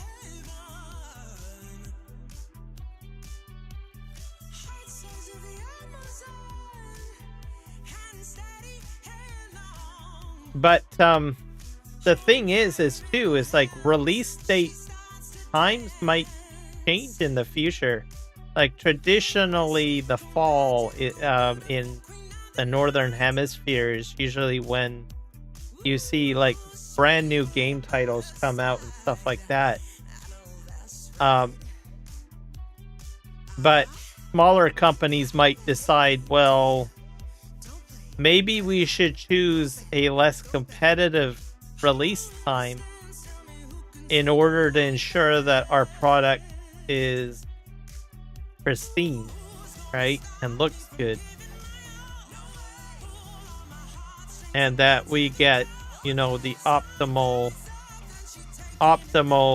cooperation from the video card company in the future. Usually a lot of companies try to release at the same time just to compete on market value. It's like, well, this is the time when everybody goes and buys new stuff or whatever, new games, whatever may be. And they said, well, we want to be in there. But some companies might decide, well, maybe we'll release like maybe in the spring, something like that, where it's less competitive, and that we can ensure that the companies that, you know, do the drivers and stuff, video graphics card drivers and optimization for shaders and all of that can at least do us justice and ensure that our game is optimized for release, right? Like when Farming Simulator 25 came out, there was no optimization map on the NVIDIA software. So they have a function in there that you can optimize it for all the graphics settings, which is usually all handled by NVIDIA. I am assuming AMD probably has a similar profiling system that they have. So basically you go into the software for the video card and there's an option to optimize for whichever video game. And NVIDIA has all sorts of optimizations for different games and stuff like that. And there was no mention of Farm Sim at release, but other games that were releasing at the time were slowly getting included in there. Dune Awakening, which is another game that I play that's new. They released, I think, late spring last year. They got their optimizations in pretty quick. They're smaller. They're Funcom basically. I think they're in Germany as well, I believe, if I'm not mistaken. Where are they located? Look where their studio is. They're European. Where they're located. Funcom Studio. location. Oh, I stand corrected. No, but they are in Europe. They've got their offices are in Oslo, in Norway. They do have a North Carolina office as well. They have Lisbon in Portugal, Romania, and Stockholm, Sweden. So a lot of offices in Europe. And they decided to do for the Dune Awakening a release late spring. But they do have some challenges as well. They had a very successful launch with, with the new title and the IP and everything like that. But now they're running into more of and they had probably some graphical issues and stuff, but they seem to have gotten those fixed up pretty quick. Now it's just basically game balancing and stuff like that they're running into problems with between, players that like more or less PvP or combat gameplay over, like PvE content, which is story mode or building, right? I think that there's probably a lot more PvE players than PvP players. But I could be wrong. So don't shoot me or kill me. That statement. But like with anything, you need to find that fine balance between the two, and I don't think they have quite found it yet. They dialed back the PvP in the game for the PvE. But now the PvP people are angry, which is rightfully so, because it's a huge dial back. But I think the dial back was probably a good idea, and they'll probably slowly creep the PvP back in once they figured out how they're going to do it. So I have a feeling that they had an idea or concept on the whiteboard, and they just said, this is just not going to happen. So we need to rethink it. So we'll just dial this back, which is probably a little easier to do with a new game compared to a game that you're like in the middle of its lifespan. So I don't know. We'll see what happens.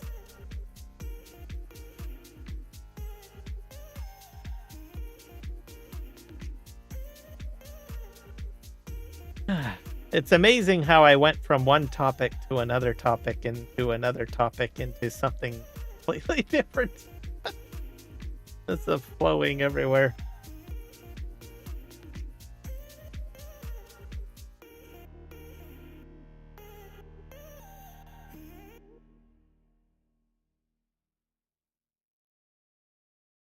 All right, well, we're getting pretty close to my cornfield here. I don't do any damage to it.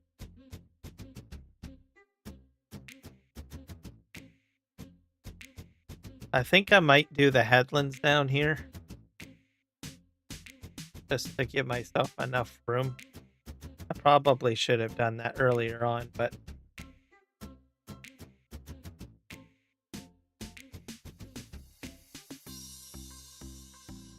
reverse back up a bit. Right.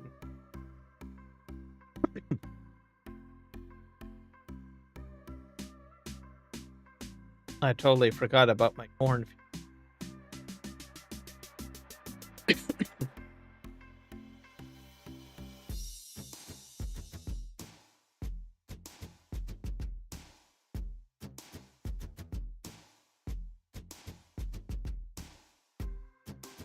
What kind of field do we have up here? What growing? That's not my field, so.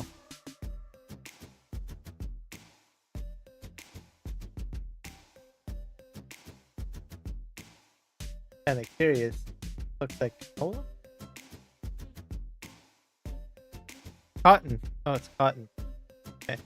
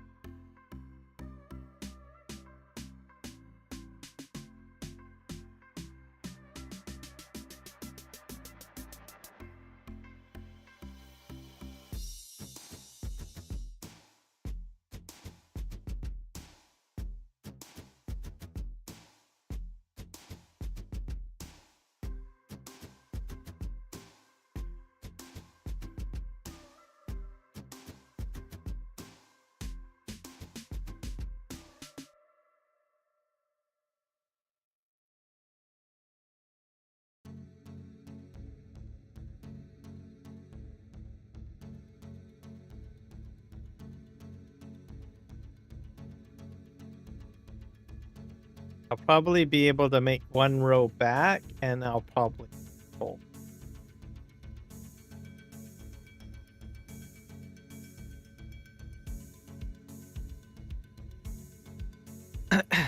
And then we'll unload, and I'll come back up this way.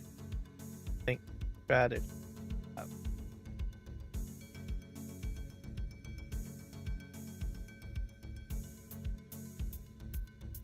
First.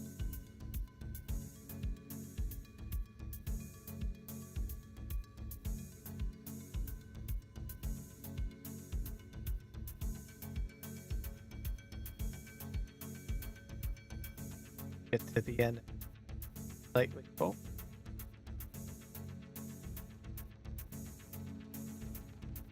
So getting excited about the corn that gets ready to go. This do need fuel. I'm going to truck. It's going to be a huge corn harvest. I have a feeling. Yeah, I'm at about 96.7. Just head down.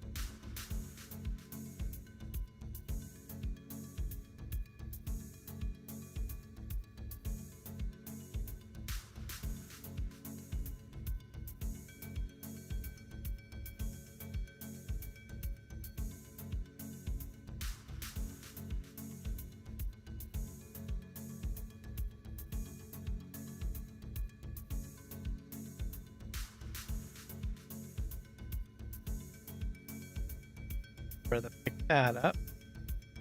Got a nice potato pile. Probably a little wider than I really wanted it to be. Oh well, it'll be fine. The mouse, if I'm not mistaken, has quite a wide pickup header.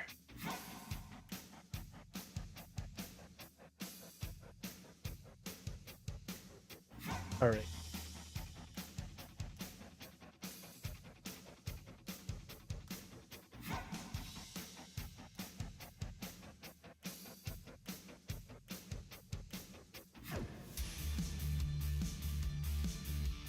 Bro.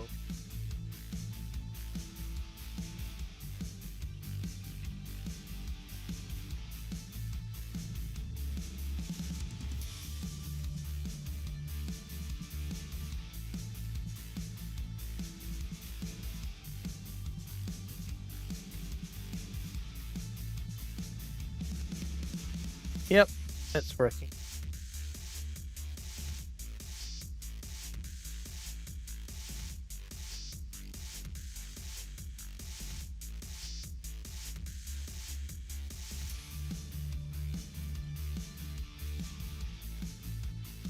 So we're into the month of September. I did not see a tornado, so thank God.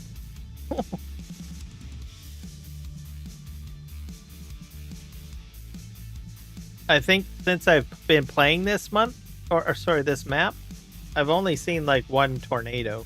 Well, not really a tornado. It was tornado-like weather, but a tornado never came down. So, My hands are kind of up in the air on that one.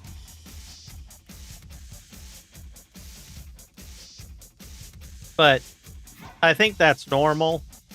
Like, you can have the elements of the weather to be just right for a potential tornado, but it may never come down, never touch down. So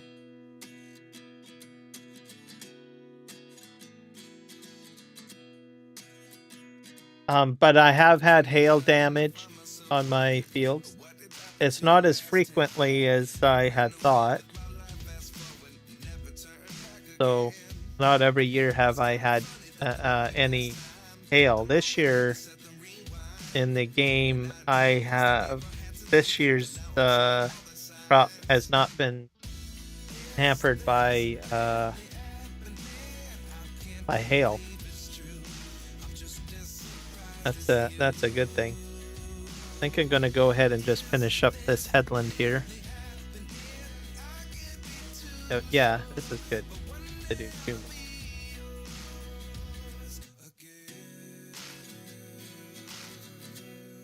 Reverse this up.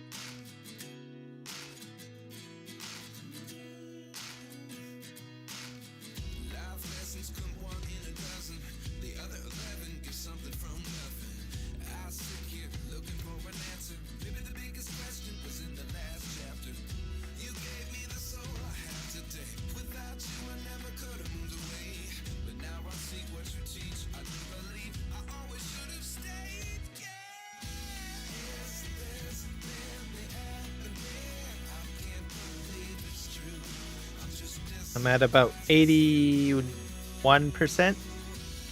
So I imagine once I finish up this one headland, I'll just head back down, I think.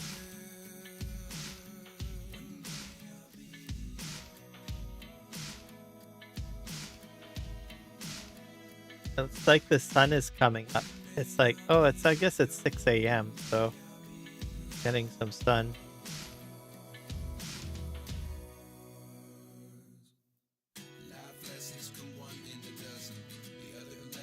Just gonna run this all the way down to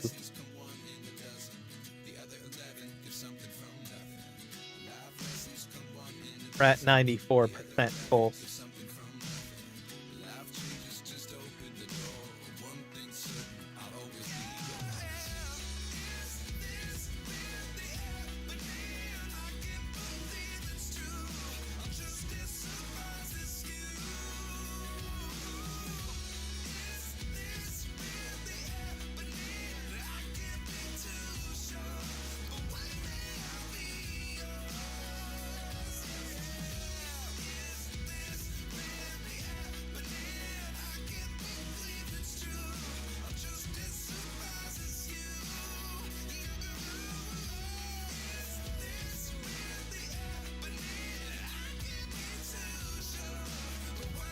So this is a lot of potatoes.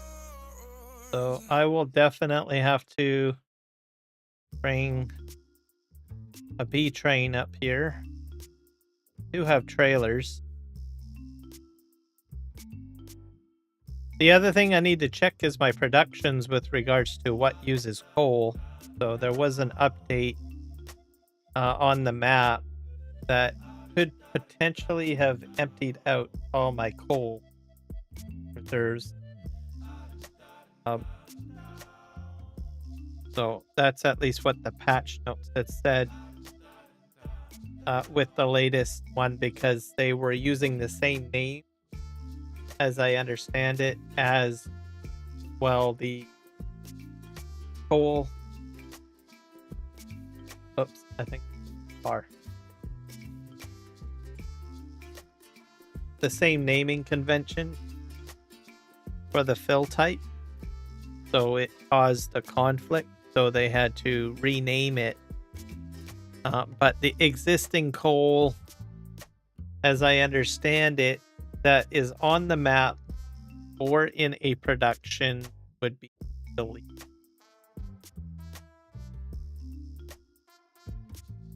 Something to be aware of, I guess. The latest update for the map anyways.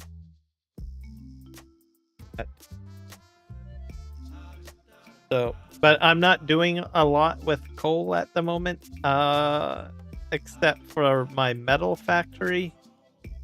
But I've got so much supply in there, it's crazy. I'm having a hard time keeping up with all of the stuff that's coming out of it. So it doesn't matter. And coal is free pretty much on this map. So it's not really affecting me, really. Except for the existing factories that might be offline. I think it's my metal factory that's using it at the moment.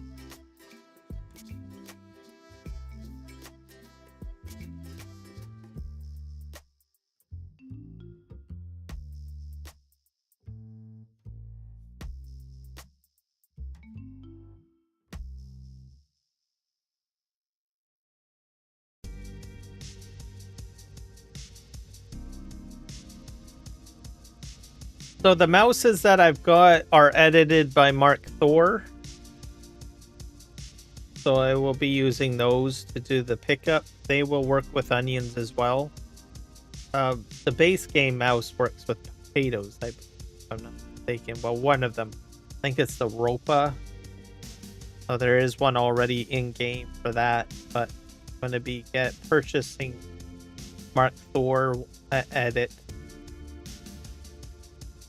And I've installed it. It does work with onions. I've tested it on the Highland map over the weekend.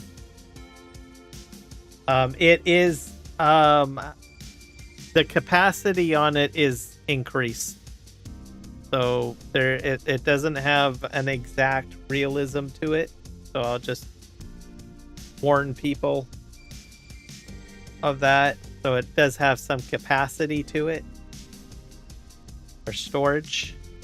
So if you're like on a really large map with a lot of stuff to harvest, you want to scoop something all up in one go, well, there you go. So just keep that in mind. I'll warn you about that. I scooped up my onions real quick. I was like, oh wow, it's in there. I haven't even got like a truck to dump it into. So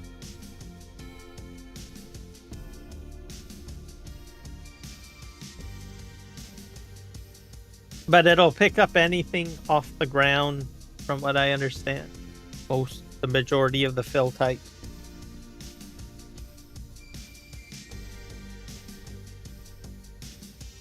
Was just fortunate. I was like, well, I would really like to pick up onions. So instead of just dumping into a truck, sort of like what I'm doing with these potatoes right now. Put them off to the side and scoop them up. And to be honest, I've never really used the mouse that much, or the Ropa pickup in pretty much all of my farming simulator adventures, and even with the previous game. So, but with FS25, we've got so many root crops now, right? That, well, maybe this will give that machine some more love or whatever. Because in 19, I think we just had what? I think here, I think just potatoes and sugar beets.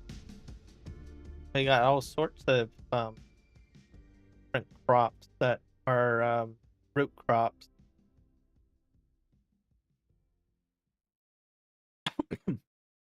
And the idea of just piling them in a corner or something, I think is a little bit, for me, seems a little bit more logical or easier.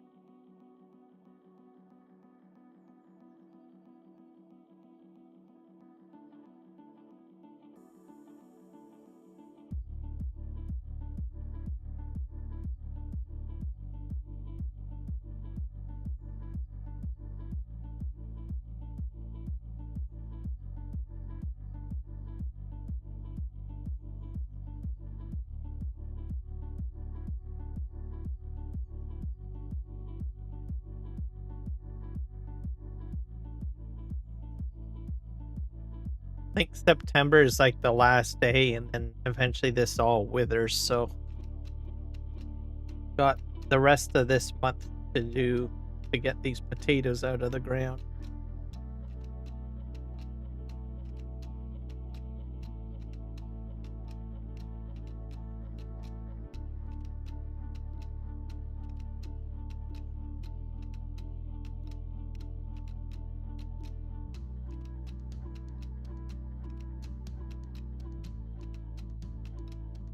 I think I'm going to adjust my field of view a little bit.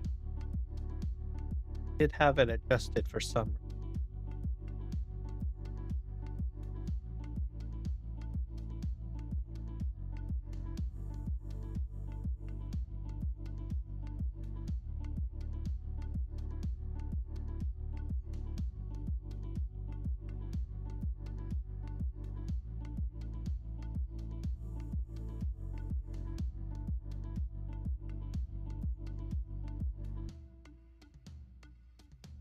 Da, da, da, da. Hello, the sim guy. Welcome in.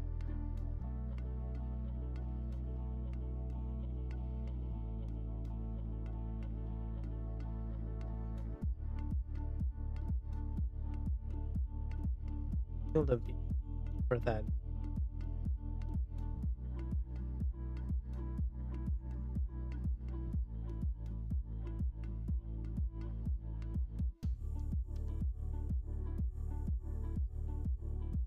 It might be under general setting potential.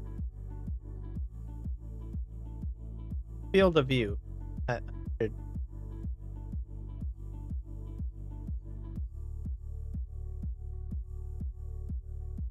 If that works. Saved.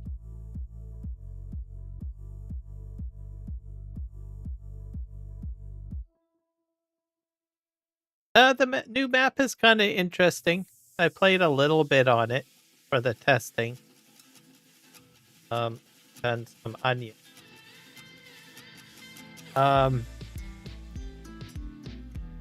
So it's a good map. The trees are interesting on it too.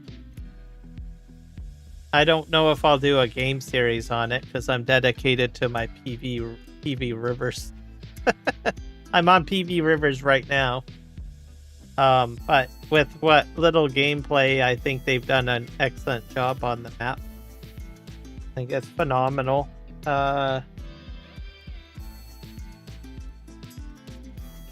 Especially the trees. I noticed that they've got like, what do you call it? Old man's beard growing on them. Which is something that we have on our trees here too. So I was like kind of surprised. I was like, oh wow, look, there's like, it's kind of really stringy, long moss that kind of just hangs off of the branches of the tree base. Is what it is. I don't know if it's available in all parts of the world or whatnot, but it kind of gives it kind of like a creepy, scraggly look a little bit, which is kind of neat. I never anticipated Giants incorporating trees like that. The fishing aspect of it, I think, is a good addition as well. Added in.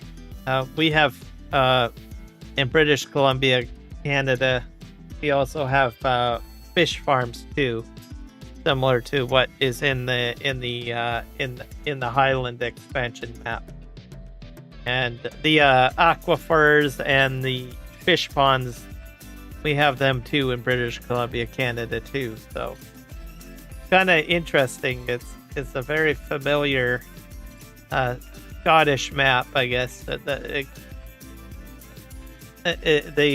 climate seems very similar, what I'm trying to say, to where I live.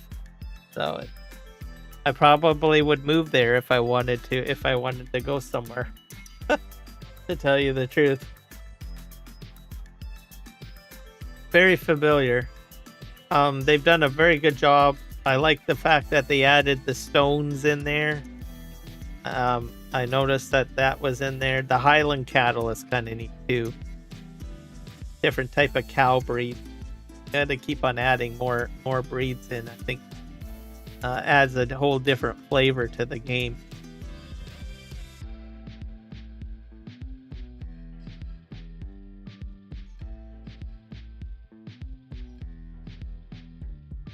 So I imagine a lot of people in the UK are happy with it, and Scottish people, I imagine, too, quite happy with the addition. What do you think? You're from the UK.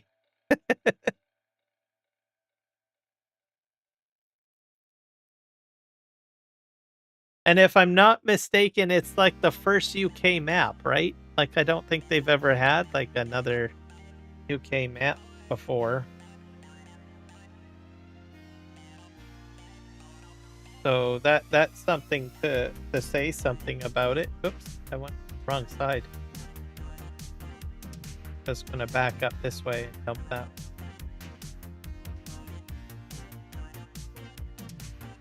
That's what I kind of figured.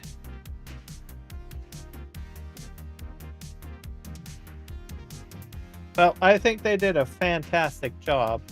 So.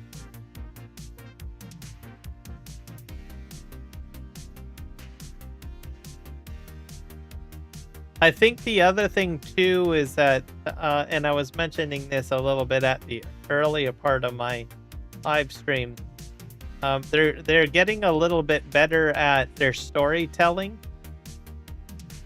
I'm not sure if I'm making much sense, but they basically put features into the map that sort of, I don't know, tells a story without telling a story. Like instead of using words, they're using a lot of visuals to tell a story, which is great. So it adds more creativity to it all. What I'm trying to say, and that's not easy to do, especially if you can't like dialogue it or anything like that, right? You just use different objects and different features of the community to tell the story visually, like a pop-up book, basically. So hopefully they continue to go with that trend with future maps and stuff like that.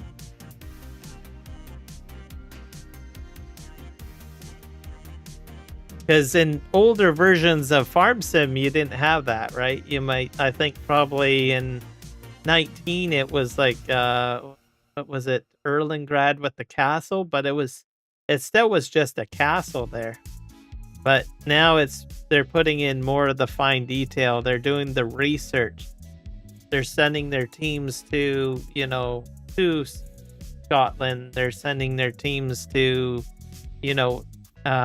somewhere in Japan for the Japanese map. And they're going to these places and figuring out,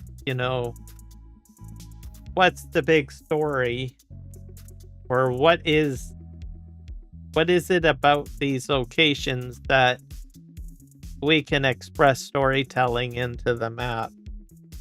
So I think they've got top-notch thumbs up on that.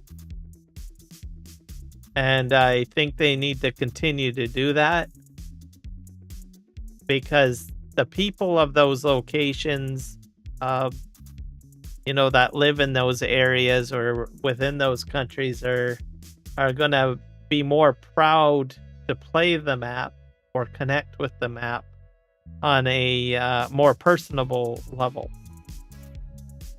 So I hope they continue to do that. That's what I'm trying to say.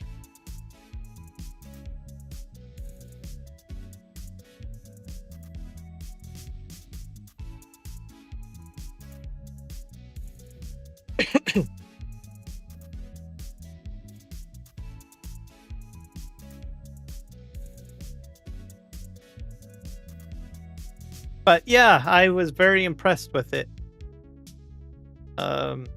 Very comfortable feeling map.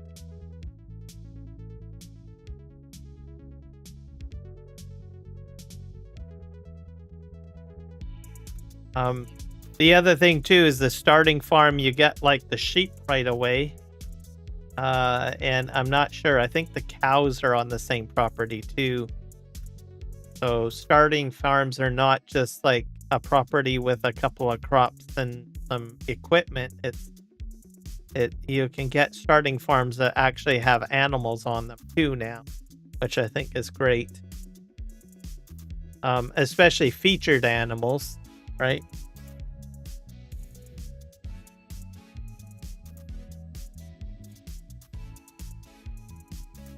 And of course, people can still go ahead and, do the,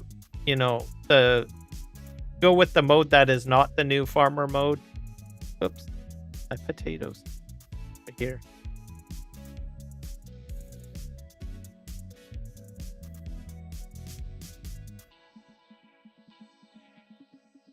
I have a feeling next year they'll have another map, right? But we won't know till Kermit did a video, what was it, this week? I think it was Thursday or something, or Friday. So he kind of highlighted the fact, he said that probably the end of December or something like that, or somewhere in December, they might have a teaser of what's to come in 2026. Oh dear, hit the wrong siding.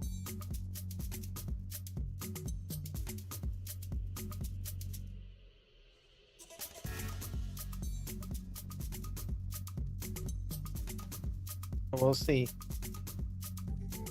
You kind of showed up at the right time too, by the way. I'm going to be showcasing one of Mark Thor's mods pretty soon. I just have to get the potatoes all harvested. He's got an edit of the mouse that I will be using to pick up these potatoes off the ground. So that's why I'm stacking them in the corner like this. So I'm excited about that. And he's back in the game, the mouse. Actually, two of them. I'm not sure which one I'm going to do. He gave me a lot of machines to work with. So go here. So this is all FS minor stuff.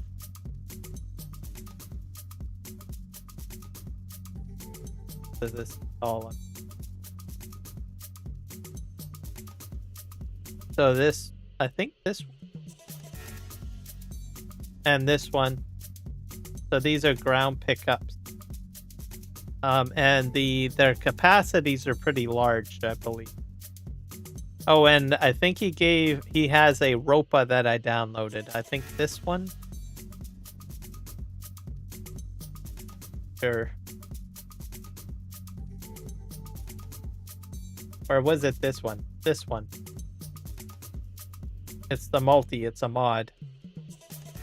So this has like 100 meter cube, so it's got a lot more space on it. It's on his Discord.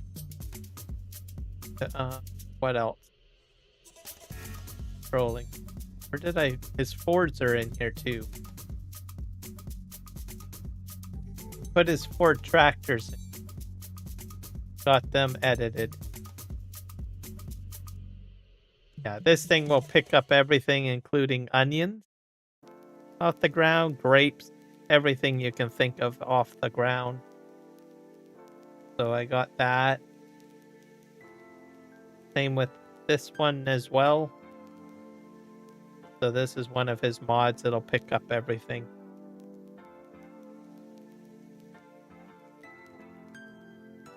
Where's his... I put his Ford tractors in.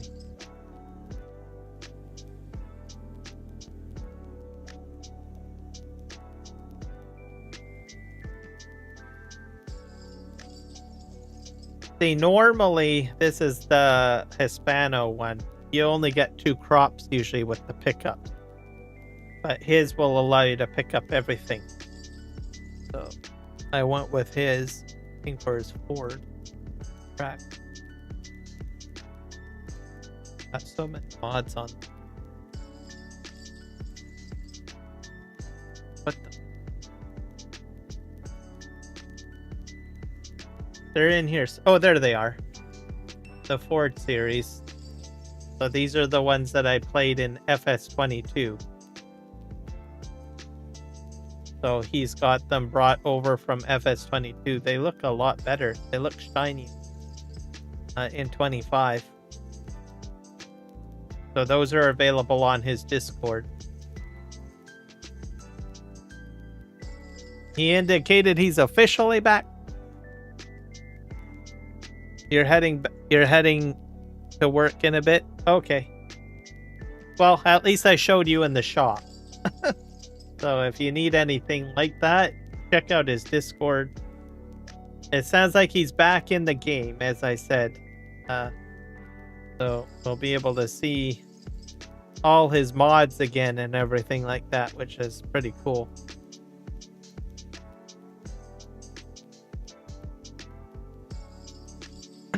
And he's already working on trying to get like his 22 mods over to 25.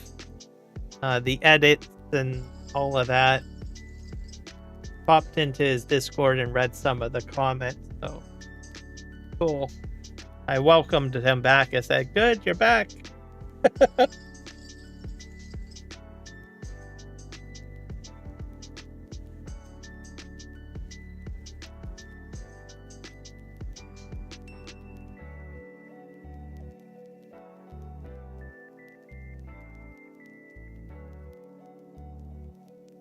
The crazy thing about him too, you know, once he starts getting into like doing the mods, it's like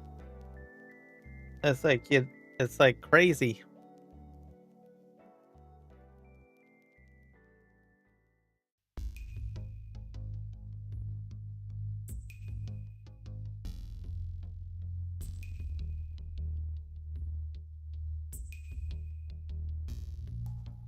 He definitely enjoys doing his mod edits, everything like that.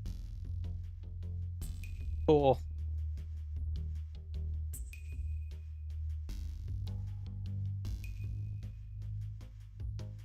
All right. Here.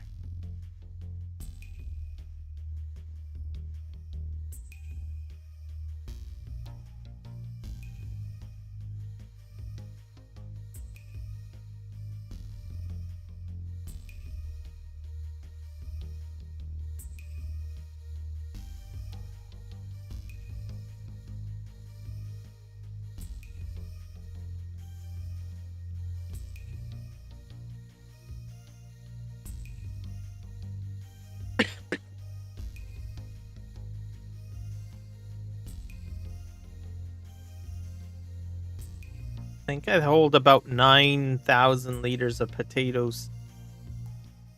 I don't know how much I've dumped, but there's going to be a lot of potatoes over there.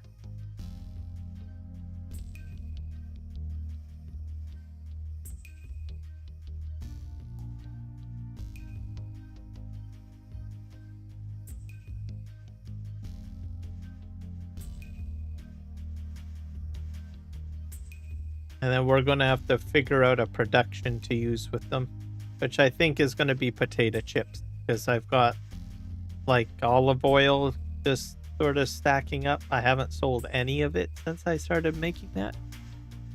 So I believe that is the only oil I really need. I just need one oil pipe, really, for my potato chips, whether that's olive oil or canola oil, I think.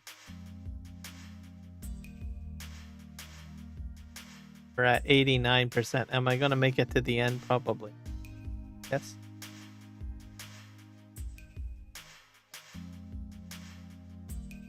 We're full.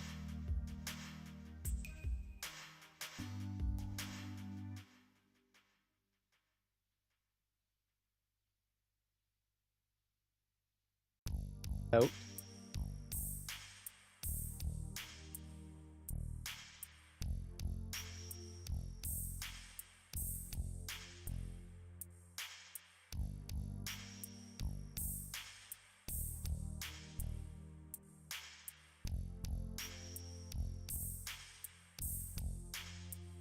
potatoes.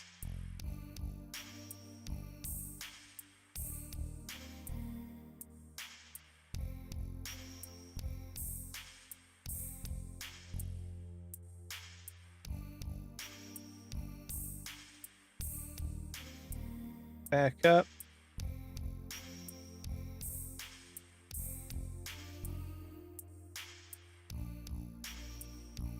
Just turn around the corner here.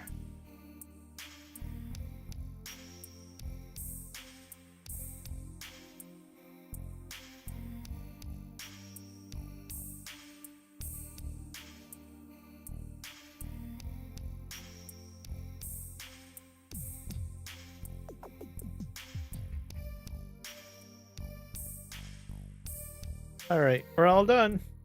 All right, let's head back over here. We've only got a few more rows of potatoes to pluck out of the ground. And then we can figure out what we're going to do with those.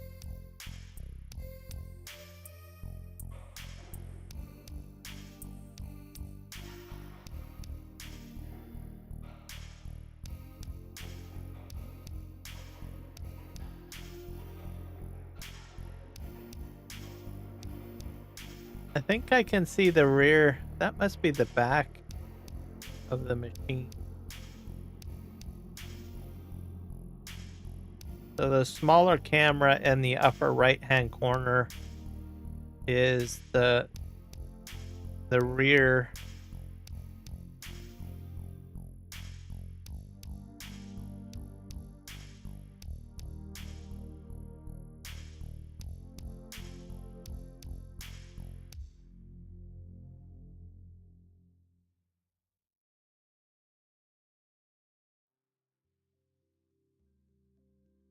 See, I'll be able to tell if it turns green when I go onto the grass by the corn.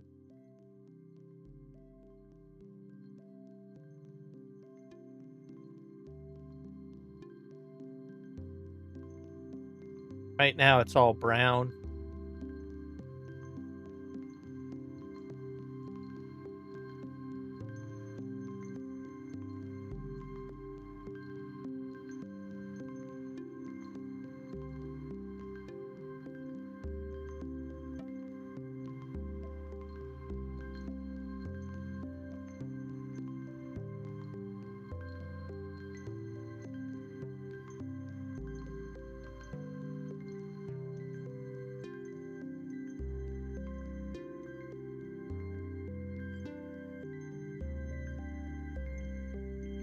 I missed a bit of crop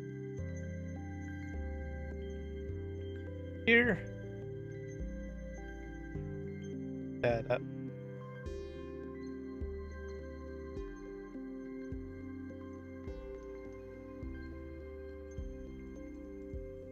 Oh, I guess it did switch to reverse. Something. Camera flickered a little bit. Flickering again. Now I'm on grass.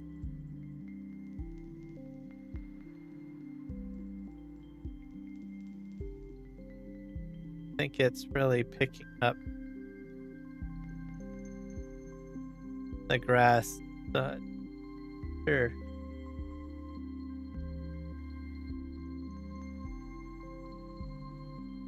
Maybe it's the front of the header. The front?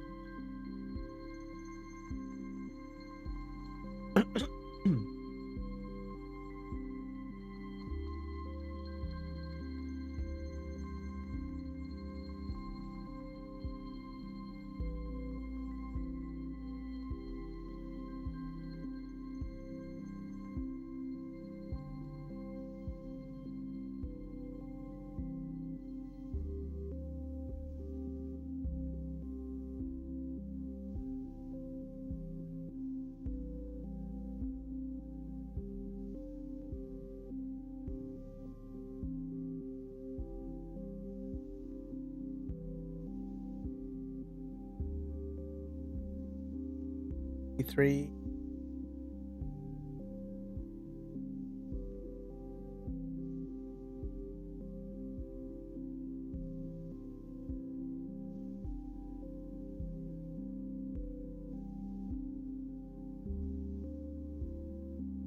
Playing left and right. The same. Yes.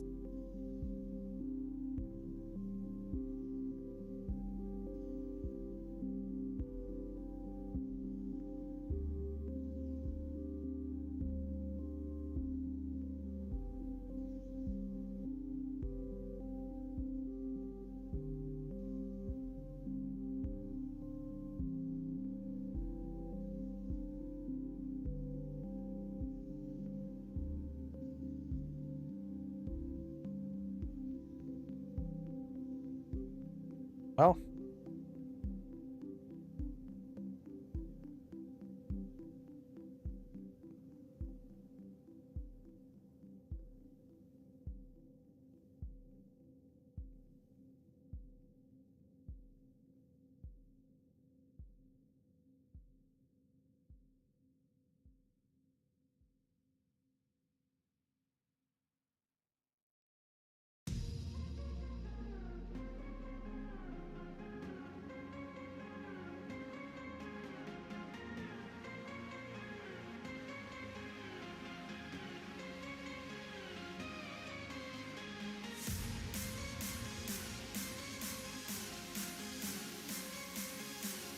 All right, in we go.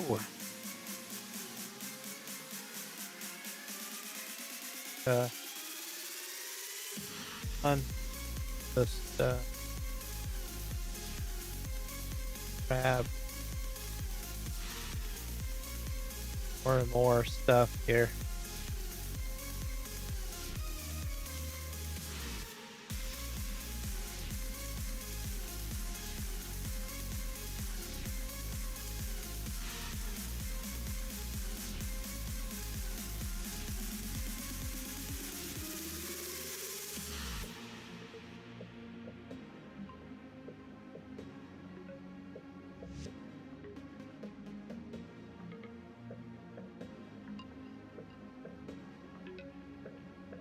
I missed some there.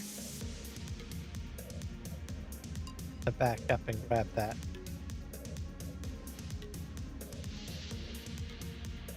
I missed it.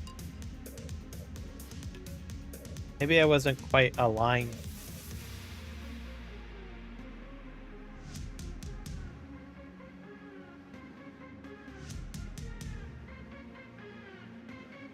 Fix it all up.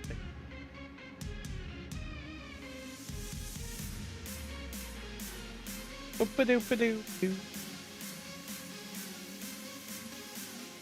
Go this way. Yeah, I think I should have it all now. I think. All right.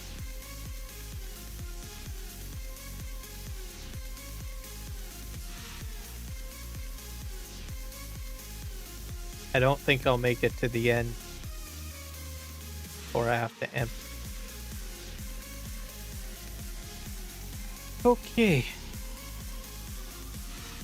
At 40%, 41%, 40%, 43%, 44%, 45%. We're going up.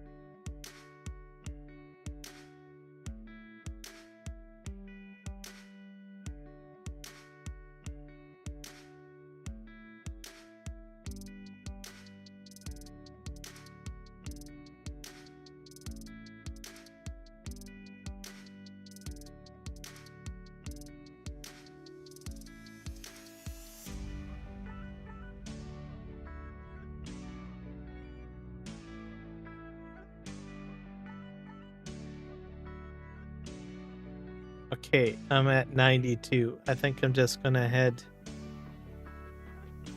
and unload.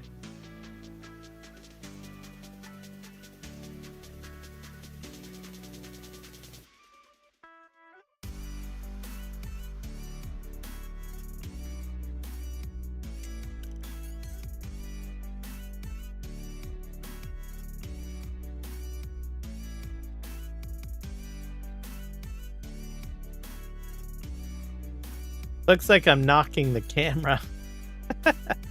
Camera like flashes on and off and switches or something. Kind of weird. I'm not sure what the other one.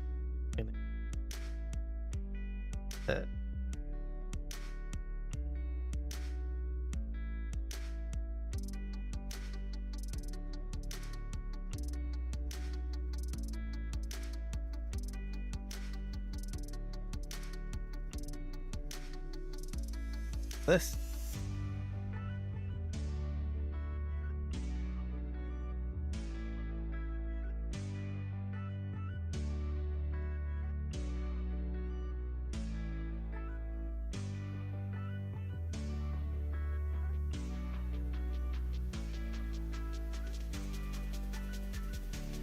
All right, I'll put this in.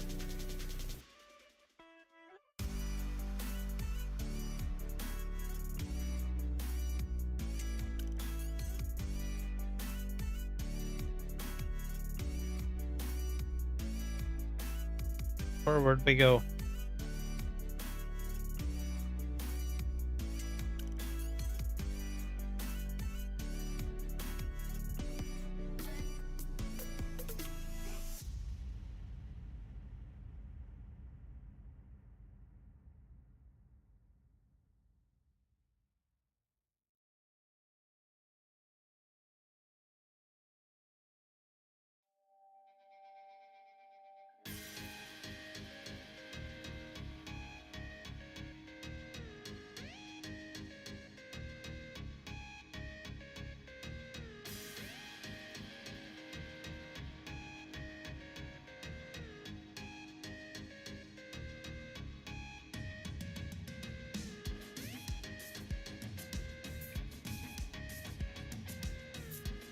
Make it to the end.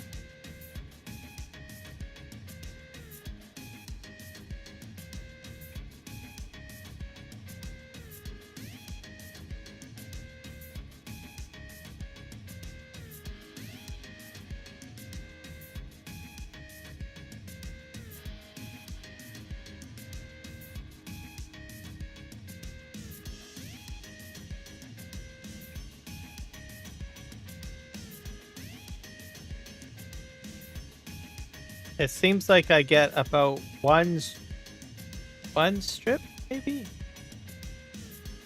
Full, I think. Maybe a little bit more. Say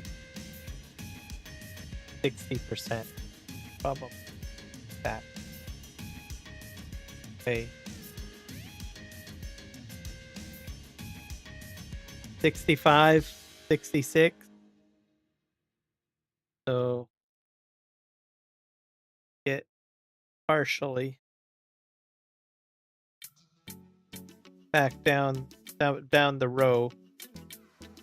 Okay, off we go.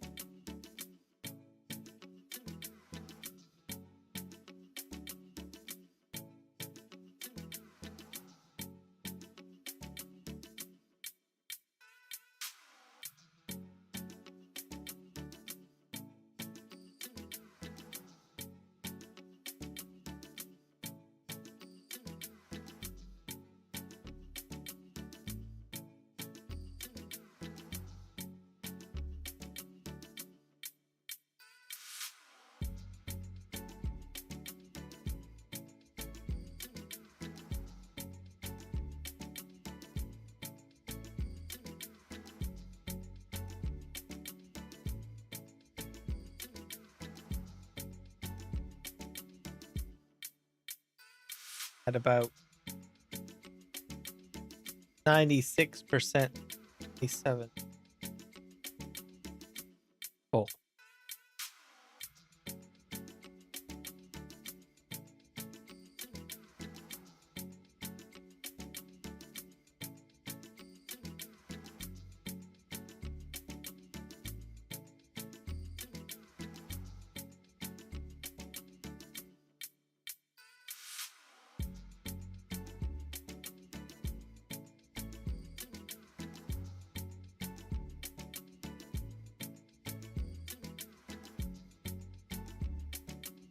Unload.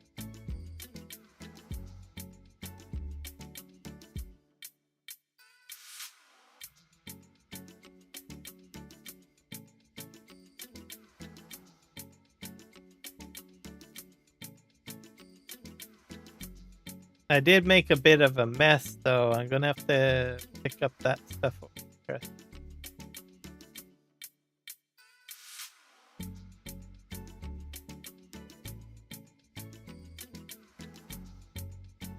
Here.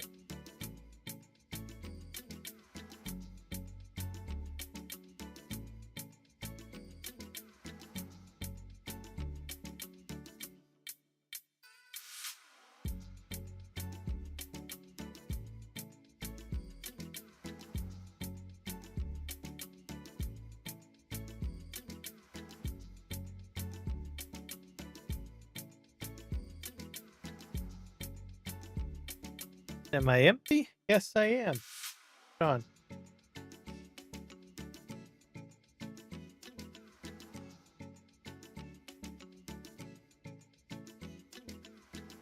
Go down the road.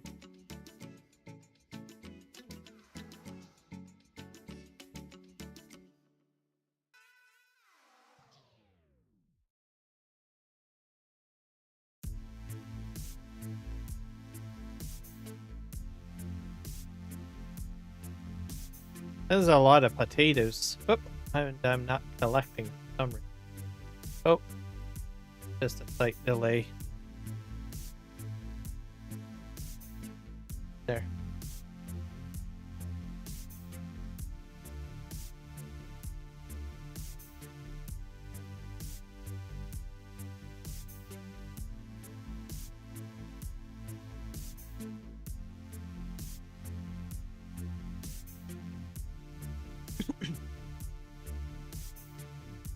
I'm going to hightail it to the end because getting to the end of the road. Come back down this way.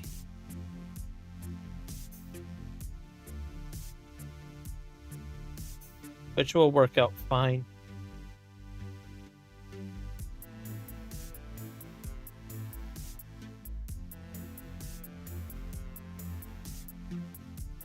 Brush it down.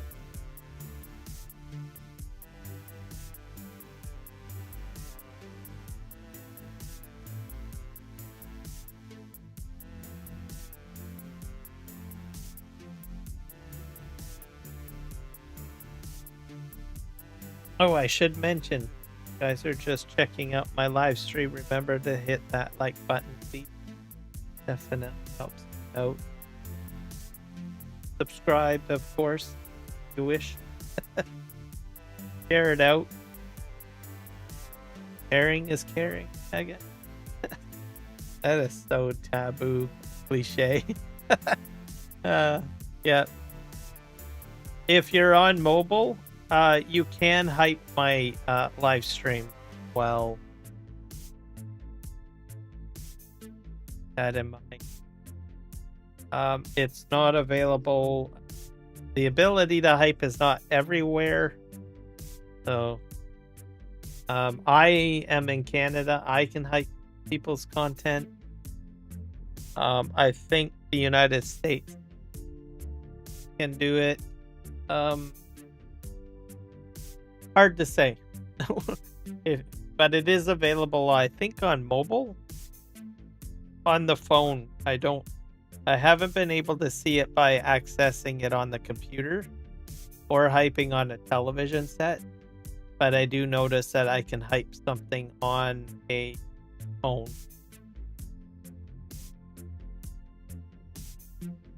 It does take a bit of work. I think you have to scroll a bit.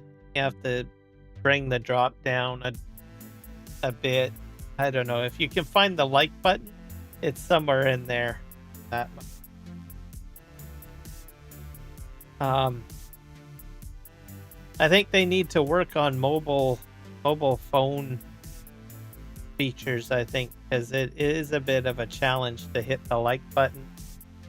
It's also a bit of a challenge to hit hype or do certain things on there. They gotta fix that somehow. I don't know how. That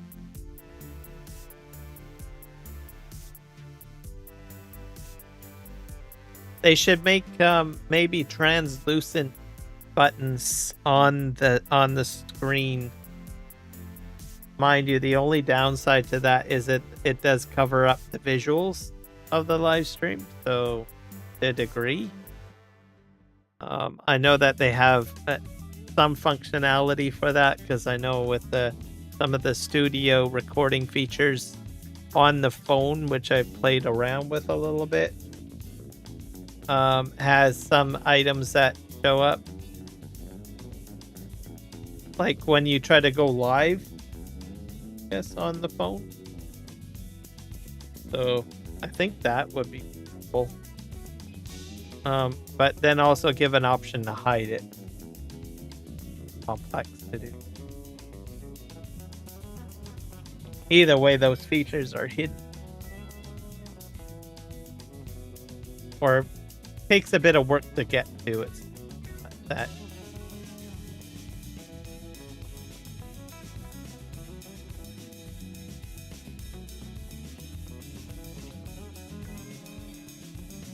Center here.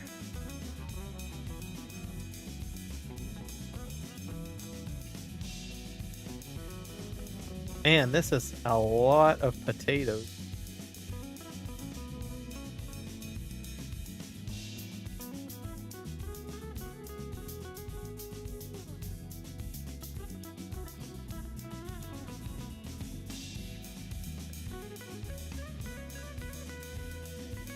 Close to the end, though.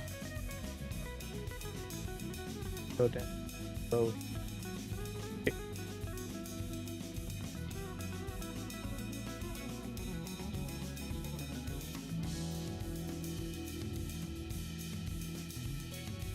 First bit.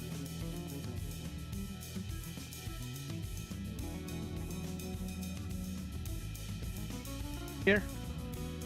Do do do do do do do.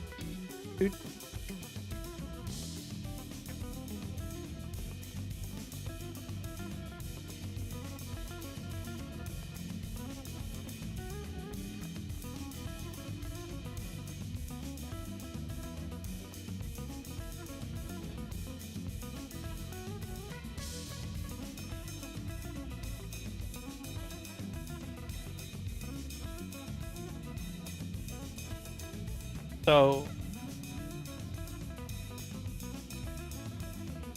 I think probably 6 or 7 are left.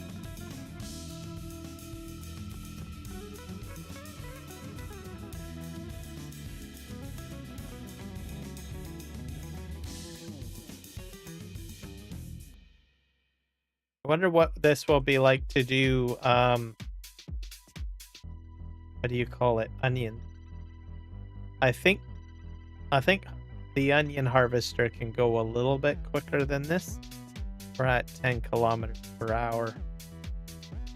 Potato harvester, so it might not be too bad. You'll still have to go into this machine for pickup, but the materials would be merged.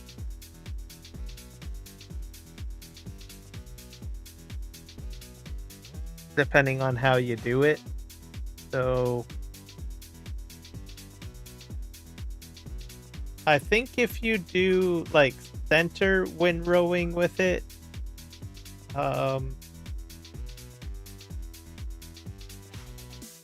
you'd do maybe less crop. Possibly, I think.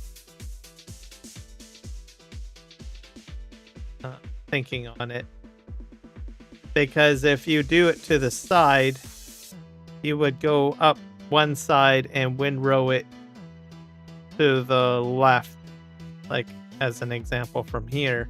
Then you would come down the other side towards you on the other row, so that would be like two rows in one windrow.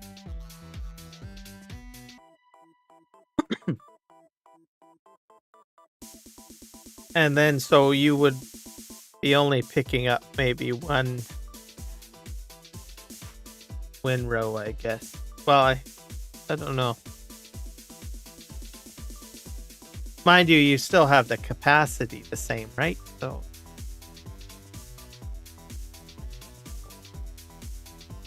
I don't know. Onions might be a lot more work.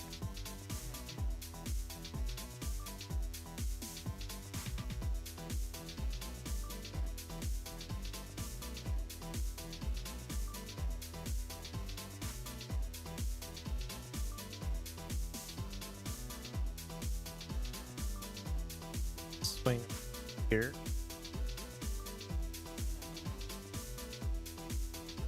Okay, let's hit the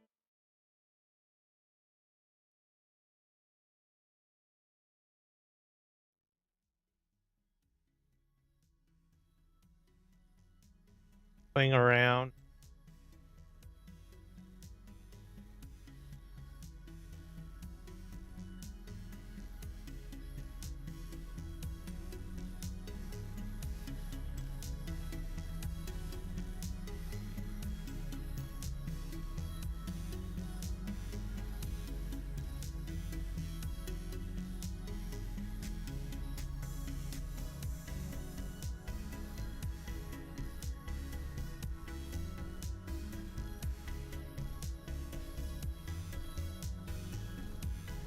Try to get more potato chips.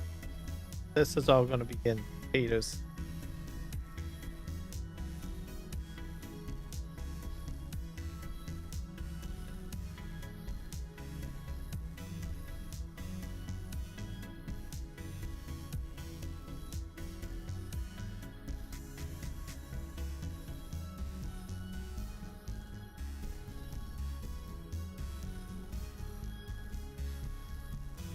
So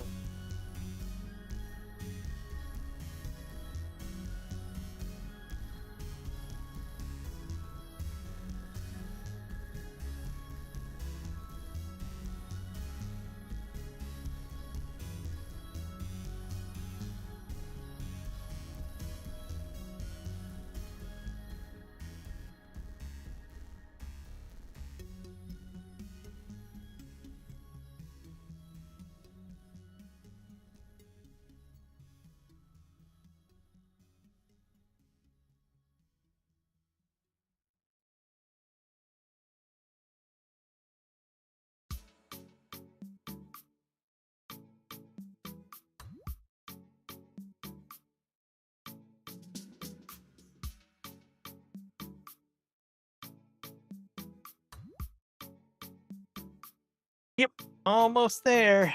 A few more rows. Yeah, I'm just glad that I didn't choose a larger field.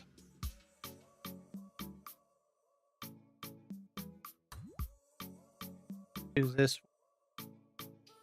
Mind you, this field on the left here looks a little smaller. Maybe that one for ideal. But all right. Get this all accomplished. I'm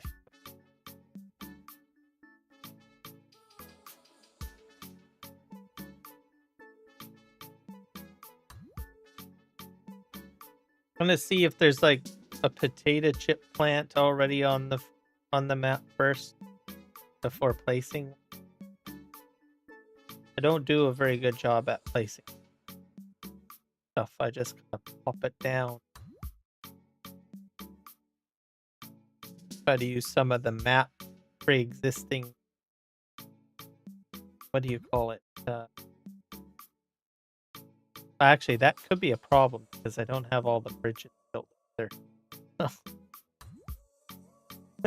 Might run into an issue there.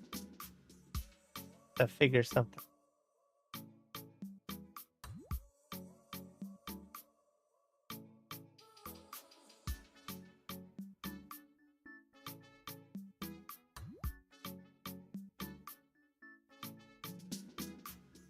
All right, we're up to 62%.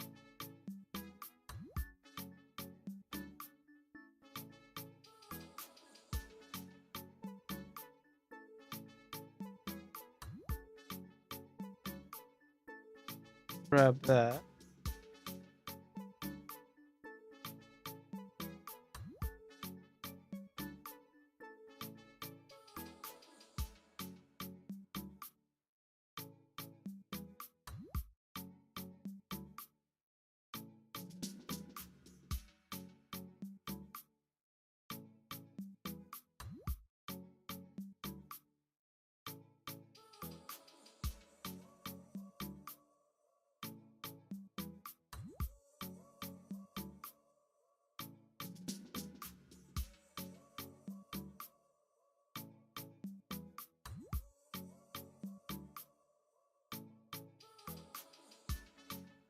They stop probably right at the same spot.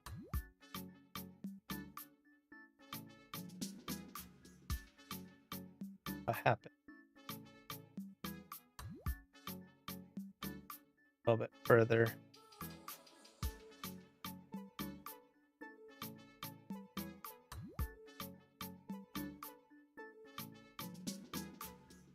Kind of reminds me of like operating an earth mover. They kind of go in and they scoop up once they get the capacity. Um, they lift up the centerpiece. Forget what they call it. Cradle. That sort of drive on.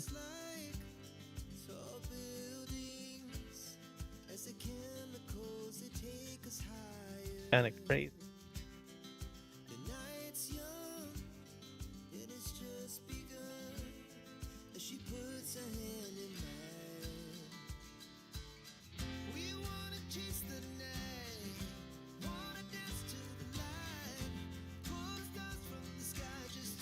Amount of work that those earth movers do is just like crazy.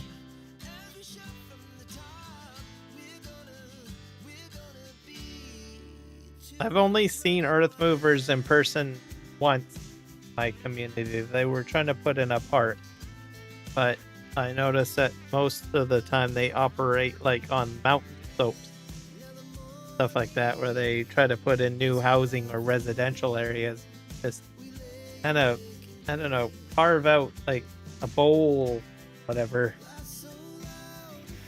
flattening the area or the mountainside, especially if it's like all like soft material.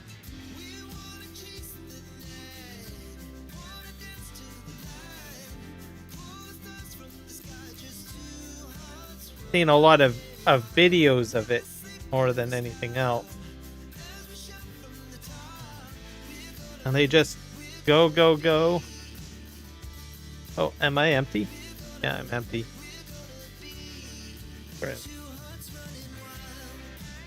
Head back over here.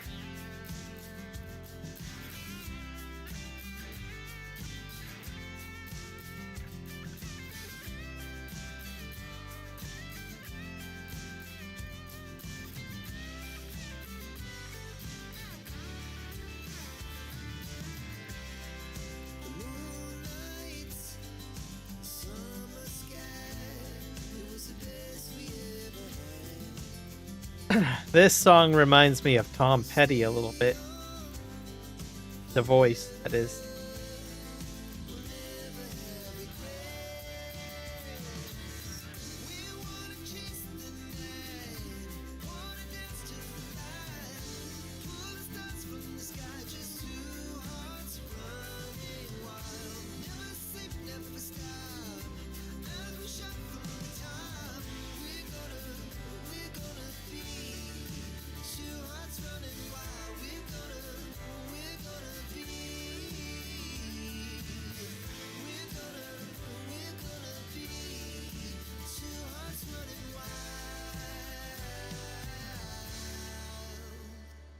Yeah, I dug in a bit more there compared to the other side. Maybe the yield is fluctuating or something.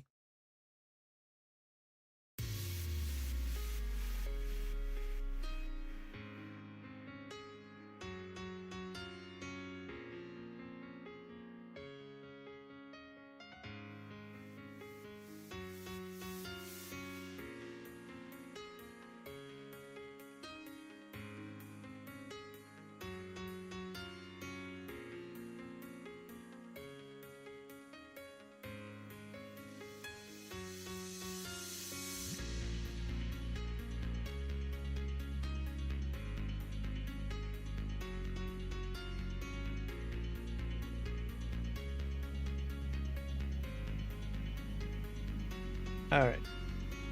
Flip around.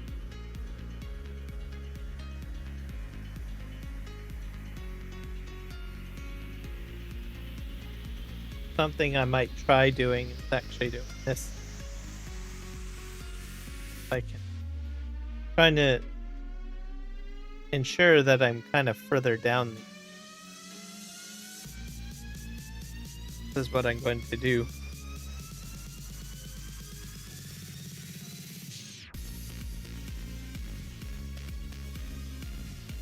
I'm going to hit midway, so then I'll come up this way and then go back down this way.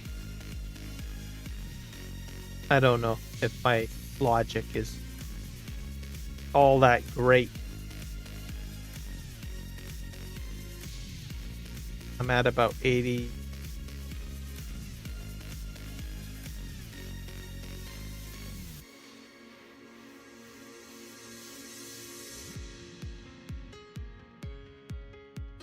Stop pretty soon. At 92.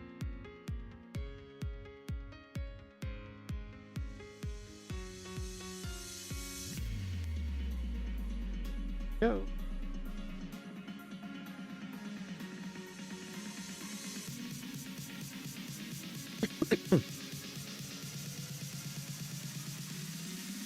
So this field's almost done, and then we'll need to figure out what we're going to do with those potatoes. What production we can have, and we've got another piece of equipment put down.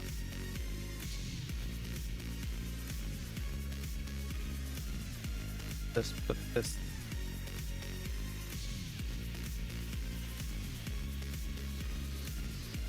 forward.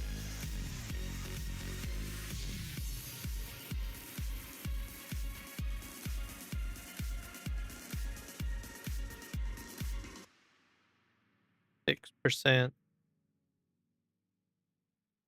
3491.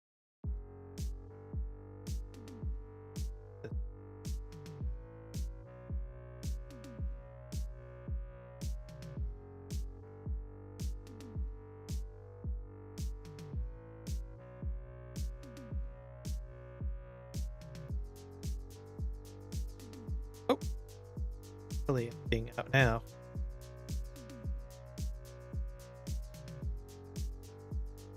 Burst up a bit.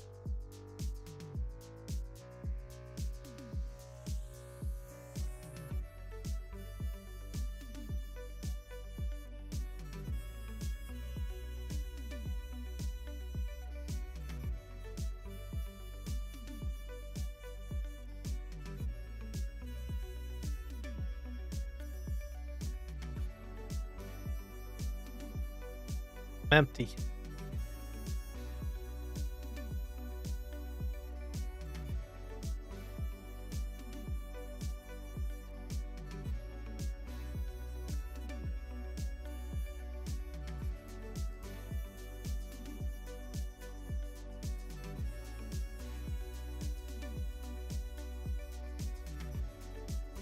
All right, off we go.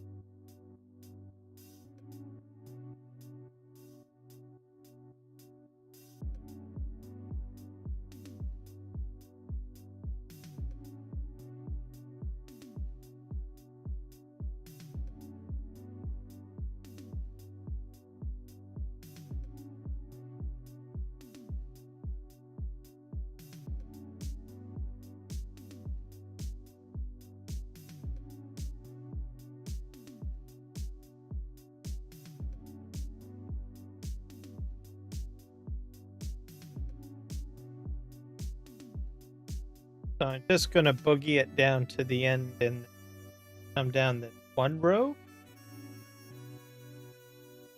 I guess the rest.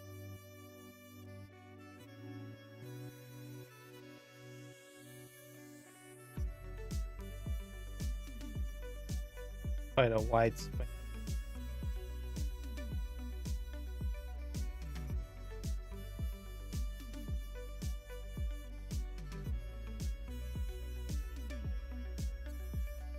All of this picked up.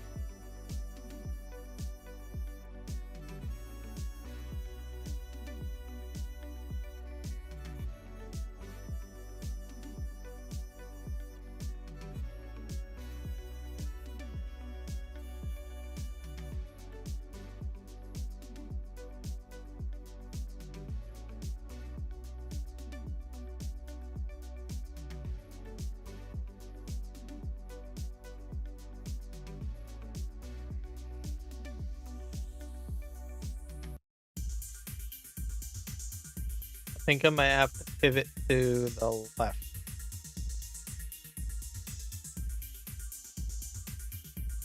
Whatever's left, I might be able to just... Actually, I'm going to get quite a bit. Get to the... Back at 64%, and I'm climbing 66%, 67.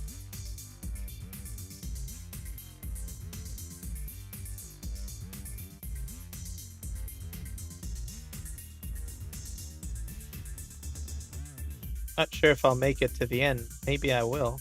That would help. And just get all of this to the end. Great. Because then I've only got 2 half rows left. At about 86. Okay. I think I'm just going to unload this at 92%.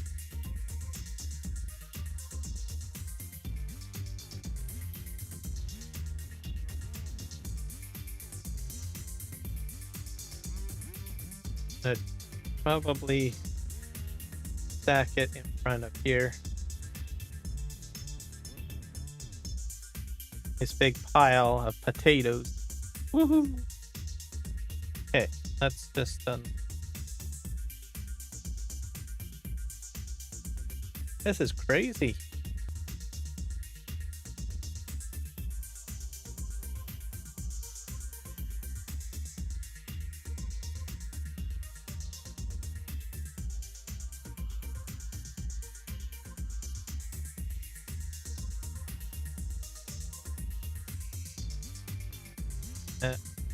Almost done. Almost done. This might be the last bit that I have to pick up. Not sure if I'll get it all into the vehicle. Harvester, I mean. Okay. Go pick this up.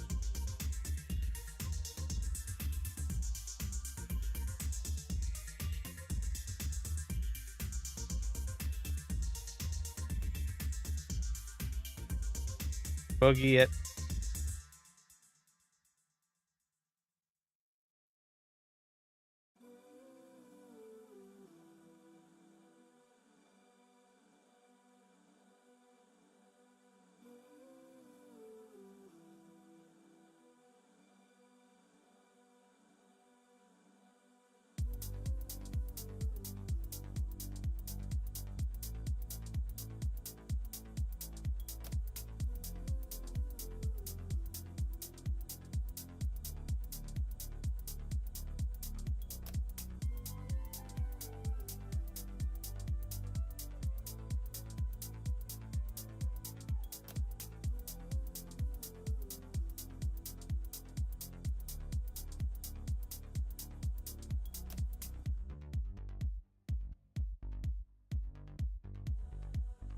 Yep, I'll get it. I'll get it all. Row. Or sorry.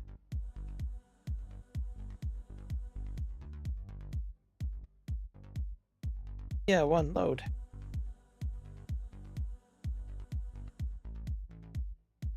I'm done pretty.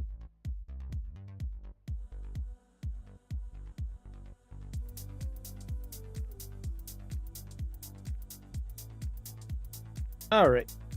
grab all of this.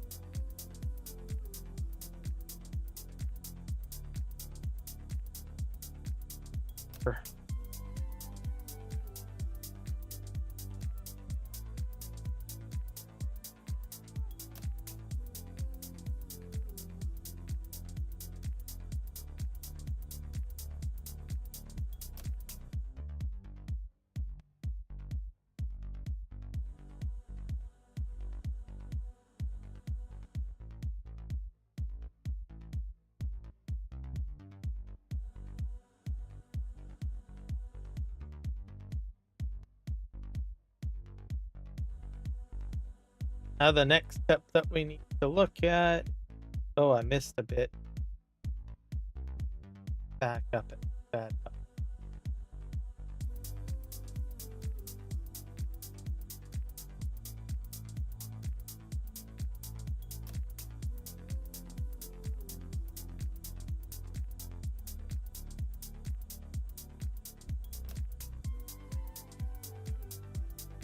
To figure out if we have something on the map that I can buy.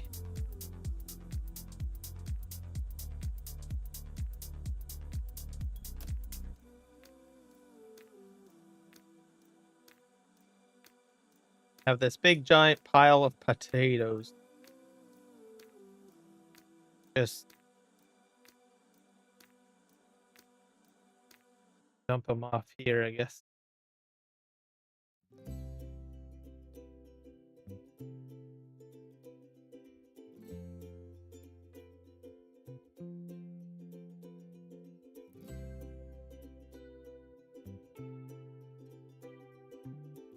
There we go. Now I can return that.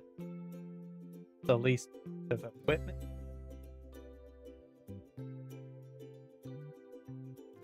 So full.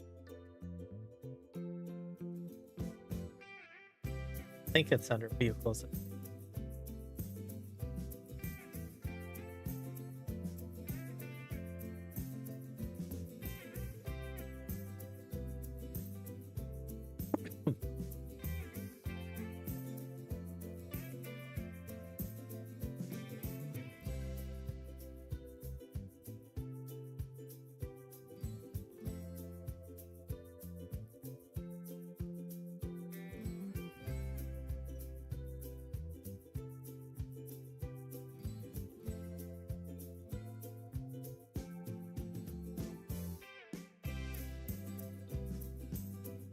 Finance? There's probably a garage I can.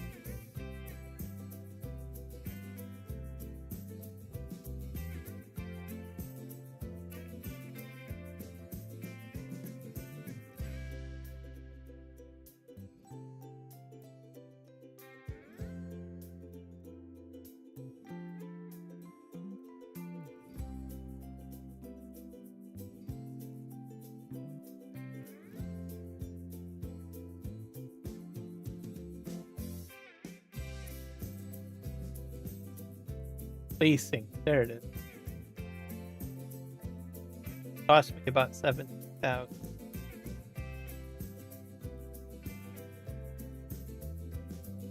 Okay.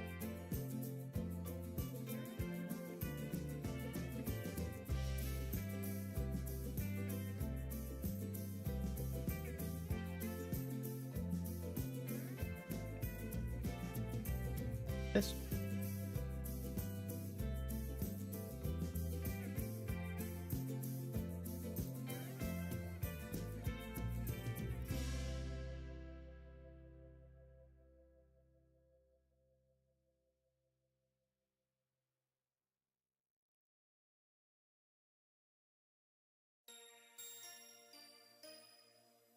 Dude.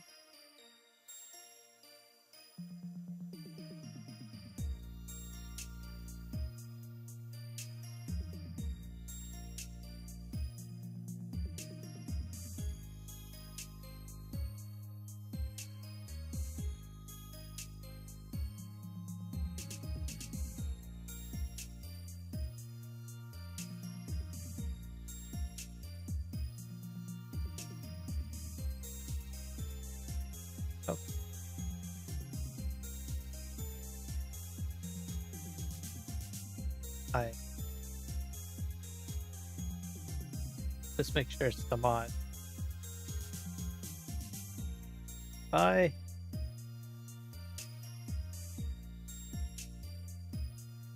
Alright.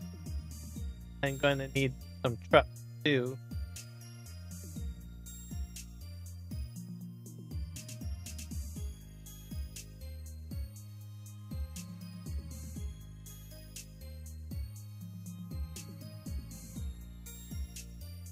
Probably back up.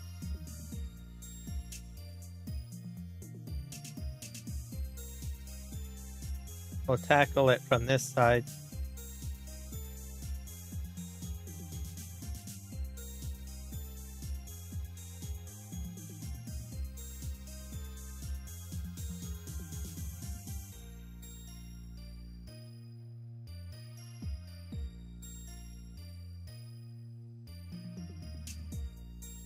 Truck.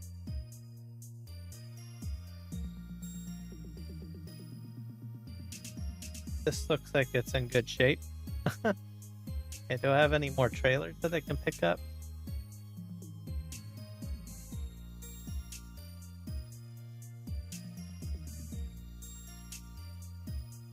Kicking around.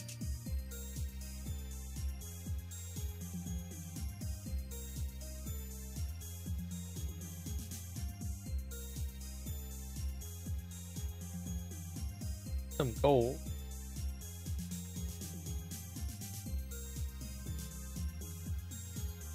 Got trailers over there too. Go pick those up too. Not sure if they're full. They might be.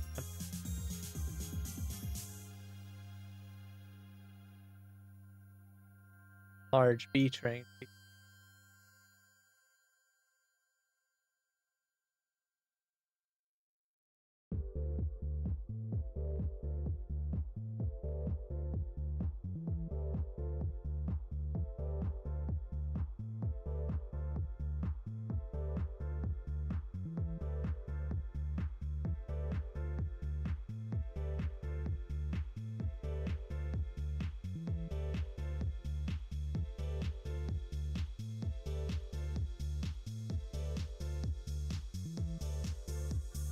This up.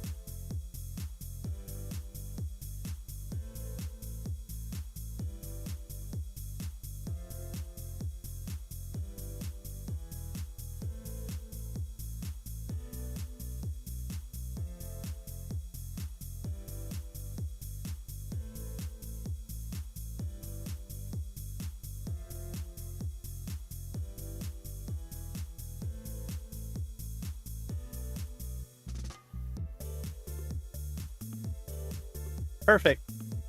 4 trailers. Probably gonna tuck in that bit.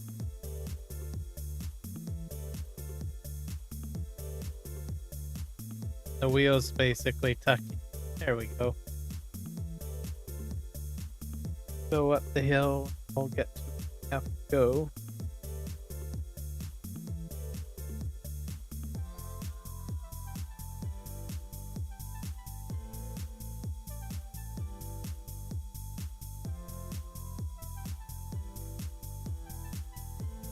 I forget what the capacity is on these trailers, but I think they're reasonable.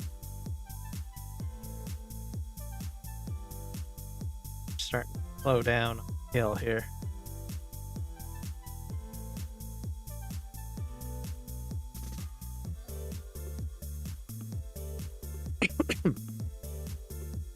I might be able to get all of the crop into these trailers. Maybe.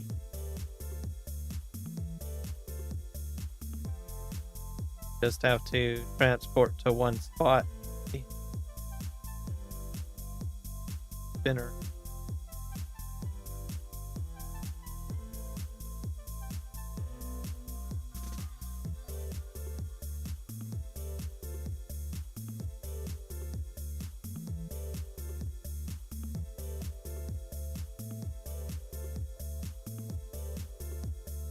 This actually works out pretty good. Okay, actually, I should probably straighten this out. Bit straighter so they don't get impacted so much.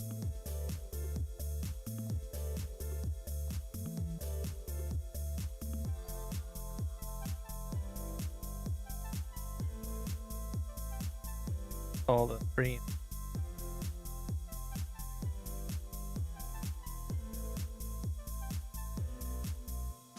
Line up perfectly.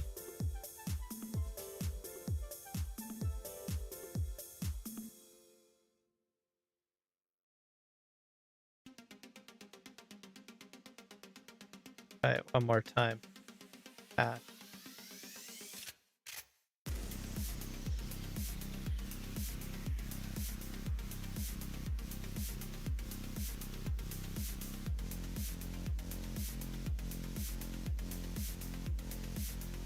Go straight.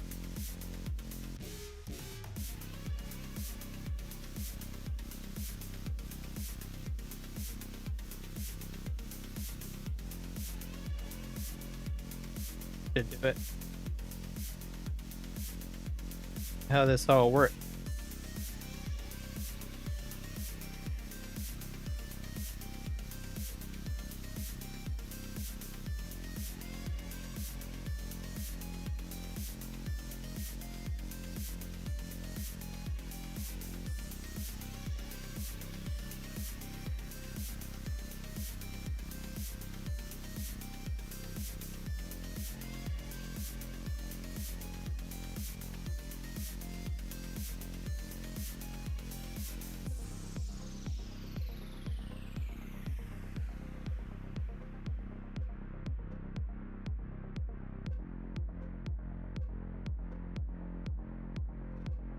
Getting full.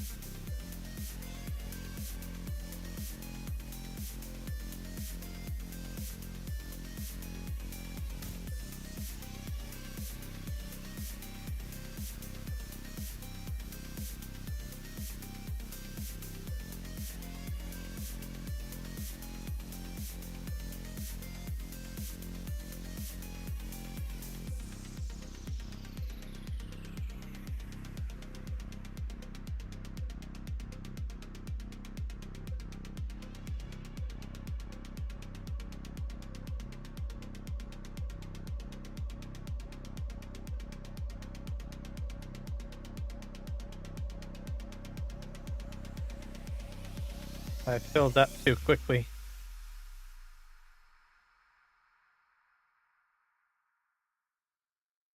Let's just back this up a little bit.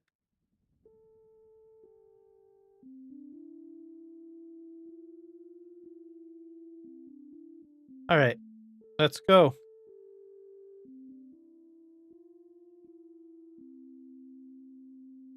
Let's go.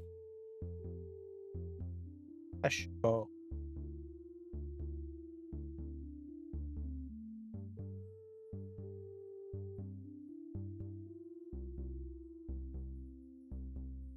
I might have to make 2 trips.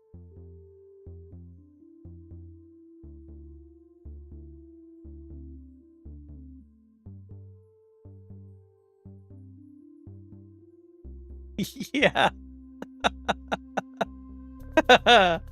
Wow, that's a lot of potatoes. All right, I'm gonna have to back this up now.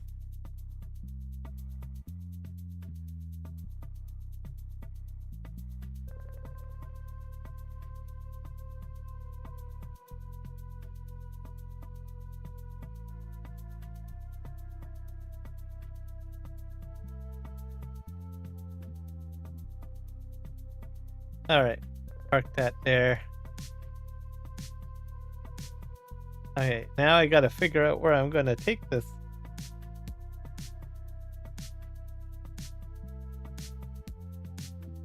I'm not sure what sort of productions I have on them that I easily access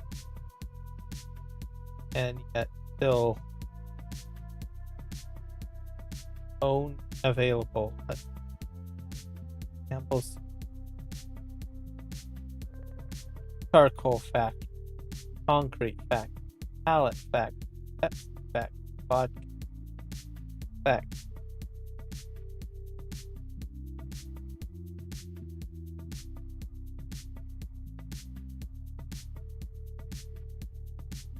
Egg and filter.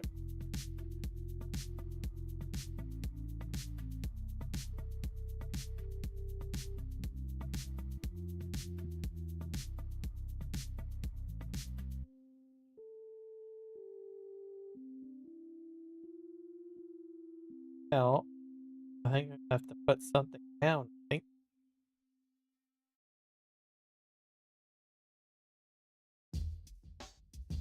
Sure. Down. I've got about 180,000 liters of potatoes so far.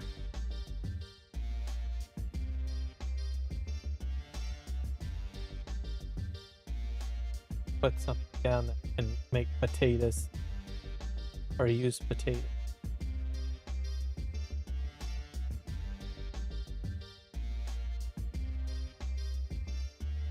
It's going to be chip related, I think.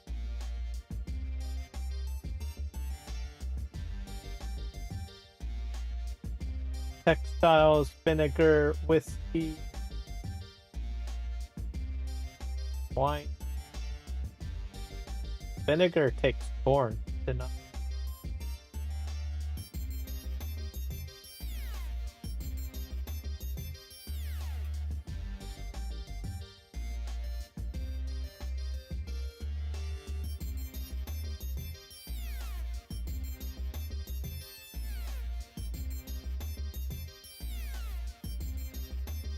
Corn?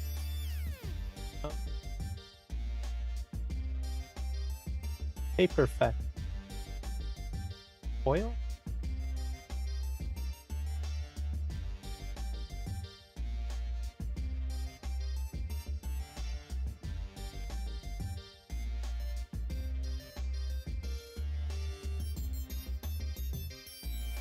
Potatoes. Pretty big, eh?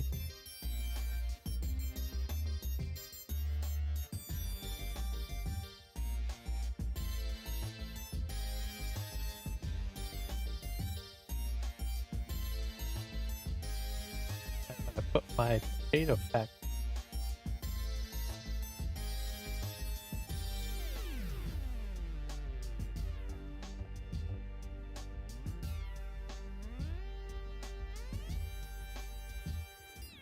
I might put it back here.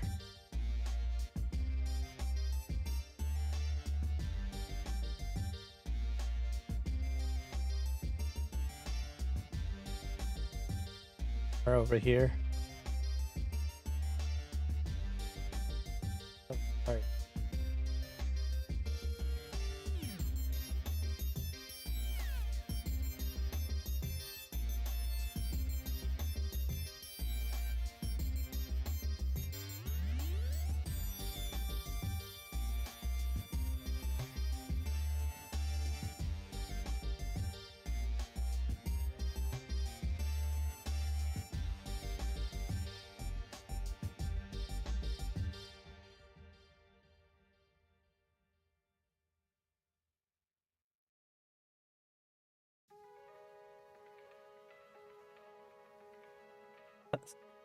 Probably have to put it by the barn.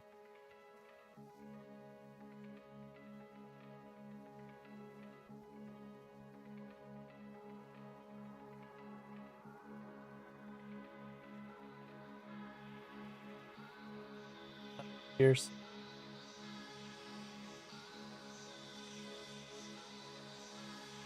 or maybe here. There must be a smaller one. What about a mini factory?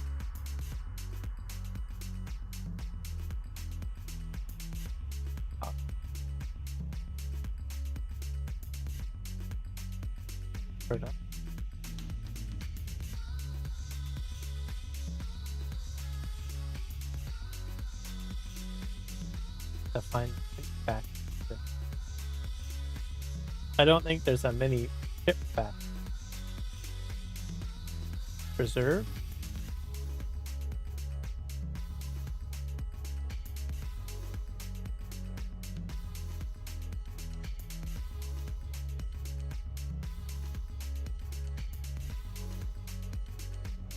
Oil.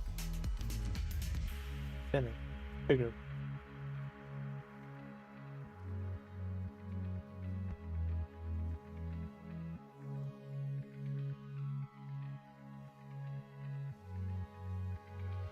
Quarry. The Highland. Vegetable processing. That's 2, I bet.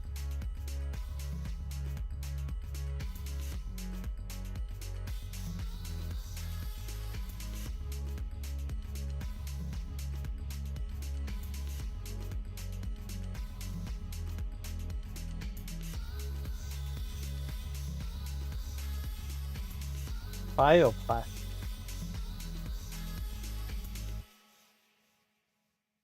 Takes goods and transforms them into different products. Stone and wood are crushed. Sand is packed. Just really want to destroy my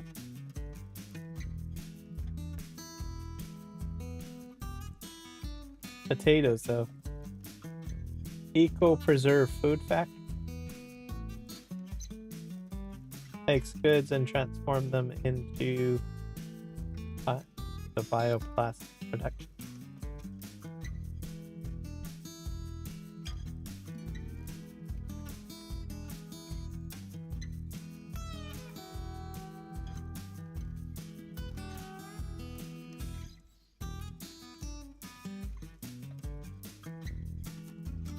Rainman.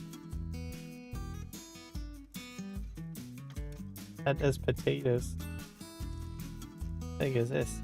Oh, that's a huge thing.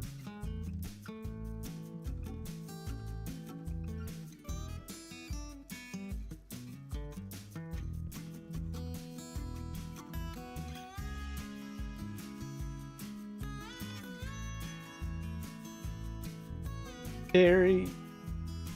Wood turn. Cereal factory.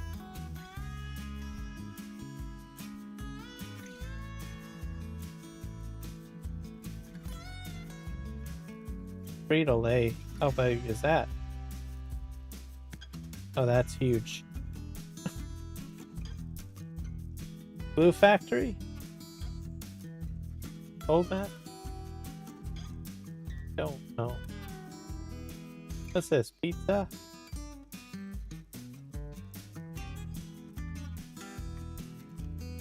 That's smaller.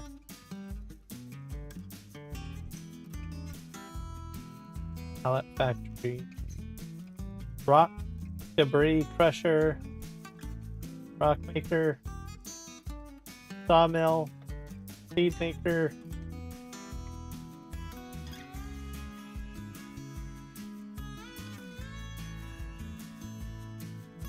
Coffee factory. Silk soy drink.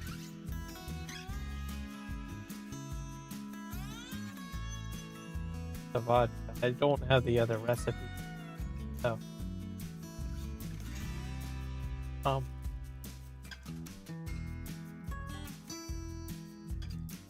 Brewery.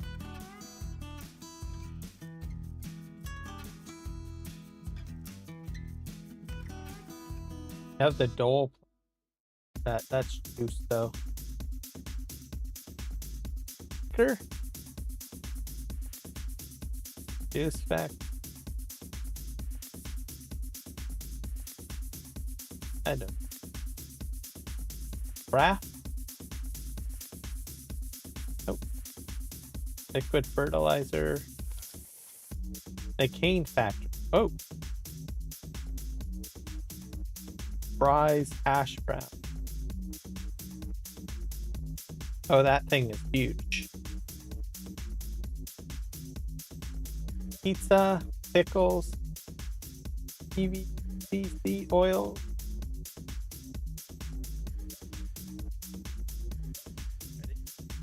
Vinegar.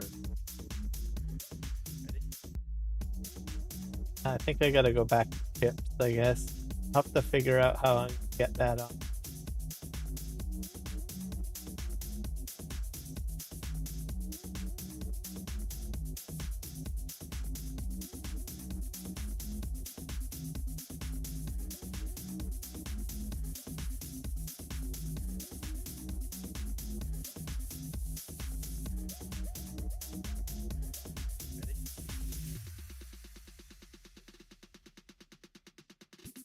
Potato processing. Oh, that one's larger than.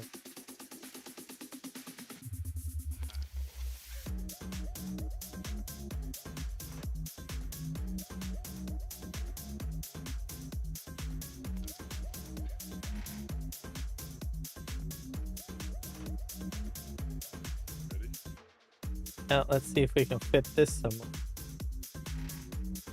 Sure. That'll work.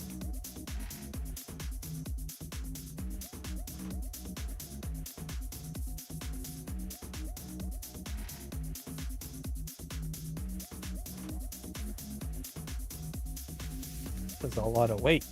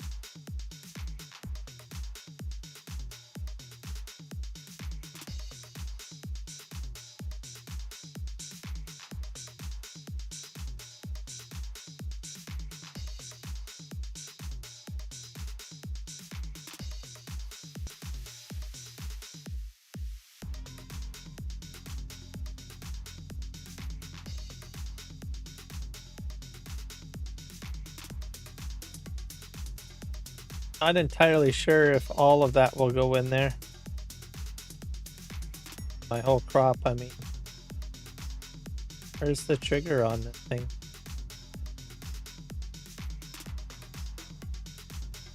$15,000.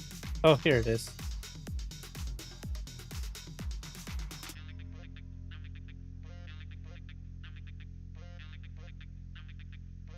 Got 2 types of potato chips. Oh yeah, I need to move olive oil over too.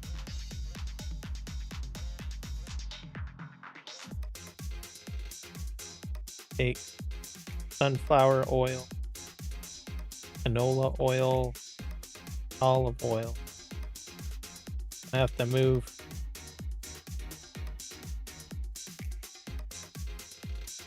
all of the olive oil over. Need something to lift with.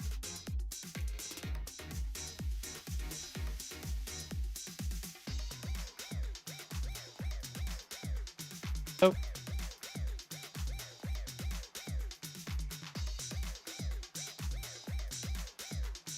What happened to my fork on the thing?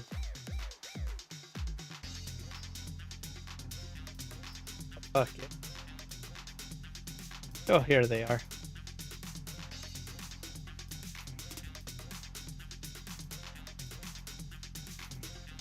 I have a lot of oil.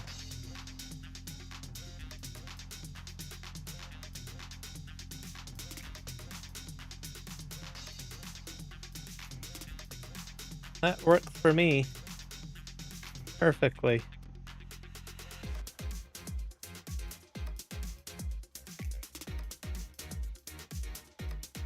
Get more oil, I guess, picked up.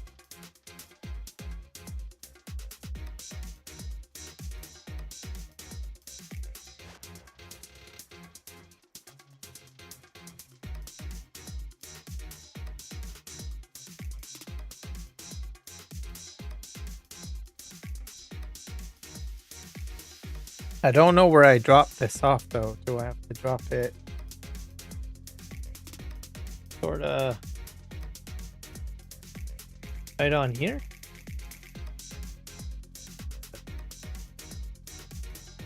Tweak that under there.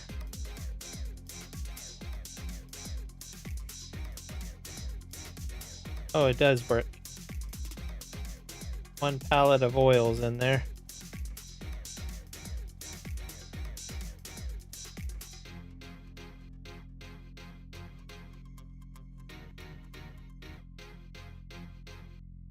We have canola oil in. This is the one that I have to activate.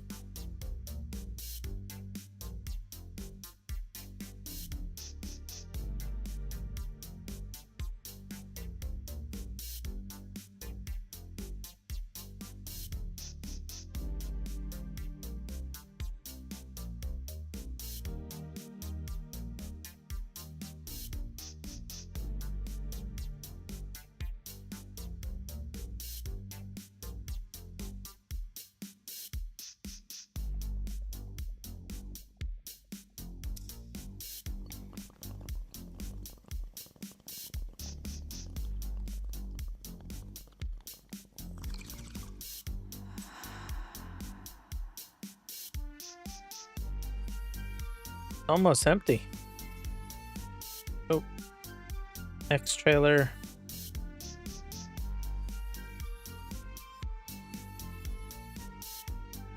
Just do the next trailer.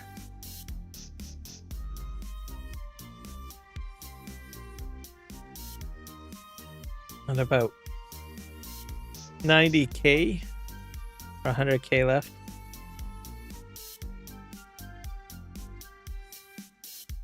I don't know if I'll be able to fit it all in there though.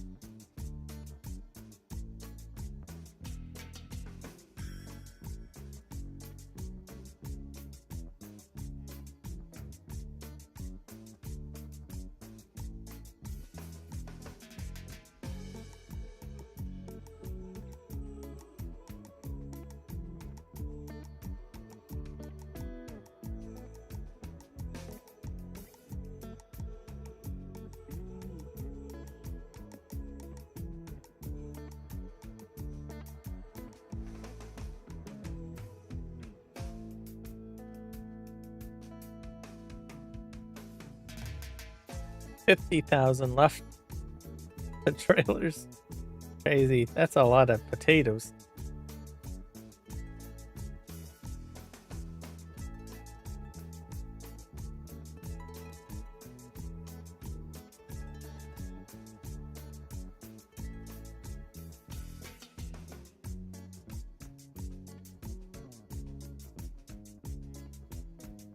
But I think I'm going to get at least quite a bit in there.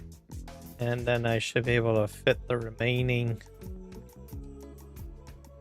amount, hopefully, into this truck bed system.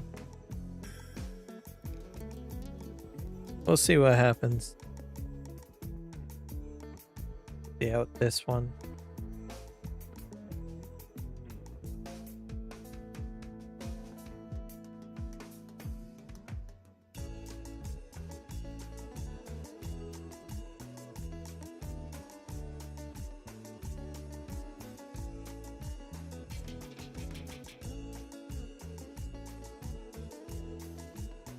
Okay, off we go.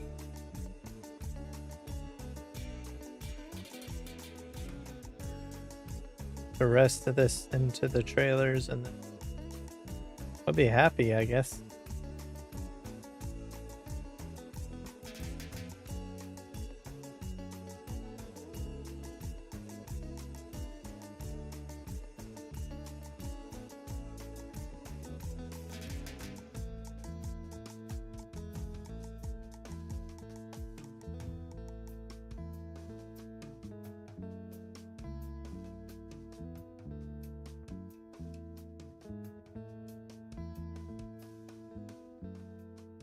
Just drive up ahead a little bit.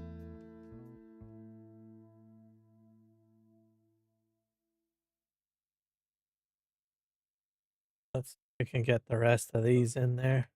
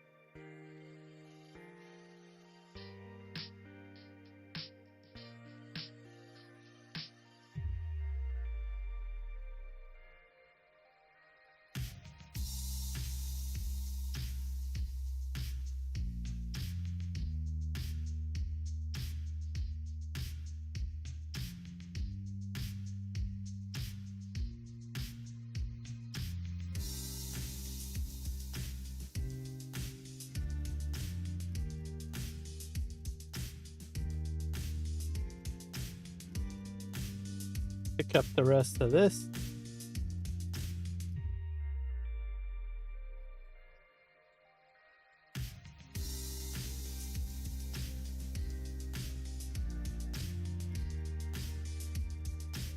Swing around this way. Pick up more of this over here.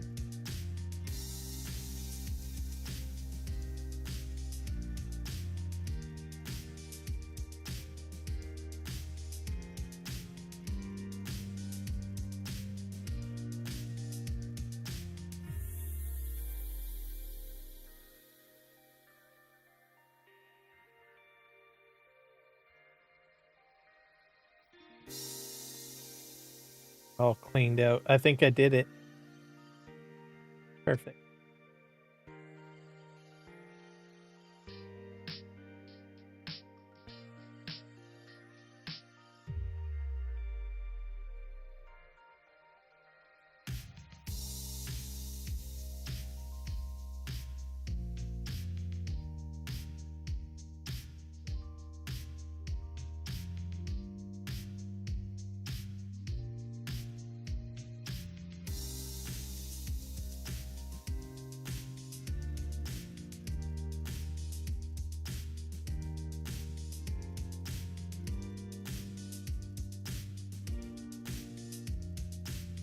I think that went well.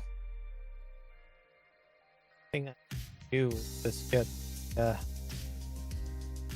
truck this over.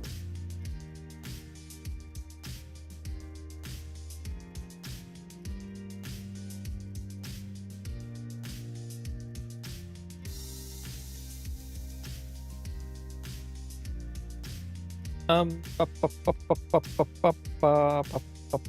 I looking for? Probably this truck.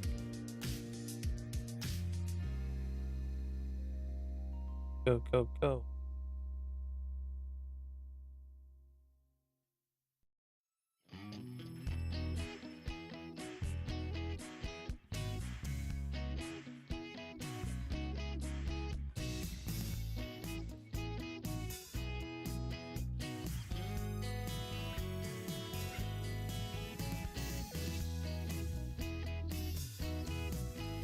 I'm not entirely sure if I can fit all of this.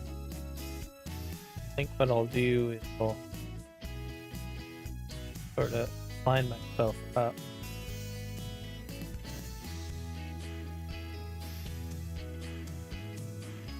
That, we'll leave that like that.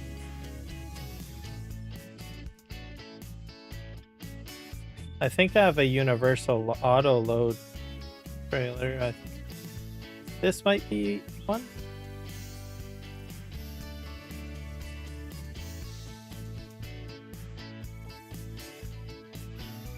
Pick up what I need. Just haul it.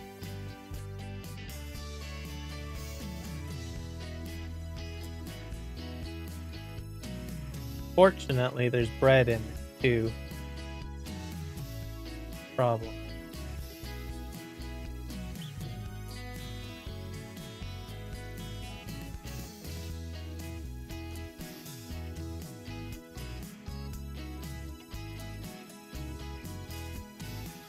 Figured it was pick up bread. The oil.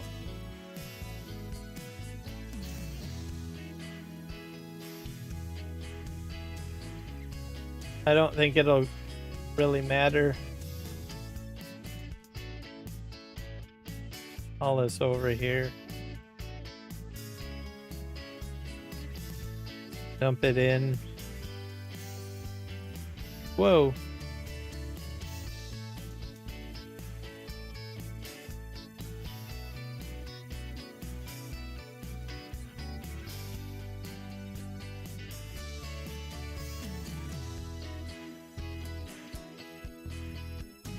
Is it taking the bread too?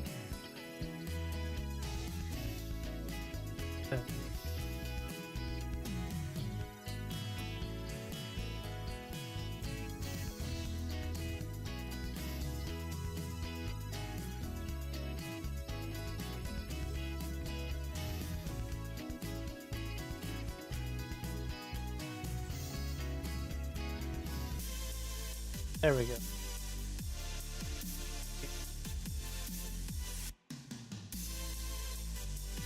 This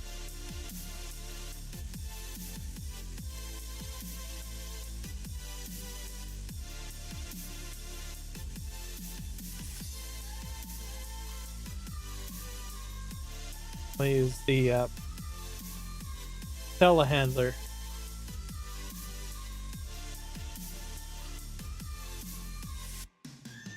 Here's one.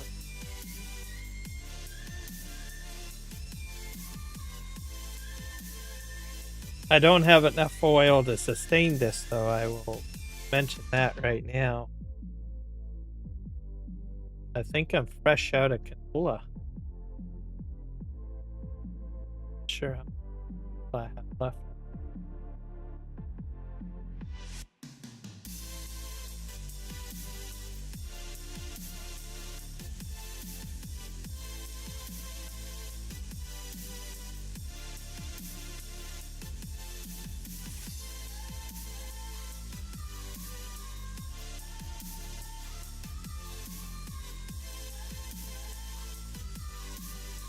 Hopefully over time this will just simply drop in here. It's full on canola oil anyway, so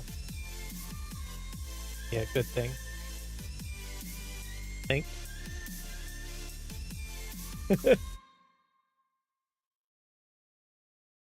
Grab this. Nope. I did not get that. Dang.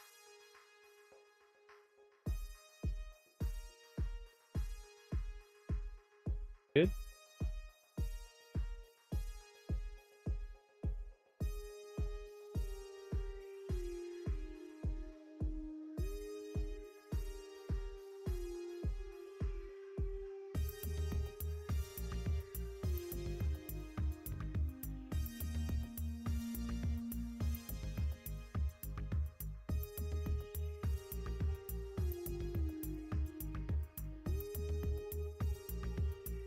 I'll have to get a canola crop going and sunflower seed crop. Again.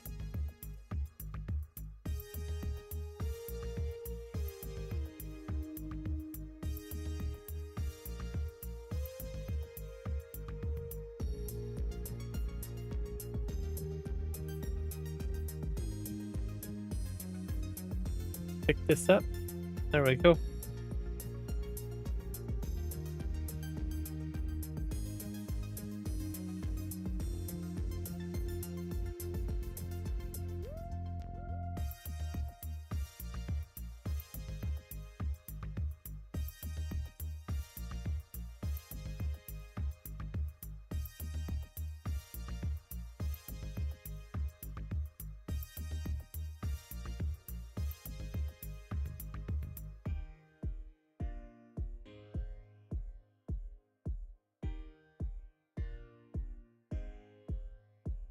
Universal auto.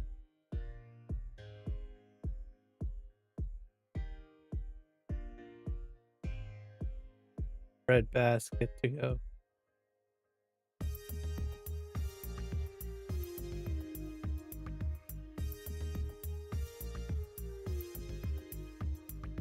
So I don't think I'll need any more potatoes for a while. Simply because I think it's going to take a while before I can get through all of the potatoes I have already. I think.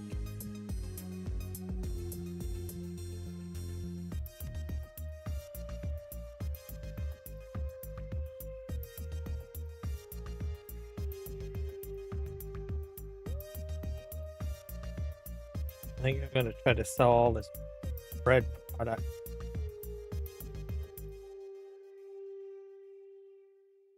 Quite a bit.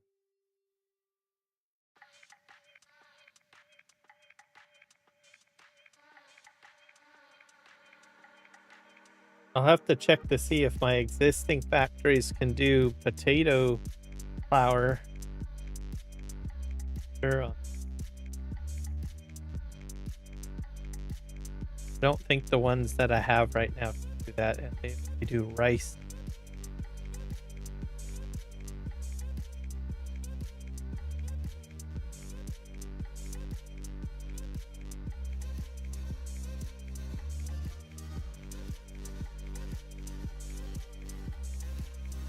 I think that should be good.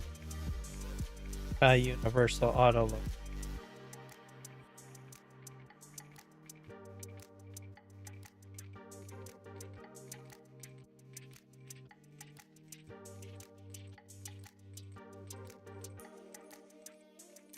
Been around.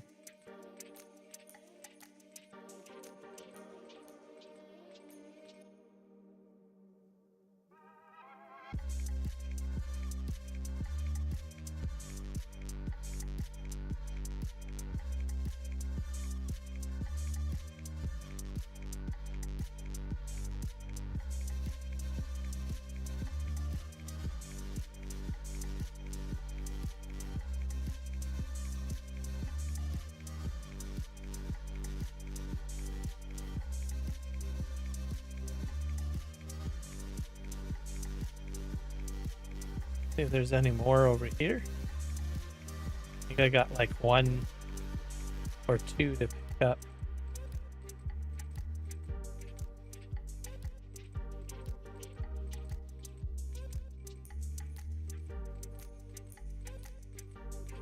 Right. They can't load anymore.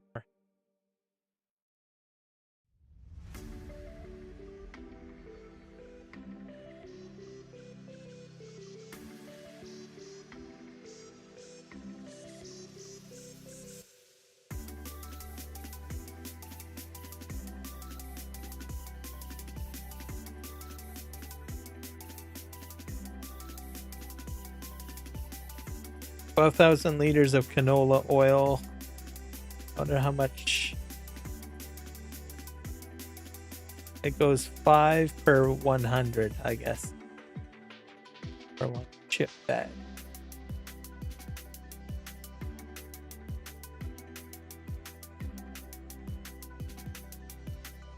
Very well.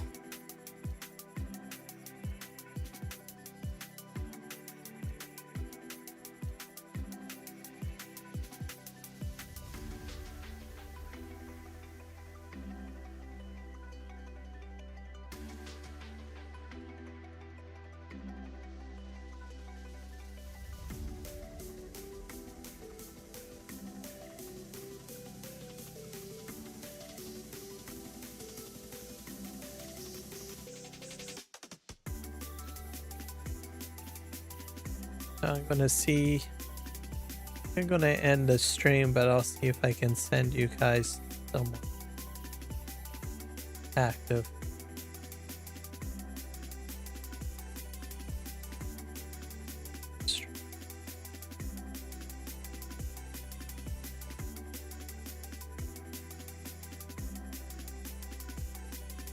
And bring up studio.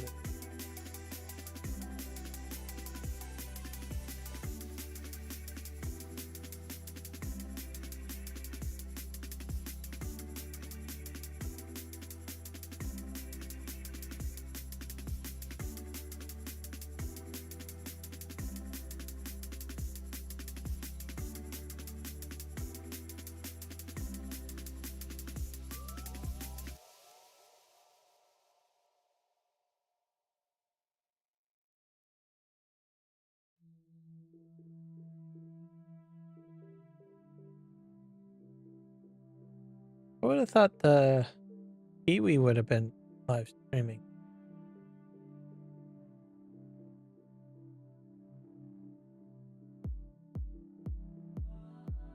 Or is he might be taking the night off. I don't know. BDD Gaming is live.